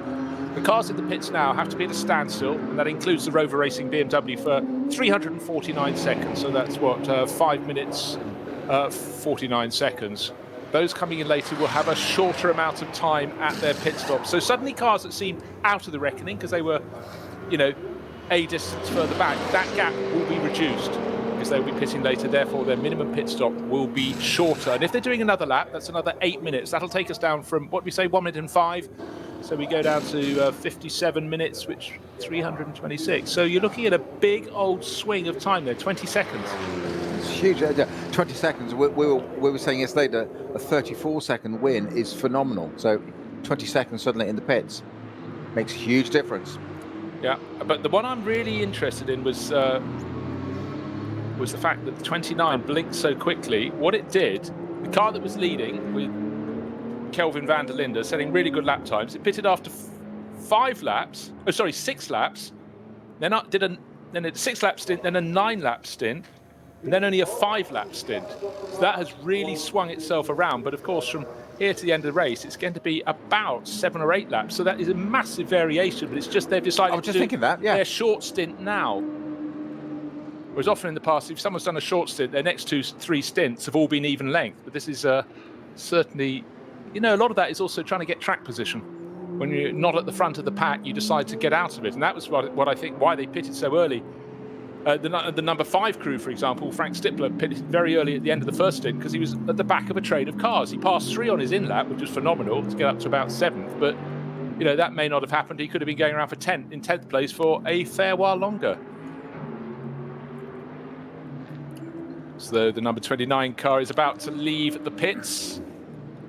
White, grey and red it is, and now it's Matthias Drudi at the wheel. He will not be resuming in the lead of the race. You could say their shot has been fired. Is it going to be good enough? But they've done things very differently, and sometimes you do things differently, it may be good enough. They've left the number 5 car in their wake. That too is getting going. It was Vincent Kolb, but by my reckoning it won't be when he goes back out. It's more than likely to be Mike Rockenfeller. Let's take a look. Oh, it's Richard Westbrook. Of course, Rockenfeller and Westbrook were supposed to be the other way round. Westbrook, the British driver yesterday, and the German Rockenfeller today, but they've kept us on our toes. It's the other way about. Again, somebody of none too shabby a record for Richard Westbrook. There's a time served and a very, I think to describe him as a safe pair of hands would be an understatement. So at least a very experienced and very highly competitive driver in almost any category he's done. you've got him on the books, and you know everything's okay, don't you? Yeah, and exactly. He's one of quite a few of these drivers who were very, very busy in the digital NLS series. So he just got his eye in already for the course of the season. But what used to get me was the fact that they'd have a race, and then they'd just get to the end of the race, and then they'd just walk back into the living room, wherever they were. And you had driver pairings, so one pairing that was absolutely fantastic, but one was in Argentina and one was in Spain, and never met each other before. Agustin Canapino, one of those drivers, and Alex Arana in the digital world. You were taking a long, hard look as the Rover Racing BMW came out, and the 170, Supra. yeah, the Supra, and it was flashing at lights, and it appeared to have a problem going out of the pit lane. It looked a bit crabby. It did look a bit crabby. I think what he was doing, actually, I think he was potentially aware of the pace of the BMW behind it, and very courteously was actually keeping out of the way, and was probably just hunting on its low end of the revs whilst he was letting that BMW by, which normally would let him by on the track. But very courteous bit of driving by the Novo Run Supra there, saying let the BMW out and get on with it and out of your way. One of those things where you accidentally stall it because you drop the rev so much and it won't fire up, and everything is unravelled after 3 hours. Yeah, and that's when the team say to you, why have you been courteous? It's racing. Yeah.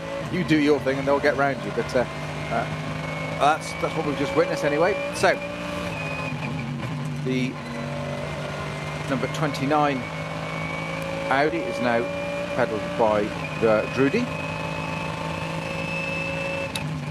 Yeah, Matteo, I remember his father, Luca, racing for many, many moons. He used to race in Formula 3, a little bit of Formula 3000, and clearly those racing genes very, very strong indeed. Matteo's done a great job for Audi the past couple of seasons, and let's see what he can do. He's got an hour to show us his class, an hour and 1 minute, until the checkered flag may fall, but I think we'll see it fall probably a similar time to yesterday. We had 8 minutes, what did I say earlier? 8 minutes 5. Sorry, 4 hours and 5.5 minutes of racing. So they got well into that 29th lap, 28th lap. Sorry. Yeah, so you still have to get your head around this, don't you? That we've literally, just as I speak, ticked over into the final hour of this round 3 of NLS, and we've still only completed 20 laps. It's still, you still look at that sometimes and go, what? Hang on a minute. How does 3 hours of racing with an hour to go equate to a mere 20 laps? Did we miss tea or something? But such, as you say, 24-kilometre, 14 miles in the old money, if you want to call it that, circuit, and that's the point. And that's why pit stops timing so critical. Right, one of the other Audis into the pit now. Christopher Haase, number 32, also from the Audi Sport team. Second place car. And will Marciello come in behind? Yes, he will. There's a KTM between them, so Marciello in from 3rd place overall. So I'd say Marciello was really closing in. Oh, he's going to have to... And the Schnitzer BMW is in as well. But again, they've got some cars from the other classes between them. And really, a driver doesn't want anyone else. They want to have a clear line of sight of the car they're chasing. I know it's chasing it in through the paddock in with a speed limit, but into the pit lane this time around. Let's just reiterate, the number 32 Audi Sport Team entry of Christopher Haase, Rafa Marciello in the number 2 Mercedes from Get Speed Performance. So first and second on the track when they came in. And the Ferrari is leading the race, therefore. The 26 Ferrari is going on. He's going to come in next time around, one would presume, after 22 laps. I told you yesterday, didn't I? It might only be false at the moment, not non-representative as you use, but the Ferrari is leading the race. Yeah, I was going to say, at what point is the checkered flag waved? Another car that came in the pits, just to reiterate this lap, it's the 32 Audi that's come in from Audi Sport Team, Christopher Haase, Rafa Marciello, the number 2 Mercedes, Sheldon van der Linde, the BMW Schnitzer entry, car number 42, and Nico Bastian, the number 17 HRT Mercedes, that's coming in. So Christian Kronos will be going, hooray, we don't have to clash doors anymore. I'm going to really press on in this lap. And I tell you who will be pressing on is Luca Ludwig. He does seem to be the fastest driver in that Ferrari. He just did an 8 minutes, almost 8 minutes flat last time around. This, if they're going to get a top result, last lap at this one is what it could well be built on. They want him to go as long as he can, but they don't want his tyres to fall away. But every lap he does, that's one less that the final driver will do on tyres that therefore will have more life. And the longer he goes, the shorter the pit stop will be. But there is that tipping point, that critical tipping point. Go the wrong side of it and you'll have the lap of shame when your tyre performance has gone away to nothing. Sounds a bit extremist, but that is effectively how it is. I was going to say, it actually sounds terribly accurate. That is the problem. And it is down to the driver to to control that and dictate that. You've only got to listen to it in a bit of Formula One. The engineers will say, yes, we can do this, we can do that, or so and so. It's exactly the same in this category. But it's down to the driver to say, look, this is happening, this is how it feels. And that's the connection between a driver and an engineer, of trusting one another. And sometimes even to the point the driver's saying, no, I can't do this. And the engineer saying, but I know, almost like follow the science, to be topical, follow the science, it will do it, trust me, run it, it'll come out of the other side of it. Don't let the lack of time now matter, it'll come into its own, the window will open, trust us. And that's where we were talking about this a lot in this endurance racing, about how it's a team effort. Drivers dealing with the press, engineers, the crew, everybody. You've got to work as a team and you've got to trust people. And sometimes you've got to be open-minded to say, I didn't think it would do that. Why? Trust me, it'll do it. We engineer the car. You just pedal it and get on with it. And that's what they have to do. Why do you think Kimi Räikkönen doesn't do endurance racing of any form? Leave me alone. Yes, I know what I'm doing. I've done this before. Yes. Then again, he's the sort of driver who actually would probably really relish this, because it's a different shake. He took his years out to go and do the World Rally Championship. And a bit like Fernando Alonso, they simply want to do every form of racing they possibly can. I know he wants to, not everyone approves of sort of trophy hunting, but I was a driver and I wasn't in the top Formula One team. That ain't going to happen. I'm not against it at all. What you think of his return, I do not know. But... No, that's what I was meaning. I said, don't just digress for a moment on the pit stop there. Don't misunderstand me. Nothing wrong with trophy hunting. I question whether coming back is a wise thing. He's coming up to 40. I think his time is done. Bearing in mind his first championship was 15 years ago, and then the one that was 14 years ago. I just don't think it's a wise move. I think his Le Mans bit, his Indy bit, fantastic. Get the other category bit. We will see. Do the Baja 1000. What else can we do? Yeah. London to Peking road race. But look at Carlos Sainz Senior, off and made it. A multiple World Rally champion and legend, went off to Dakar and made it exactly there. So I totally agree. I just think I'm just not sure whether Formula One's the right place for him to come back to. But that's a whole different discipline. So. Driver who's just taken over the 32 Audi is Mirko Bortolotti. Let's see what the man who never blinks can get up to in the final stint. They left him only 54 minutes of the race to play with. And the car that's absolutely flying is, of course, the number 29 Audi that pitted the previous time around, now driven by Matthias Drudi. And that should be very well placed after this final round of pit stops. But some of the front runners are going to come in next time around, so after 22 laps. Leaving it late, so the position's artificial at the moment. They become very real when those final round of pit stops have been made. Sky was blue at the start of the day. It stayed fair. A little bit cloudier now, but doesn't look as though rain is going to threaten. Yesterday it did, but it never ever quite got to precipitation. Certainly not all around the circuit. Certainly not at any point that we ever saw, which isn't always a given on the Nürburgring Nordschleife. Again, though, it's very much part of the mix for the NLS. And don't forget, the season normally goes from March to October, so you can go from nearly snowing to nearly snowing again by the end, with great weather in between. But we have had days on the Nordschleife waiting for races to start with the fog descending or the fog Motorsport not lifting. But right now, conditions absolutely perfect for racing, and these stunning teams with brilliant driver lineups putting on a show that just gets better and better. But don't forget, it's the tacticians who have a big role to play in this, and have the teams got it right. 98 Rover Racing BMW never really been in the hunt today at all. Qualified down in 18th position, and right now they've already had their final pit stop, so they'll be down the order, while those that have yet to pit, Lucas Howard down in 20th, but he will rise up the order from there a little bit. But when he's been in battles with other cars, we saw it earlier, the front of a 4-car train, a lap later he was the back of the 4-car train, then fell away. So the Rover crew not quite on the pace with their BMW, but the Walkenhorst Motorsport crew very much are, and the Schnitzer car. Now it's got Martin Tomczyk on board. That made its third pit stop. The Rover Racing BMW doesn't seem to have found its sweet spot, does it? The setup performance-wise just hasn't quite. It's just sort of just outside of its operating.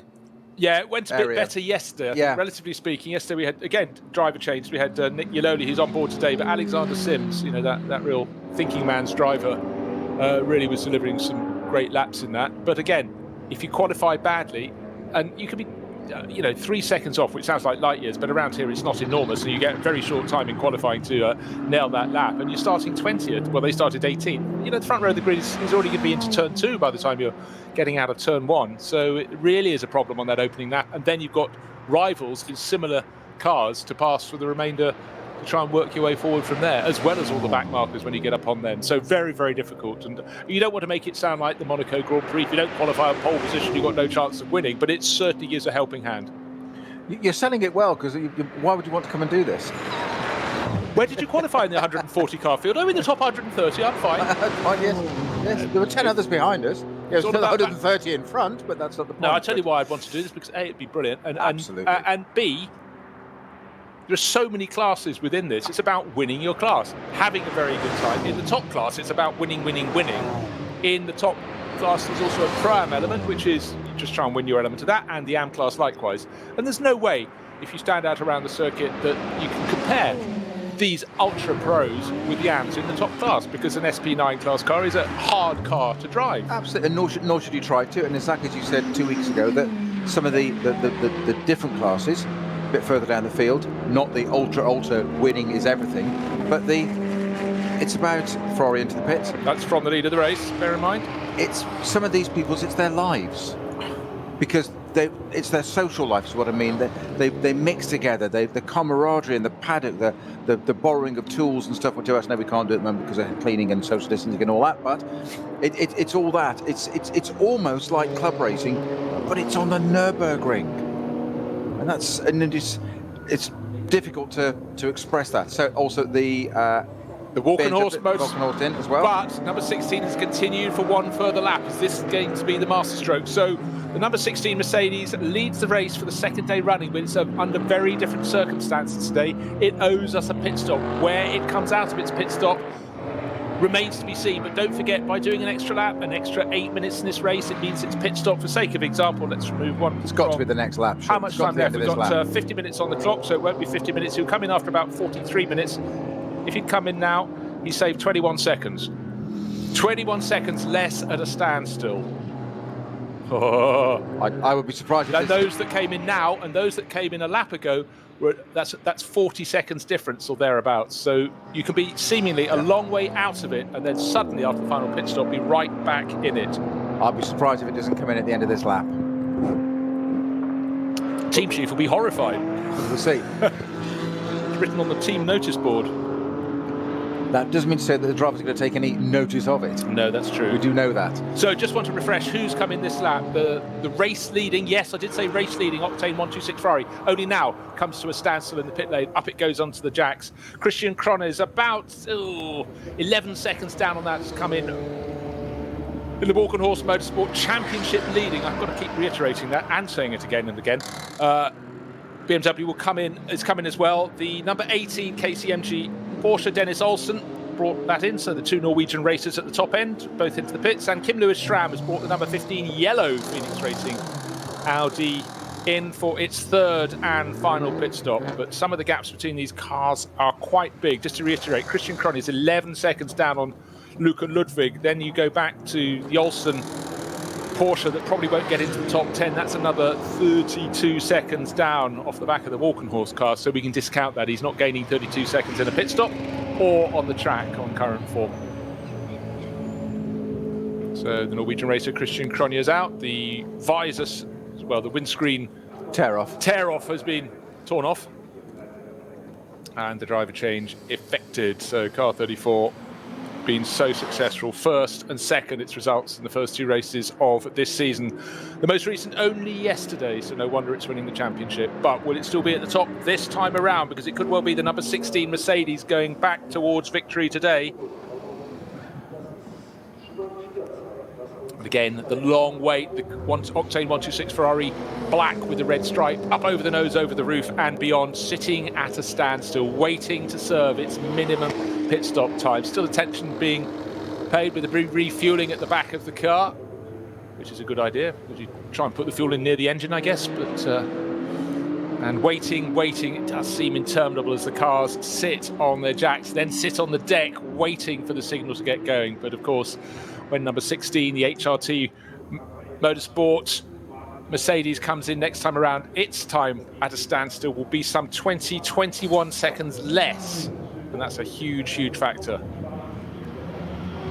I think that the 126 Ferrari then struggled to fire up and restart. Yes, I was wondering about that. Just look at it, there was a definite delay, and you could see the lights were dimming, the headlights that were already on it, dimming as if it was cranking it and just not actually firing up. So I think there was a few seconds while that, and that would be heart-stopping for everybody, but certainly the driver sitting inside that, wondering whether that car, that's Grossman is it's in that car now, whether that car was going to restart or not. But it did. It's out on track now, and currently second on track, but obviously that is inaccurate at the moment because we're waiting for our full lap to be completed before we all shake out the order.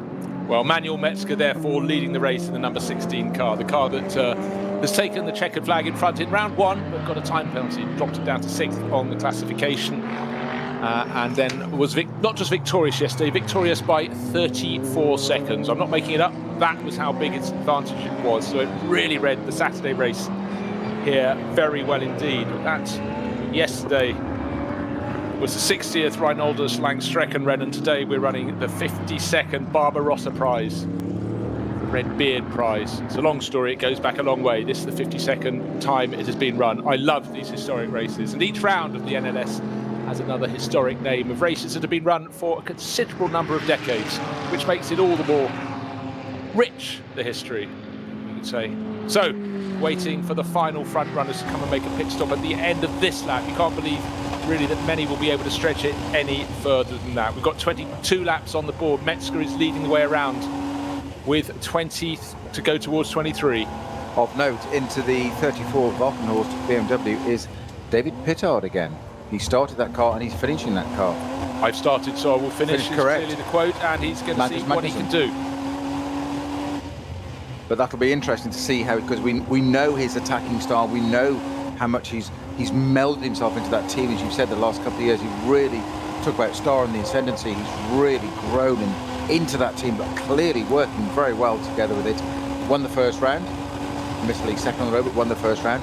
Second yesterday, currently third at the moment, having gone out the pits, but that's going to shake out the order. But I'd be surprised if that car isn't up there at the end of this race. Yeah, I think it's definitely top 6. It may be up towards the podium, but we will know a lot more in the space about the next 5 minutes. But just to reiterate, for drivers to succeed in GT racing, they really have to work as a team, but they've got to understand the scope of what they're supposed to be achieving. It's not just about a quick lap time, because each lap is related to another one.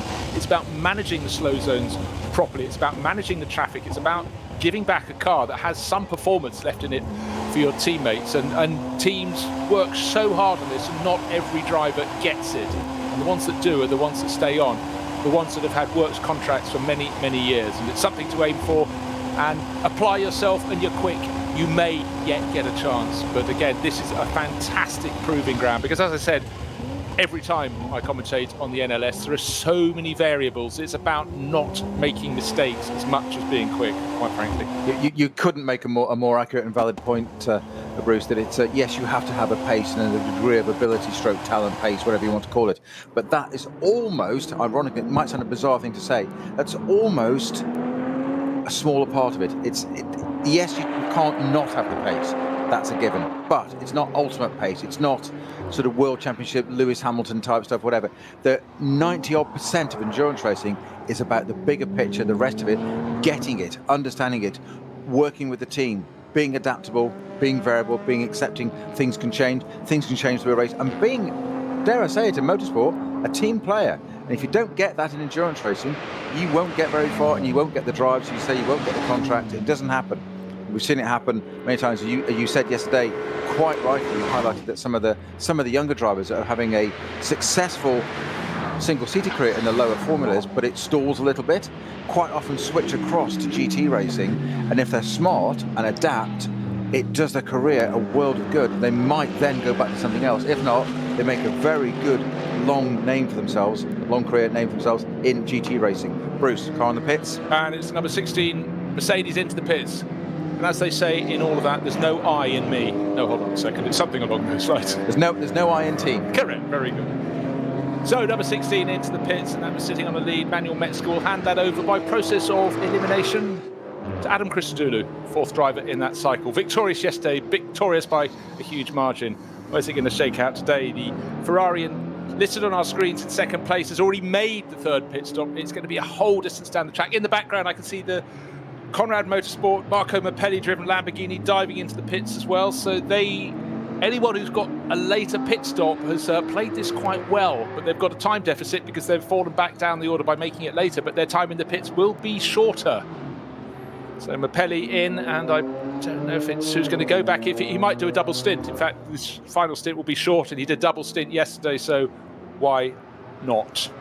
That's the Conrad Motorsport Lamborghini, missing from the opening round, but definitely here yesterday and today, and entertaining us royally. Well, it's made its mark, but it might have missed the first round, but it's made its mark and had a fantastic race yesterday, and it's not looking too shabby today either, I've got to say. But we're into our final round of pit stops, the last one. 23 laps completed. We've got our HRT Mercedes Metzer and Mappelli in the Lamborghini in the pits now. So technically on track, it's going to be the Grossman-driven 488 Ferrari on our timing screen. Of course, that's all got to shake out in a few minutes' time when it gets into the final bit and everybody settles down. We'll see what's running to the end. Valkenhorst Motorsport car, as said, it's always there or thereabouts, knocking on the door. It's had a very good run in the first race, winning it, in fact, finishing second on track, but winning the race outright. Bruce. So at a standstill, driver change being effective for the number 16 Mercedes that has been so dominant this year. Might be a slight glitch, but my timing screen says the car listed in fifth place has served 6 pit stops. I don't really feel that's been the case for the number 18 KCMG Porsche. Maybe they've added all the 3 from yesterday, so the fact it's up there in fifth at the moment. That will drop down the order, but it has been the car that's been showing well. Well, that's funny, because I did notice a little while ago, I'm talking within the last half hour, it had 4 pit stops, and like you, I thought it was erroneous, and I thought I won't mention it. The fact it's now jumped to 6 is kind of proving it even more that I don't think that one's quite accurate. No, one feels data entry error. Yes. If so, it's very impressive. That's more to the point, isn't it? If it has had 6 pit stops and it's still running fifth, that's pretty impressive. So that the pit lane far less busy at this stage in the race than it was a lap or so ago, but those that blink last, serve their final pit stops last, will they be going up towards the podium? Yesterday's dominant car, the number 16 Hout Racing Team Mercedes AMG, it's the one that's orange with the black flashes on it, the black colour markings. The sister car, the number 17 car, is dark red with black, and the third of the cars from the Hout Racing Team is the one in the Auto Arena livery, the black and white livery of Patrick Assenheimer, Dominic Baumann and Dirk Muller. That is in the mix as well, so you could call them greedy, but success is something all teams crave, and HRT are really, really making their mark. But those that pit last, will they be the ones with a smile on their face? Their rivals, including the Ferrari, blasting down the Dottinger Hoa through the dip, up towards the twisters, and then to the Tiergarten corners, desperate to get past the pit exit before the number 16 Mercedes emerges. Will it have done enough to do that? The Ferrari being fired around by Bjorn Grossman, but it looks as though they won't come out ahead. You've got the orange Mercedes exiting the pits and blasting down the straight, so about 10 seconds down is the Ferrari, so it could be right in the mix. Adam Christodoulou taking it to the finish. He got out behind that number 512 Renault Megane that pulled out of the pits ahead of it, and then clearly wouldn't be able to accelerate so hard down to turn 1. Couldn't be passed before the blend line. That's where you have to shed a few seconds, because you know if you go over the blend line, you're in trouble, you'll get a penalty, you've got to waste it. You just got to suck it up at that point. The number 2 Get Speed Performance Mercedes diving into turn 1, but at this point exiting the Mercedes arena, therefore some distance ahead is the number 16 Mercedes. Where is the Valkenhorst Motorsport BMW that's always been a feature? It looks so it's running in about 3rd place with the number 2 Mercedes in 4th, just trying to see if, no, 2 of the Audis are in between it, so maybe the Audis will have a smile on their face today. Will they take a 3rd and 4th place in this race? At the moment it's Mercedes from Ferrari, 2 Audis, BMW, and then the number 2 Mercedes. And then, for good measure, the BMW as well. So they've stayed right in the hunt. Yesterday, the winning margin was 34 seconds. It's not going to be that today. We could just be on for an epic conclusion to this race, though. These amount of cars all together, all those different strategies all falling out there, the order shaking out. In about 2 or 3 minutes' time, we're going to get a much better idea of how this is going to be. But this could be an absolute corker, potentially the most exciting end to one of our 3 races of the year so far. Oh yes, absolutely.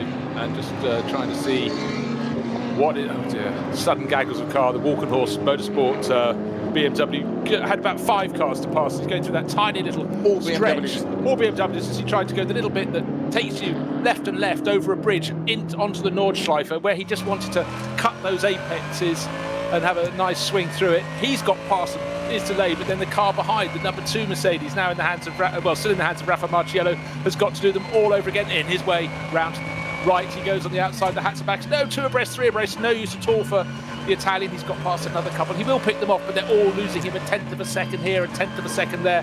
And this is the final run to the end of the race. He's got to get past them, and they can't get out of the way. He's lost 2 seconds, I reckon, through that sequence of corners. He's still got out the continuation of the twists that go out of Hatzenbach. He wanted to be close to the tail of the Walkenhorst Motorsport BMW. He's lucky to see it as they go towards the Flugplatz. It's gained about 2 to 3 seconds. Well, that really worked for the driver, for David Pittard there, trying to get away from Marciello, given a massive opportunity there. It's the way the cards fall, unfortunately. It's just how it was. That gaggle of BMWs there for them. I think there was a Clio in there as well on McGann. And it just didn't quite work out at the end. It's just the way the track laid out. It's just where they met their sequencing. The number 2 Mercedes just caught out there. Marciello just caught out. Wasn't the leading car of that bunch of got through. It was the second place car of that bunch of 5 he had to get through. That just, unfortunately, just held up a little bit on one corner, and you thought it was going to get out of the way, but it was a right-left, and he retook it and reclaimed his position for it. And as we said so many times, they've got their race to do as well, and it is always the rule of the racetrack. It's always the faster car responsibility to get around the slower car. So in some ways, stay where you are, stay online, do your thing. It's not necessarily the wrong thing to do, and it can be wrong hopping out of the way, but he didn't. He stayed where he was, and unfortunately, just from our point of view, as a car that's competing right at the front trying to go for position, it just looked like he held him up not once but 2 corners in a row. And you said it's not a 10th here and a 10th there. I reckon you're absolutely accurate, Bruce. 2 seconds just like that in 2 corners. But it's one of those stretches. You've just gone onto the Nordschleife, you're going through the Hatzenbachs, then by the time you got to Hocheichen, that's where it's almost the traffic density doubles. Of course, you're thinking, I've got the Kuttelbacher Höhe and I'm on the Flugplatz, a really fast section of the circuit. I've got to be able to see the car I'm chasing, and it just didn't work his way at all there. And this goes back to what we were saying yesterday about that you can't extol enough or explain enough the intricacies of this circuit. It's not like any other circuit. Not only is it 14 point something miles, 24 kilometers long, it's not just that, it's what it offers in terms of the way it flows. Some bits are really fast, some bits are technical, and you go to a circuit normally, as we say, we talk about a technical circuit, we talk about a fast circuit, whatever it may be. You get here, you've got everything, but it's changing within the lap. So your mindset as a driver is having to change. This bit works this way. How does my car work on this section?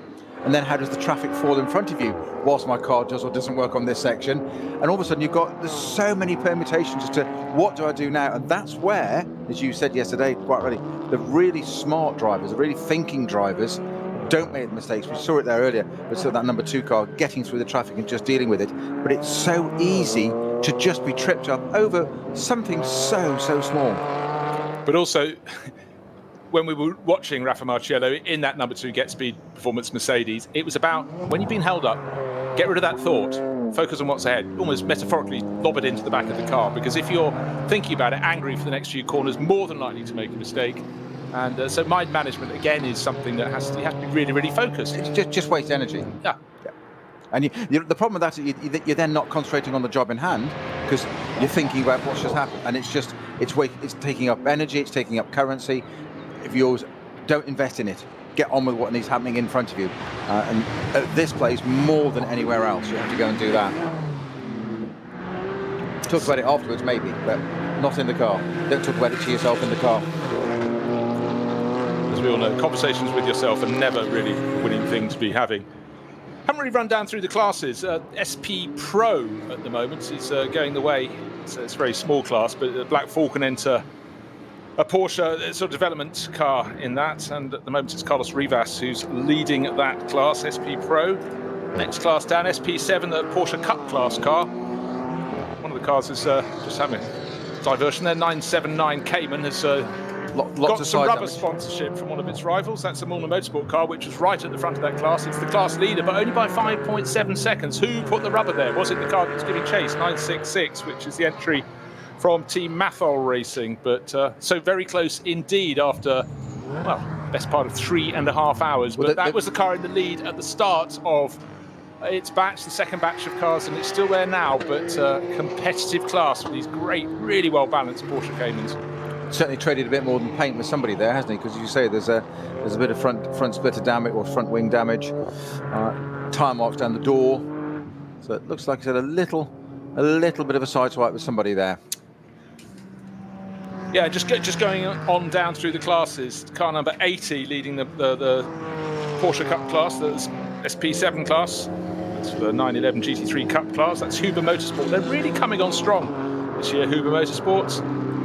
The SP10 class is led by Gabriele Piana, who flits between the classes. He's in a BMW M4 GT4. SP8T, Tristan Vidas, another Black Falcon car. That's, in this instance, not a Porsche, but a Mercedes. And SP3T, haven't talked about that too much. That's Bonk Motorsports. That's number 310, which is a great-looking Audi, bright green race livery. But I think we can safely answer our own question, who's leading the race? It's number 16. It's the HRT Mercedes. Who's in second place? It's the Ferrari. It's how they were in the opening stages of the race, first and second. Bouncing over the curves through the final sequence of corners, just over half an hour to go. Gap between Adam Christodoulou, race leader, and second place, Bjorn Grossman, just waiting for that to be clocked onto our screen. 3.2 seconds. Well. Now, who would have predicted that? You tried to, but I wouldn't have it. I wasn't even going to go there. I wasn't going to do that. Third place. Now you mention it. No, now you mention it. Delete that from the record. Right, Mirko Bortolotti, third place for an Audi. There's an Audi in fourth place. Mattia Druli, that's car number 29. Then Walkenhorst Motorsport, David Pittard, still the championship leader until the end of the race at least. He's fifth in car number 34. Rafa Marciello, not too far behind in sixth. He's another he's in fact 6 seconds down. There's far better lap. Well, of course, it was a far better lap for David Pittard. He gained 3 seconds because he didn't lose 3 seconds getting through the traffic, as we saw Marciello struggling to do at Hocheichen in particular. But for Christodoulou, just bear in mind, we've got half an hour to go precisely, and he's 3.2 seconds to good over Bjorn Grossman. And his tyres are a lap fresher than Grossman's. Am I right? Is that a lap fresher? 16? Yes, 1 lap fresher. So there you go. The shorter pit stop had a role to play as well.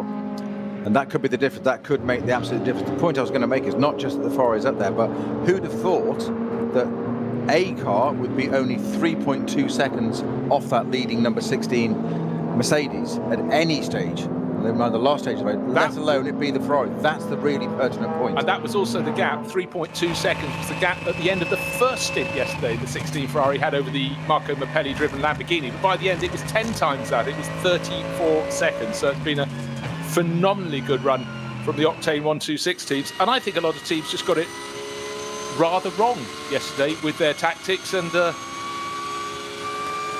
Hout Racing team got it very, very right. The others have adjusted their performance and their tactics, and they've got a whole lot closer today. But it's that 16 Mercedes still in front, and in its own way, that tells you the story of the season so far.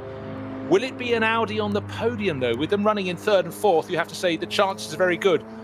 Next closest car is David Pittard. He's 4.6 seconds down on one, and just do some maths, about 6.5 seconds down on the other. So maybe Bortolotti will get the 32 to the podium, entered by the Audi Sport team, or maybe it'll be the 29 car, also entered by the Audi Sport team. So suddenly Audi nowhere yesterday, looking very good today. Best place Audi on the Saturday race was 12th place overall. Today, it's definitely coming their way. Well, David Pittard, as you say, I think you predicted a little bit earlier, and I think you could be absolutely spot on as ever, Bruce, that it might get onto the podium. He's fifth at the moment, you're saying, so a little bit down, 4 seconds off one car, 1.9 off the other. I think he will probably be fourth, but I think he'll have to have his work cut out to get that car onto the podium. We could well see an Audi on the podium, so it could be Mercedes, Ferrari, Audi, but more to the point that not just having an Audi on the podium, but at the moment as it stands, a Ferrari on the podium, and it's only 3.2 seconds, but that Mercedes at the front has got 1 lap fresher tyres, and that could be absolutely crucial in what is still 27 minutes of racing to go. It might only be a handful of laps, but it's still half an hour of racing. What we've got to check is exactly when it crosses the race leading car crosses the start finish line, and therefore we can work out how much time we have left. We're talking about maybe having an Audi on the podium. We might have two Porsches in the gravel, because the Fulcrum Motorsport Porsches are fighting hand to tooth. And it's Peter Dumbreck trying to keep his number 4 entry ahead of the number 3 of Thomas Preining. Number 3, of course, Preining's car had an impromptu barbecue as it came into the pit lane yesterday. Today running very well indeed. The sister car also had a few little mechanical problems yesterday, but they're going well. But unfortunately for them, they're fighting for 16th place.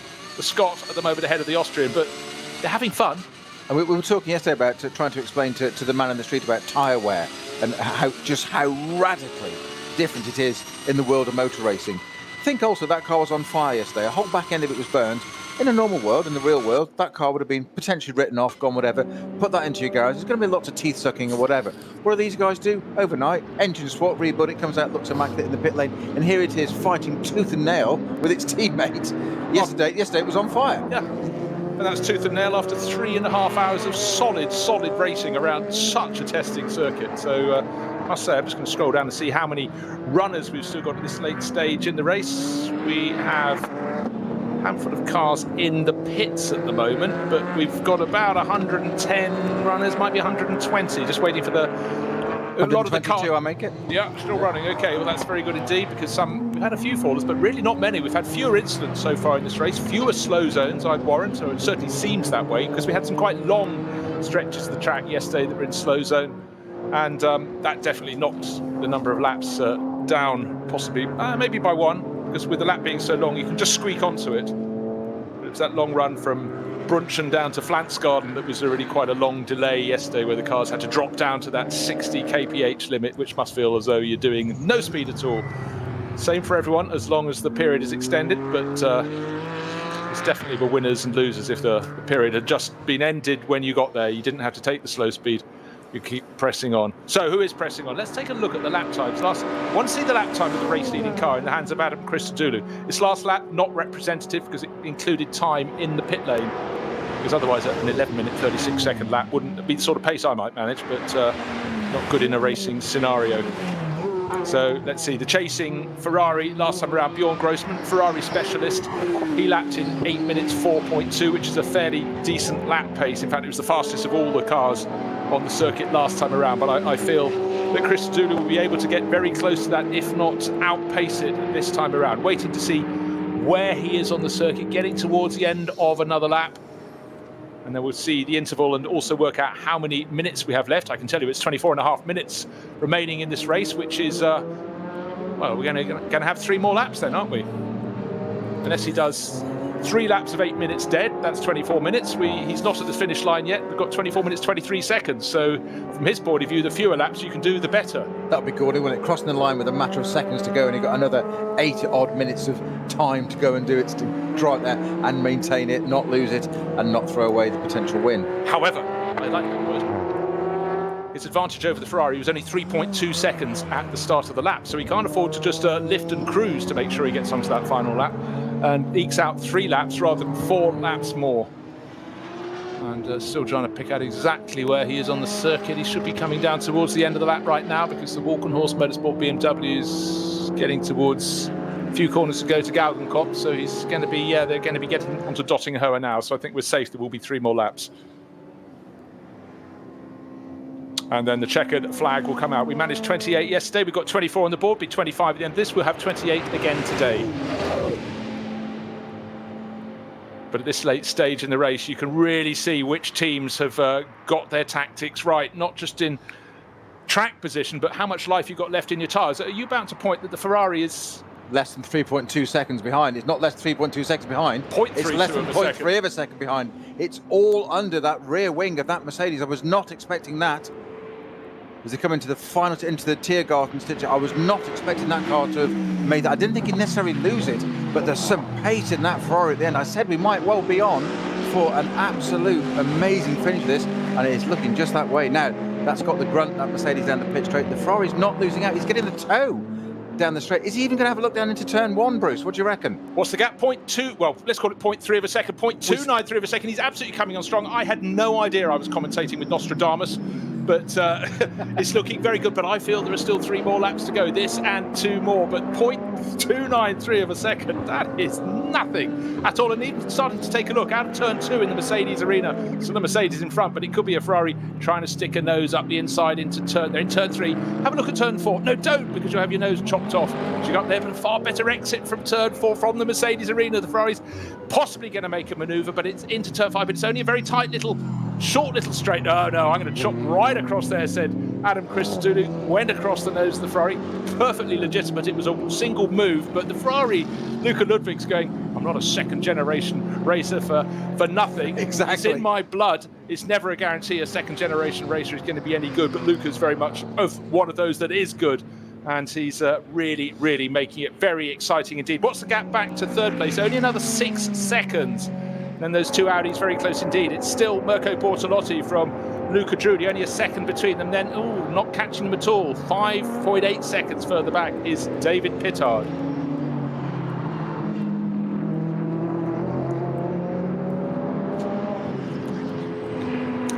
So getting into the final stages of this race, and it's getting very, very exciting indeed. Leading group gets back onto the Nordschleife. How are they going to come off it? Is it going to be the Mercedes in front, or is it going to be the Ferrari that will make Peter Snowden alongside me get off his chair? I'll run around the room, I'm sure. So we're going to keep our eyes on that. It really, really has been a fantastic race. And again, it's the effect you cannot predict unless you can take every sector of this 4-sector race apart and analyse exactly the ramifications of one bit fitting together with another. All down to the fact, yes, you can factor in tyre life and how much is kept, but you can also, how long is the pit stop going to be? There is a variable time in the pits at a standstill. Very few other championships use something like this. It's complicated to get your head round, but it just adds this extra layer of excitement. You almost want to put the race into slow motion so you can analyse it fully and gauge exactly how long each pit stop will be. But the general hunch is every time the 16 Mercedes has been on the track, it has got the tactics right. This weekend has been a masterclass, but not enough of a masterclass, because Octane 126 with the 26 Ferrari, with Luca Ludwig, the fastest of its drivers in that class, is right on its tail. And this is building to a crescendo, Peter. I cannot wait to see what happens. Alles begann mit 2 Freunden und einer Vision. Unsere Initialen stehen für Qualität und Fortschritt. Wir schaffen den Technologietransfer von der Rennstrecke auf die Straße. Wir fertigen Gewindefahrwerke, Sportfedersätze, Stabilisatoren, Distanzscheiben und Gewindefedern. Zu 100% in Deutschland. Wir arbeiten mit Herzblut und Hingabe für diesen einen Moment. Wir sind Motorsport. Wir sind H&R.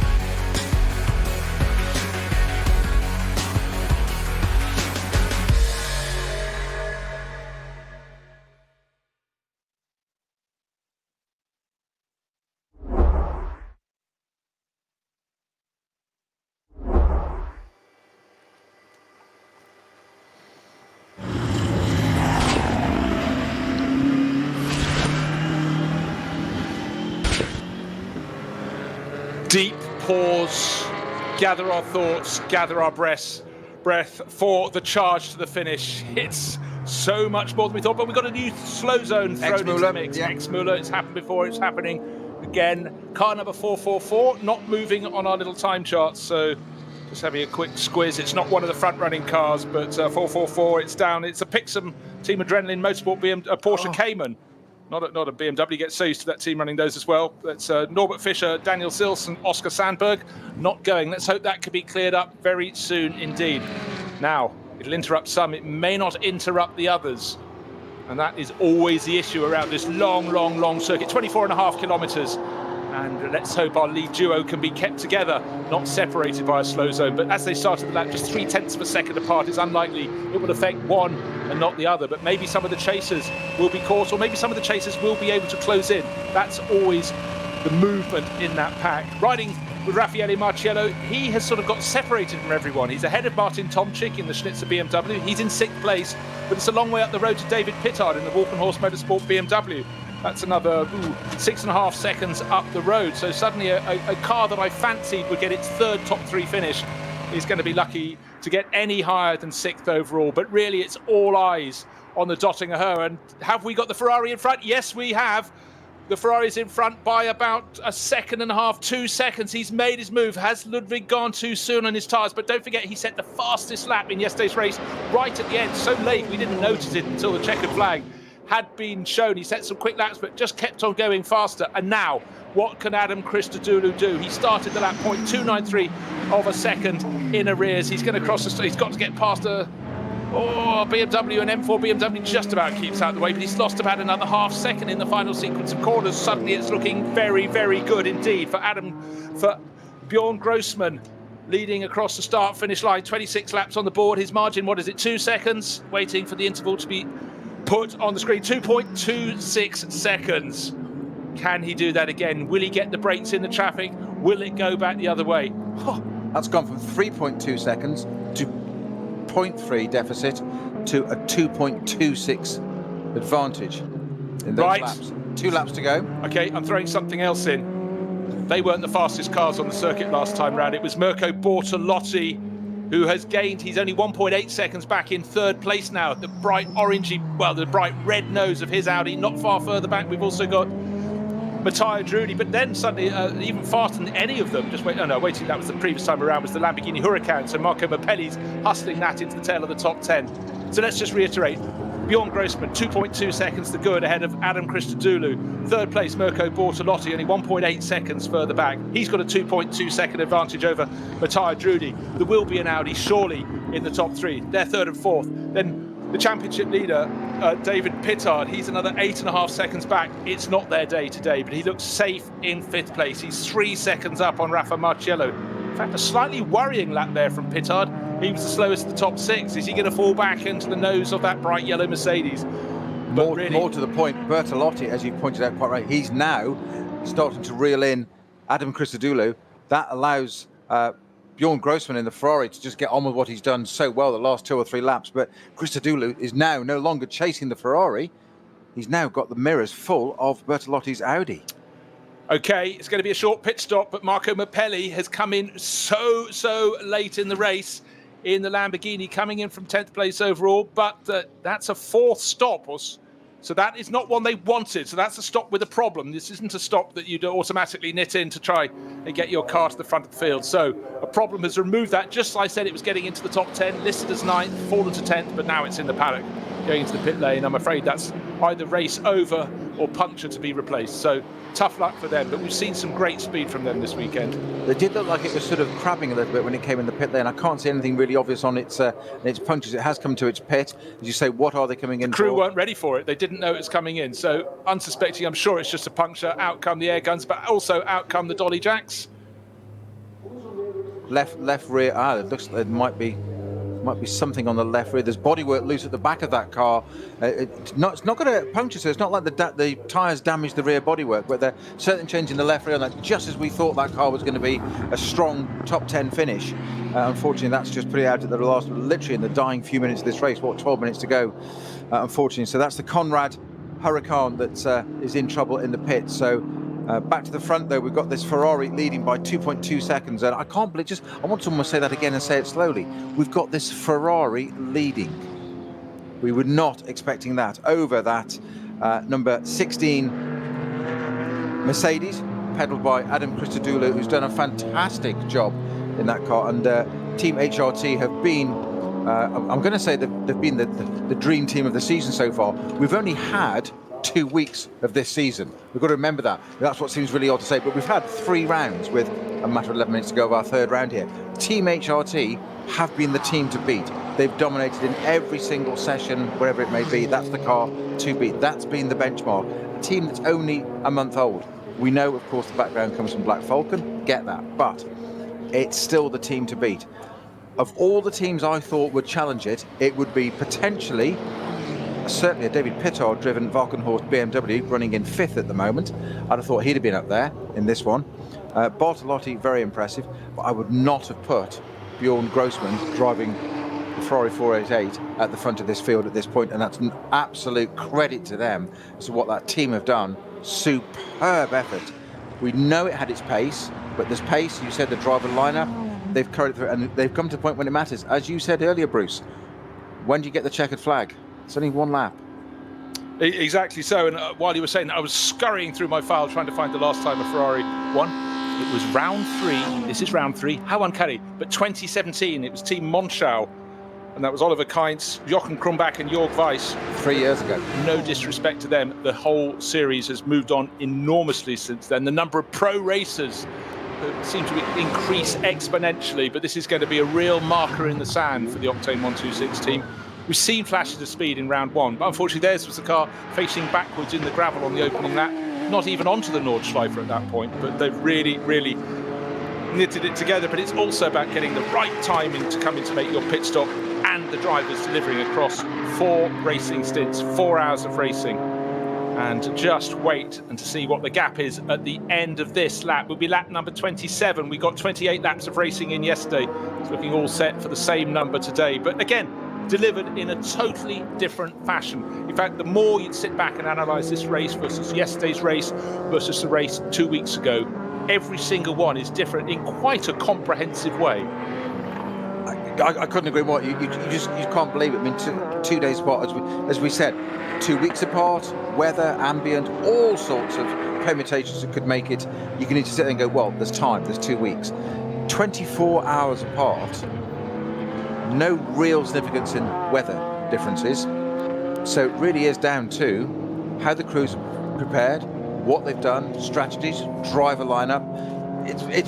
You're not going to get much more, parting it morning and afternoon. We couldn't do 8 hours racing in one day anyway. You're not going to get much more of a back-to-back comparison of a 4-hour race than 24 hours apart. Weather exactly the same, perhaps slightly warmer today. I haven't got an ambient temperature, but I bet it's a couple of degrees, not much in it. But 2 totally different races. And also, every time a team comes in and does something like the Hout Racing team did yesterday, the other teams, it forces them to think, it forces them to do something different. Some will have got it right, some will have got it wrong. Certainly getting it right in the SP7 class, that's the class for the Porsche 911 GT3 Cup cars, is the 62 crew. That's the H&R Spezialfedern crew, Marcel Hopper, Moritz Krantz and Peter Terting. They were running second for a while, but they're ahead of the number 80 crew from Huber Motorsport now, so that's swung around. With 8 minutes remaining, it's looking good. Not so good for Huber. They took victory in the class yesterday, not happening today, but again, right in the mix. But for Peter Terting in particular, that's another strong run in the Porsche Cup class. So, just waiting to get the final lap underway, and because there are only 7.5 minutes on the clock and the fastest lap of the race, just a whisker under 8 minutes, it means that when the leading car crosses the start-finish line, it'll next cross the start-finish line when it's the finish line, because it's the end of the race. 2.26 seconds. Remember that was 2.226 last time they crossed the start-finish line. The Ferrari having just got ahead of the Mercedes. But you know what? The Mercedes is suddenly getting back under the rear wing, getting a tow as they go through back markers from the Duttinger Hoa up the rise. There's only half a second between them. There's a bit of a drag being got there by the Mercedes. It's catching a drag, but those intervening cars broke the drag, which just gives a bit of breathing space. if it was this close next time around, it would be extraordinary. It's less of a gap than last time around. Don't forget the Mercedes was impeded through the final sequence of corners. So for Peter wearing his I Love Ferrari t-shirt, he's going to have to take that off before the end of the race. It looks like a Merc could be coming. And don't forget, they've got the punch out of that final corner. But this isn't the final lap. This is the penultimate lap. Now we're on the final lap. The gap between first and second is, under a second, 0.84 of a second. And the Audi's behind are super, super close. So we're going to have a change. It's going to be Bortolotti, head of Drudy. It is still, but by the smallest of margins. That's another 0.6 of a second between them as they dive down into turn one. You have to go back now another 5 seconds back to David Pittard. 5th place looks as high as Walker Horse Motorsport can manage today. 6th place for Raffi Marciello in the number 2 Mercedes. Boy, oh boy, yesterday's winning margin was 34 seconds. Today, the top, I'm waiting for the 8th place car to come through. Number 17 HRT car, when that comes through, that's probably within 34 seconds. Well, certainly the first 7 cars by less than the margin between first and second yesterday. And Adam Christodoulou, this is why he goes racing, jinking one way, jinking the other, almost getting his nose up inside the Ferrari. Haven't got out of the Grand Prix loop yet. They turn to the right, down into drop, nose to tail. The Ferrari neat and tidy, running over the curbing on the outside into the compression. Now they're going to fire up to the Vidal chicane. And if you want to do your passing, do it before you get on the Nordschleife. Can it be done up into the chicane? No, Luca Ludwig's wide. He's got the inside line covered very, very well indeed. Christodoulou has to ride the curves, trying to keep it neat and tidy. Surely can't put his nose up before they go onto the Nordschleife. But what is half a car length between them as they turn left over the brow and left all over again? Not even is this a one-lap race? Not even half. What a pressure cooking situation for both of them actually. But for Bjorn Grossman in that Ferrari heading there, holding out that Mercedes, that huge grille filling the back of his car for him there, his mirrors, trying to get past it. They're onto the Nordschleife now. As you said, it looked like the Mercedes really had to get that done if he could possibly on the Grand Prix circuit. He wasn't quite able to do it. It wasn't for the lack of trying though, Bruce. He was all over it, both beautifully driven. Bjorn Grossman placing the Ferrari absolutely perfectly, not running wide. So simple just to run a little bit wide over a curb, have a little tiny twitch under that pressure, because you're busy watching the car behind, not watching where you're going. Thing to do, try and shut it out. But you can't shut it out because he could be down the inside. And we saw at the bottom end before the Vidal chicane there, the Mercedes nearly touching. Never for a moment was it going to happen. They're too professional. But you couldn't get more closer. Talk about applying pressure to that Ferrari in front. Just took a look at the lap times. The race-leading Ferrari, 8 minutes 2.4, 8 minute 1.0. That is the advantage of a tow up the Dottinger Hoa. But then I went back and I said that David Pittard's completely out of it. He was near no one for a tow. He did 8 minutes flat on that lap. He's in 5th place. He's got to gain, 5 seconds to go up to 4th. But that was interesting. There was still life in that BMW from Valkenhorst at the end of the race, because this is the final lap. 4 hours of racing, very nearly completed. And for a lot of the teams, they'll be going, but I was near the pace yesterday, but I'm nowhere near it today. It's a moving target in the NLS. If you don't think... And they say a week's a long time in politics. A day is a very long time around the Nürburgring, clearly. Changes it all incredibly. The number crunching that is going to go on when the teams go away, go back to their bases. A lot of them just across the main road in Moispath. They're going to have to number crunch this because, as I said, each of the first 3 rounds, wholly different, but how some teams gained relative performance, the extent they did in the course of a day, is extraordinary, and how they've done it across the space of, as you say, 3 races in 15 days. The opening 3 rounds, the 2020 NLS delayed, of course, for the obvious reason of the global pandemic, but some teams have really thought very, very well on their feet. Be no disgrace if the Ferrari does get past. It would be an amazing story if Luca Ludwig is not in the car. It's Bjorn Grossman for this final stint, can hang on. But, dearie me. Yesterday was a game of chess. Today is a game of... pressure. It's wrestling, isn't it? It's just... Yeah. It's bare knuckle fighting. Yeah. Really. Such interesting lap times. And for all the drivers now, those running in pairs, let's not overlook the fact the third place battle between the best of the Audis is very, very close indeed. 0.6 of a second between the Bortolotti holding off his fellow Italian, the 2 Audi Sport team entries. It's 32 ahead of 29 at the moment, but Drudy got a very good tow up Dottinger Hoa last time around. And don't forget, you might shape up to get another manoeuvre, but you could be influenced enormously by a gaggle of slower cars as you approach the kink and then Tiergarten. If they're in the way, can't get out of the way, it could provide a possibility, but equally it could scupper all your hopes.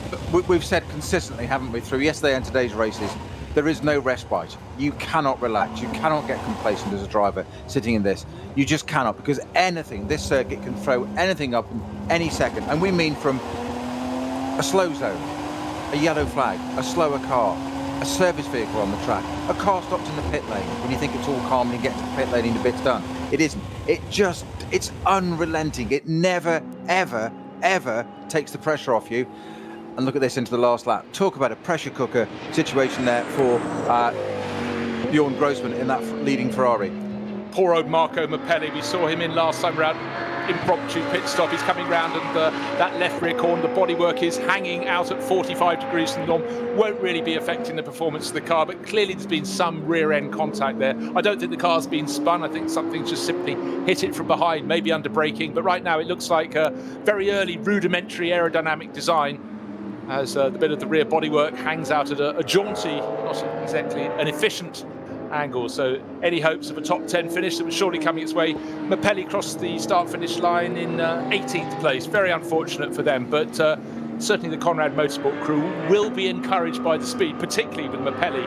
Now they've brought him on board to propel that car up the order. They've just got to line it up. We've seen it being quick over recent seasons, but doesn't always get the results its performance deserves. But maybe if Mappelli's become a permanent part of the crew, greater things can be expected. But really right now he's become a side act in what is the overall show. The overall show hasn't long to go. We've got 15 seconds till the 4 hours are up. So when the race leader comes around, will it be the Ferrari with Bjorn Grossman, or will Adam Christodoulou have used a toe and got past up the Dottinger? Bortolotti's too far back to get in the top two. Among the top two, he's another 6 seconds further back. But it's just simply mesmeric, this race. The statisticians, the people who like to put things apart, they'll be entertained all week as they number crunch. But those of us that like the more visceral element of just seeing cars really racing each other on an absolutely sensational circuit, I think we've had a fairly good day, don't you? Exactly what I was just going to say. Is it really doesn't matter which one of those two wins it now, because either deserve it. It would be a great little story for the Ferrari, because HRT have just done so well, but it'd be great to see the Ferrari do that. But it is phenomenal. These two, either of them deserve it, as we're coming probably towards the end of this lap now. Oh, who's it going to be? The nose is black. It's a Ferrari, and the gap has gone out again. There are back markers between them. They have been passed, but it's surely going to be Ferrari's day. But there's a slow-moving BMW at the left-hand side, the right-hand side of the circuit from the driver's point of view. That narrows it when they get to the kink. Surely this is Ferrari's day. No toe from that BMW. It's all but stopped, but it's a gap of about 1.5 seconds as they get to the kink before they can finally come up the rise and see the T-guard too far back, surely for Christodoulou to make a move. So it's Ferrari's day, the first time for 3 years. What an accolade. And suddenly the slower Hyundai forces the Ferrari to lift, to go around the outside of the final corner. Peter Snowden put his head in his hands. It's going to be 1 second between first and second, but importantly for Octane 126, it's their day. The checkered flag is waved. What a day. Yesterday, the car that came home second today took victory by 34 seconds. Today, it loses out by 0.84 of a second. Wow. Indeed, that was my word. At the end of the race, trying to get some voice. And in behind, we've got very, very close racing action, just trying to see the number 2. Gets me. Mercedes, is it about to make a place change? Hold on a second. Across the finishing line, Bortolotti. Suddenly the Drudy Audi went backwards. That was running in fourth place. Bortolotti safe in third. Pittard elevated to fourth. Marcello to fifth. And right at the line, Drudy falling back. But applause all around. What a run there from Bjorn Grossman. Not just to get close to the 16 Mercedes, but to pass it, to have it go back in front of him, to pass it again and then resist that pressure. Wow, oh wow. What a fantastic last lap of a 4-hour race from both of those guys, actually, to put that pressure in the Grand Prix. Luke, you put the pressure on. Well, we may actually have some more place changing into the final sequence of corners. You've got 2 Phoenix Racing Audis, the number 6 Mercedes right between them. Porsche came and keeps out of the way. Oh, the tail nearly came round on the number 15 Audi. It might be for outside the top 10. Beretta nearly dropped it. Mercedes has huge grunt, but right now I'm afraid there will be no place change. Muller couldn't quite get past Richard Westbrook, who earned his money by holding on the front end of the yellow Audi, not as it left the showroom. There's been body contact, I'd suggest, probably in the last half of a lap. but even those at the tail end of the top 10 fighting to the very finish line. A very different race to yesterday, and real credit to all the drivers involved. Today was just an enthralling event. The statisticians and tacticians will have loved it, but those that just simply like close, tight racing had more than enough meat in their sandwich. It was excellent day's racing, and one really will have to sit back and analyse what happened further down the order, why cars that ran in the top 10 were no longer there at the end. So much to watch. Sit back. I'm going to have to lie down in a dark room for a while after that, I think. Of the excitement of those 2 days. There's never a dull race at the Nürburgring. It just doesn't happen. Something will throw into the mix, as you say, quite often the weather. But that was just incredible. Just wow. Just extraordinary closing stages. That I'd said about 40 minutes off the end of the race, I thought we might be on for an absolute humdinger there, and there was a little bit of hope in that as well. I didn't think it would be anything quite. It exceeded all expectations of my thoughts of this could be quite a close finish, Bruce. A bit more than a close finish. Well, we knew things were going differently to yesterday, but the fact of the matter, when you suddenly see two cars from top teams, Rover Racing's BMW and Manthey Racing, coming across the finish line, also rans in 13th and 14th. That lets you know how much this championship, the NLS, has moved on and on. Falcon Motorsport, they will come home 15th and 16th. Peter Dunbrek will just, I think, hold off Thomas Preining. But again, they are a team that have won year in, year out in what was the VLN. But the NLS, it's like the pencil has been sharpened and it's got a really, really sharp nib right now. It is exquisite racing, and the standard just keeps on rising big time. If your team tactician hasn't got his facts right, hasn't adapted to the changing ways of breaking a 4-hour race down to get a competitive lap time or a competitive format for your race, however good your drivers are, you are nowhere. So lateral thinking, it can be done. We've mentioned this time and time again in the last 2 days, the 8 hours of racing, that statisticians, team crews, scratching their head, thinking differently, all the lengths they go to, the effort they put in to make it possible. We thought at one point that Team HRT couldn't be beaten on track. Yesterday they won the first, they missed the first race, admittedly they were fifth out of pit lane penalty. They won the second race, 34 seconds they won it by. Ferrari came back today and beat them fair and square, all hands down, all even, on track, by 0.7 of a second after 28 laps around the Nordschleife. 4 hours of racing, and it comes down to 0.7 of a second. HRT can be beaten on the track, which means we're going to have an absolutely cracking season ahead of us, Bruce. It's fun. I would not have predicted this yesterday. I'd have predicted a good race, not one of this. It's like somebody's just dipped into the raffle bucket and said, right, go on, let's have that one. Have that one. You're at the front. There you go. I'm beyond words. I'm amazed, absolutely amazed at that Octane 126 Ferrari's performance. And you know what? We haven't even pressed the weather option button as yet. It will come in some of the remaining rounds. So we had 2 days on dry circuits, bar the formation lap yesterday, and I defy anybody, even if they're a team that regularly wins, not to think this thing is moving forward. But a Ferrari in the mix? Who knew? We knew it was fast, but I said before the race, is it speed over individual laps, or can they knit it together? But the Octane 126 crew running up to beneath the podium to wait for Bjorn Grossman to get out of the cut, social distancing, good, well, nicely spaced apart, and huge delight. And you know, at any level of racing, the emotion when someone produces a result that wasn't necessarily expected and truly delivers for the team, all face marks up, that's good to see. They've read the rule book. Yeah, social distancing slightly out of the window there, but in terms of face masks, they've read the rule book. That's fine. But it's you say, come on, the emotion has got to take over at that point, as you say, when you deliver a performance like that. How can you not go and hug one another in that team? That is what it's all about. Absolutely fantastic result to see there. Incredible, and just cannot take enough hats off to that team.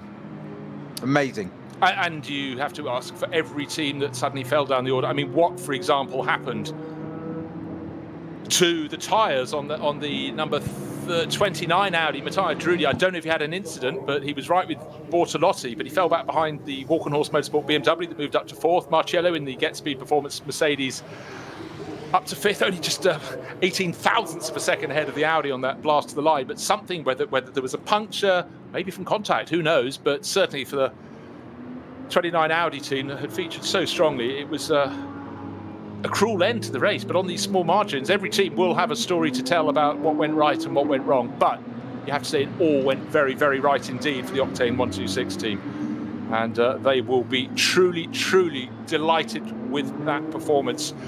Bit of housework time. Francois Perrodo brought the number 8 Mercedes Forget Speed Performance to victory in the Pro-Am class, sharing with Manu Collard. That was in 17th place overall. The SP9 Am class, Arno Klaassen took the finish for the number 50 entry. So it wasn't Huber today. It was the rival team, Team Equipe Vitesse, with their Audi, shared with Michael Heinrich and Rudy Adams. Be delighted there.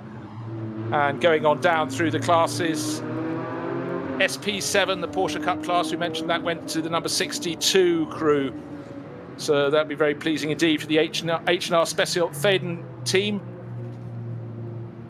SP10, that's for the MGT4 class cars. It's 192 that takes the victory in that class. It's Hoffer racing by Bonk Motorsport. Michael Schrei, Michael Fischer and Gabriele Piana took the victory at the end of that class. SP3T always look down to, well, let's look to Cup 3, because in the end it was 979 winning the Porsche Cayman class. Cup 3 class, Mühlner Motorsport, Thorsten Jung, Moritz Krantz, who brought it to the finish, and Peter Turting. SP3T, 806 was the winning number. The winning raffle ticket was drawn from the bucket and handed to the 806 team. And that was Matilda Racing. They were the Seat Leon Cupra that stuck to the tail of those 5 Caymans at the start of the race and stayed there as much as they could. Heiko Hammel and Matthias Vassel. But today, really, the talking point is mighty HRT, the team that rose to the zenith, has been chopped back down by under a second. But it's not any team that did it. It was a Ferrari team. The first Ferrari win here for 3 years. This time around, it was the Octane 126 team that will have the biggest smile on its face. The drivers, Bjorn Grossman, who brought it home, Simon Trummer, Jonathan Hershey, and Luca Ludwig. What a great job they all did. Didn't they just...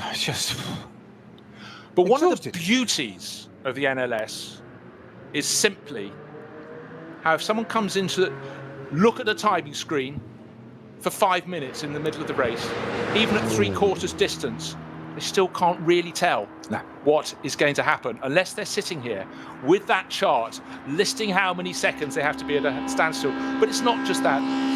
Yes, if you pit a lap later than everyone else, you're going to be 20 seconds less at a pit stop. But 24.5 kilometers with tyres not wanting to stay in your car anymore, just turn to lumps of rock, you can shed so much time. It's about calling it right, how to keep a sweet spot in your car. And then the drivers have to deliver. But it really, this season, it's proving the point. You have to get the right race tactics in here. Engineers should not be buying the drinks. They should be bought the drinks after a race if your engineer has got it right. Not everyone did today, but for Octane 126, this is their day of days. And whether they build from here, we do not know, but they clearly changed their tactics. Yesterday, they finished at the tail of the top 10. I seem to recall it was in 9th place. A quick look at the screens. So it was. But at the end of the race, yesterday they were 1 minute, 21 seconds in the rear. Today, they were 1 second in front. What a vital second that was. Well, 2.5 seconds in front is the point of what they've improved. It's quite incredible. And the thing is, 2 weekends' time, beginning of August, we've got the next round, NLS 4. It could be completely different again. And that doesn't take away from anybody's effort and achievements that we've just seen this race. Is some of it's still going on because the next category of cars are still finishing. And we're just talking about the top cars. Not taking anything away from their efforts and thinking and strategy. But 2 weeks' time, could be totally different again. And as you said, we still haven't had that one other little thing thrown into the mix yet. Weather. We've got another element, not just the weather, it could be 5 degrees warmer. And that could really stop people doing 8 lap. And we did see some 9 lap stints today. Yeah, tyres unable to cope with that, not able to do it. So that could change it completely. So what can play to one team's advantage at a point and how that car works? How can you get 2 totally different cars? Look at those 2 cars at the first and second there. We haven't commented on this. We talked about strategy, driver lineup and whatever. Mercedes, big, heavy front engine car, as we've said, grunt. Ferrari, exquisite Italian, sweet handling, mid-engine car. Totally different layout, totally different type of car. And yet, 4 hours of racing, 0.7 of a second apart. How many variables are there in this? How many permutations? But they did it. Absolutely incredible result for both of them, actually. It's extraordinary. As I said, going on to that last lap, it almost didn't matter which one came out on top as long as they had a good, clean race out of it, because they both deserved it. And that is incredible after 4 hours of racing. And that's what we love. That's what you and I, people got petrol through our veins. That's what we want to see. You know, a lot of sports, you want the result to be completely obvious, i.e. I watched it, I understand it. This takes a bit more explaining, but I think this is one of those rare sports where that's good. You know, if you looked at cricket and didn't understand why one team in a rained-off match was suddenly given victory despite having scored fewer runs than the others, I still don't understand that. I was going to say, I still don't care. Yeah. But in motor racing, I very much care, and I like the fact that it's not just the drivers who have a role to play in the race. And, of course, there are ifs, buts and maybes, but there is no doubting that was a tip-top performance from the Octane 126 team. And you'd certainly say they've earned their spurs today. Can they repeat it next time we go racing in August? Well, we'll find out. But from 9th yesterday, 24 hours later, they're first. And they've toppled the team that really was setting the pace in this championship. So that is a turn up for the books. And the extraordinary thing about that is, and it just validates exactly what you've just said about having to explain this, is you know that next time out, could they possibly do it? Yes, of course they could. We also know, because of the way this works, it could be the complete opposite. It might be somebody totally different that, we weren't expecting or don't predict. We might not even predict it after qualifying, when we're sitting here on the 1st of August saying, right, here's the qualifying, look at that. That Ferrari was third, it's this, it's that, so and so, one last time. We do all that, and all of a sudden, something else pops up. But you won't know for at least 3 hours of that race what it might look out to be. And I think we were 3 hours 15 into this one before I even said to you, didn't I, that, Bruce, we could be on for a humdinger of result here. And that was the inklings of this might just pan out. And boy, did it pan out. You could say that the first two cars into the opening corner 4 hours ago were the first two cars at the end of the race, but there were so many twists in the tail. The Ferrari, we thought, yes, it was quick yesterday, but it only finished 9th. Qualified well today, that would give it a bit of a chance, but I didn't think it was going to give it a leg up. The 16 Mercedes, for the second day running, controlled proceedings, but as the proceedings went on, the Audi, they suddenly thought, hold on, he should have dropped away by now. That crew should have dropped away, but with Luca Ludwig in the penultimate stint, and then Bjorn Grossman taking it to the finish. Not just taking it to the finish, fighting with the number 16 car, overtaking it, getting behind again, overtaking it again, and staying there.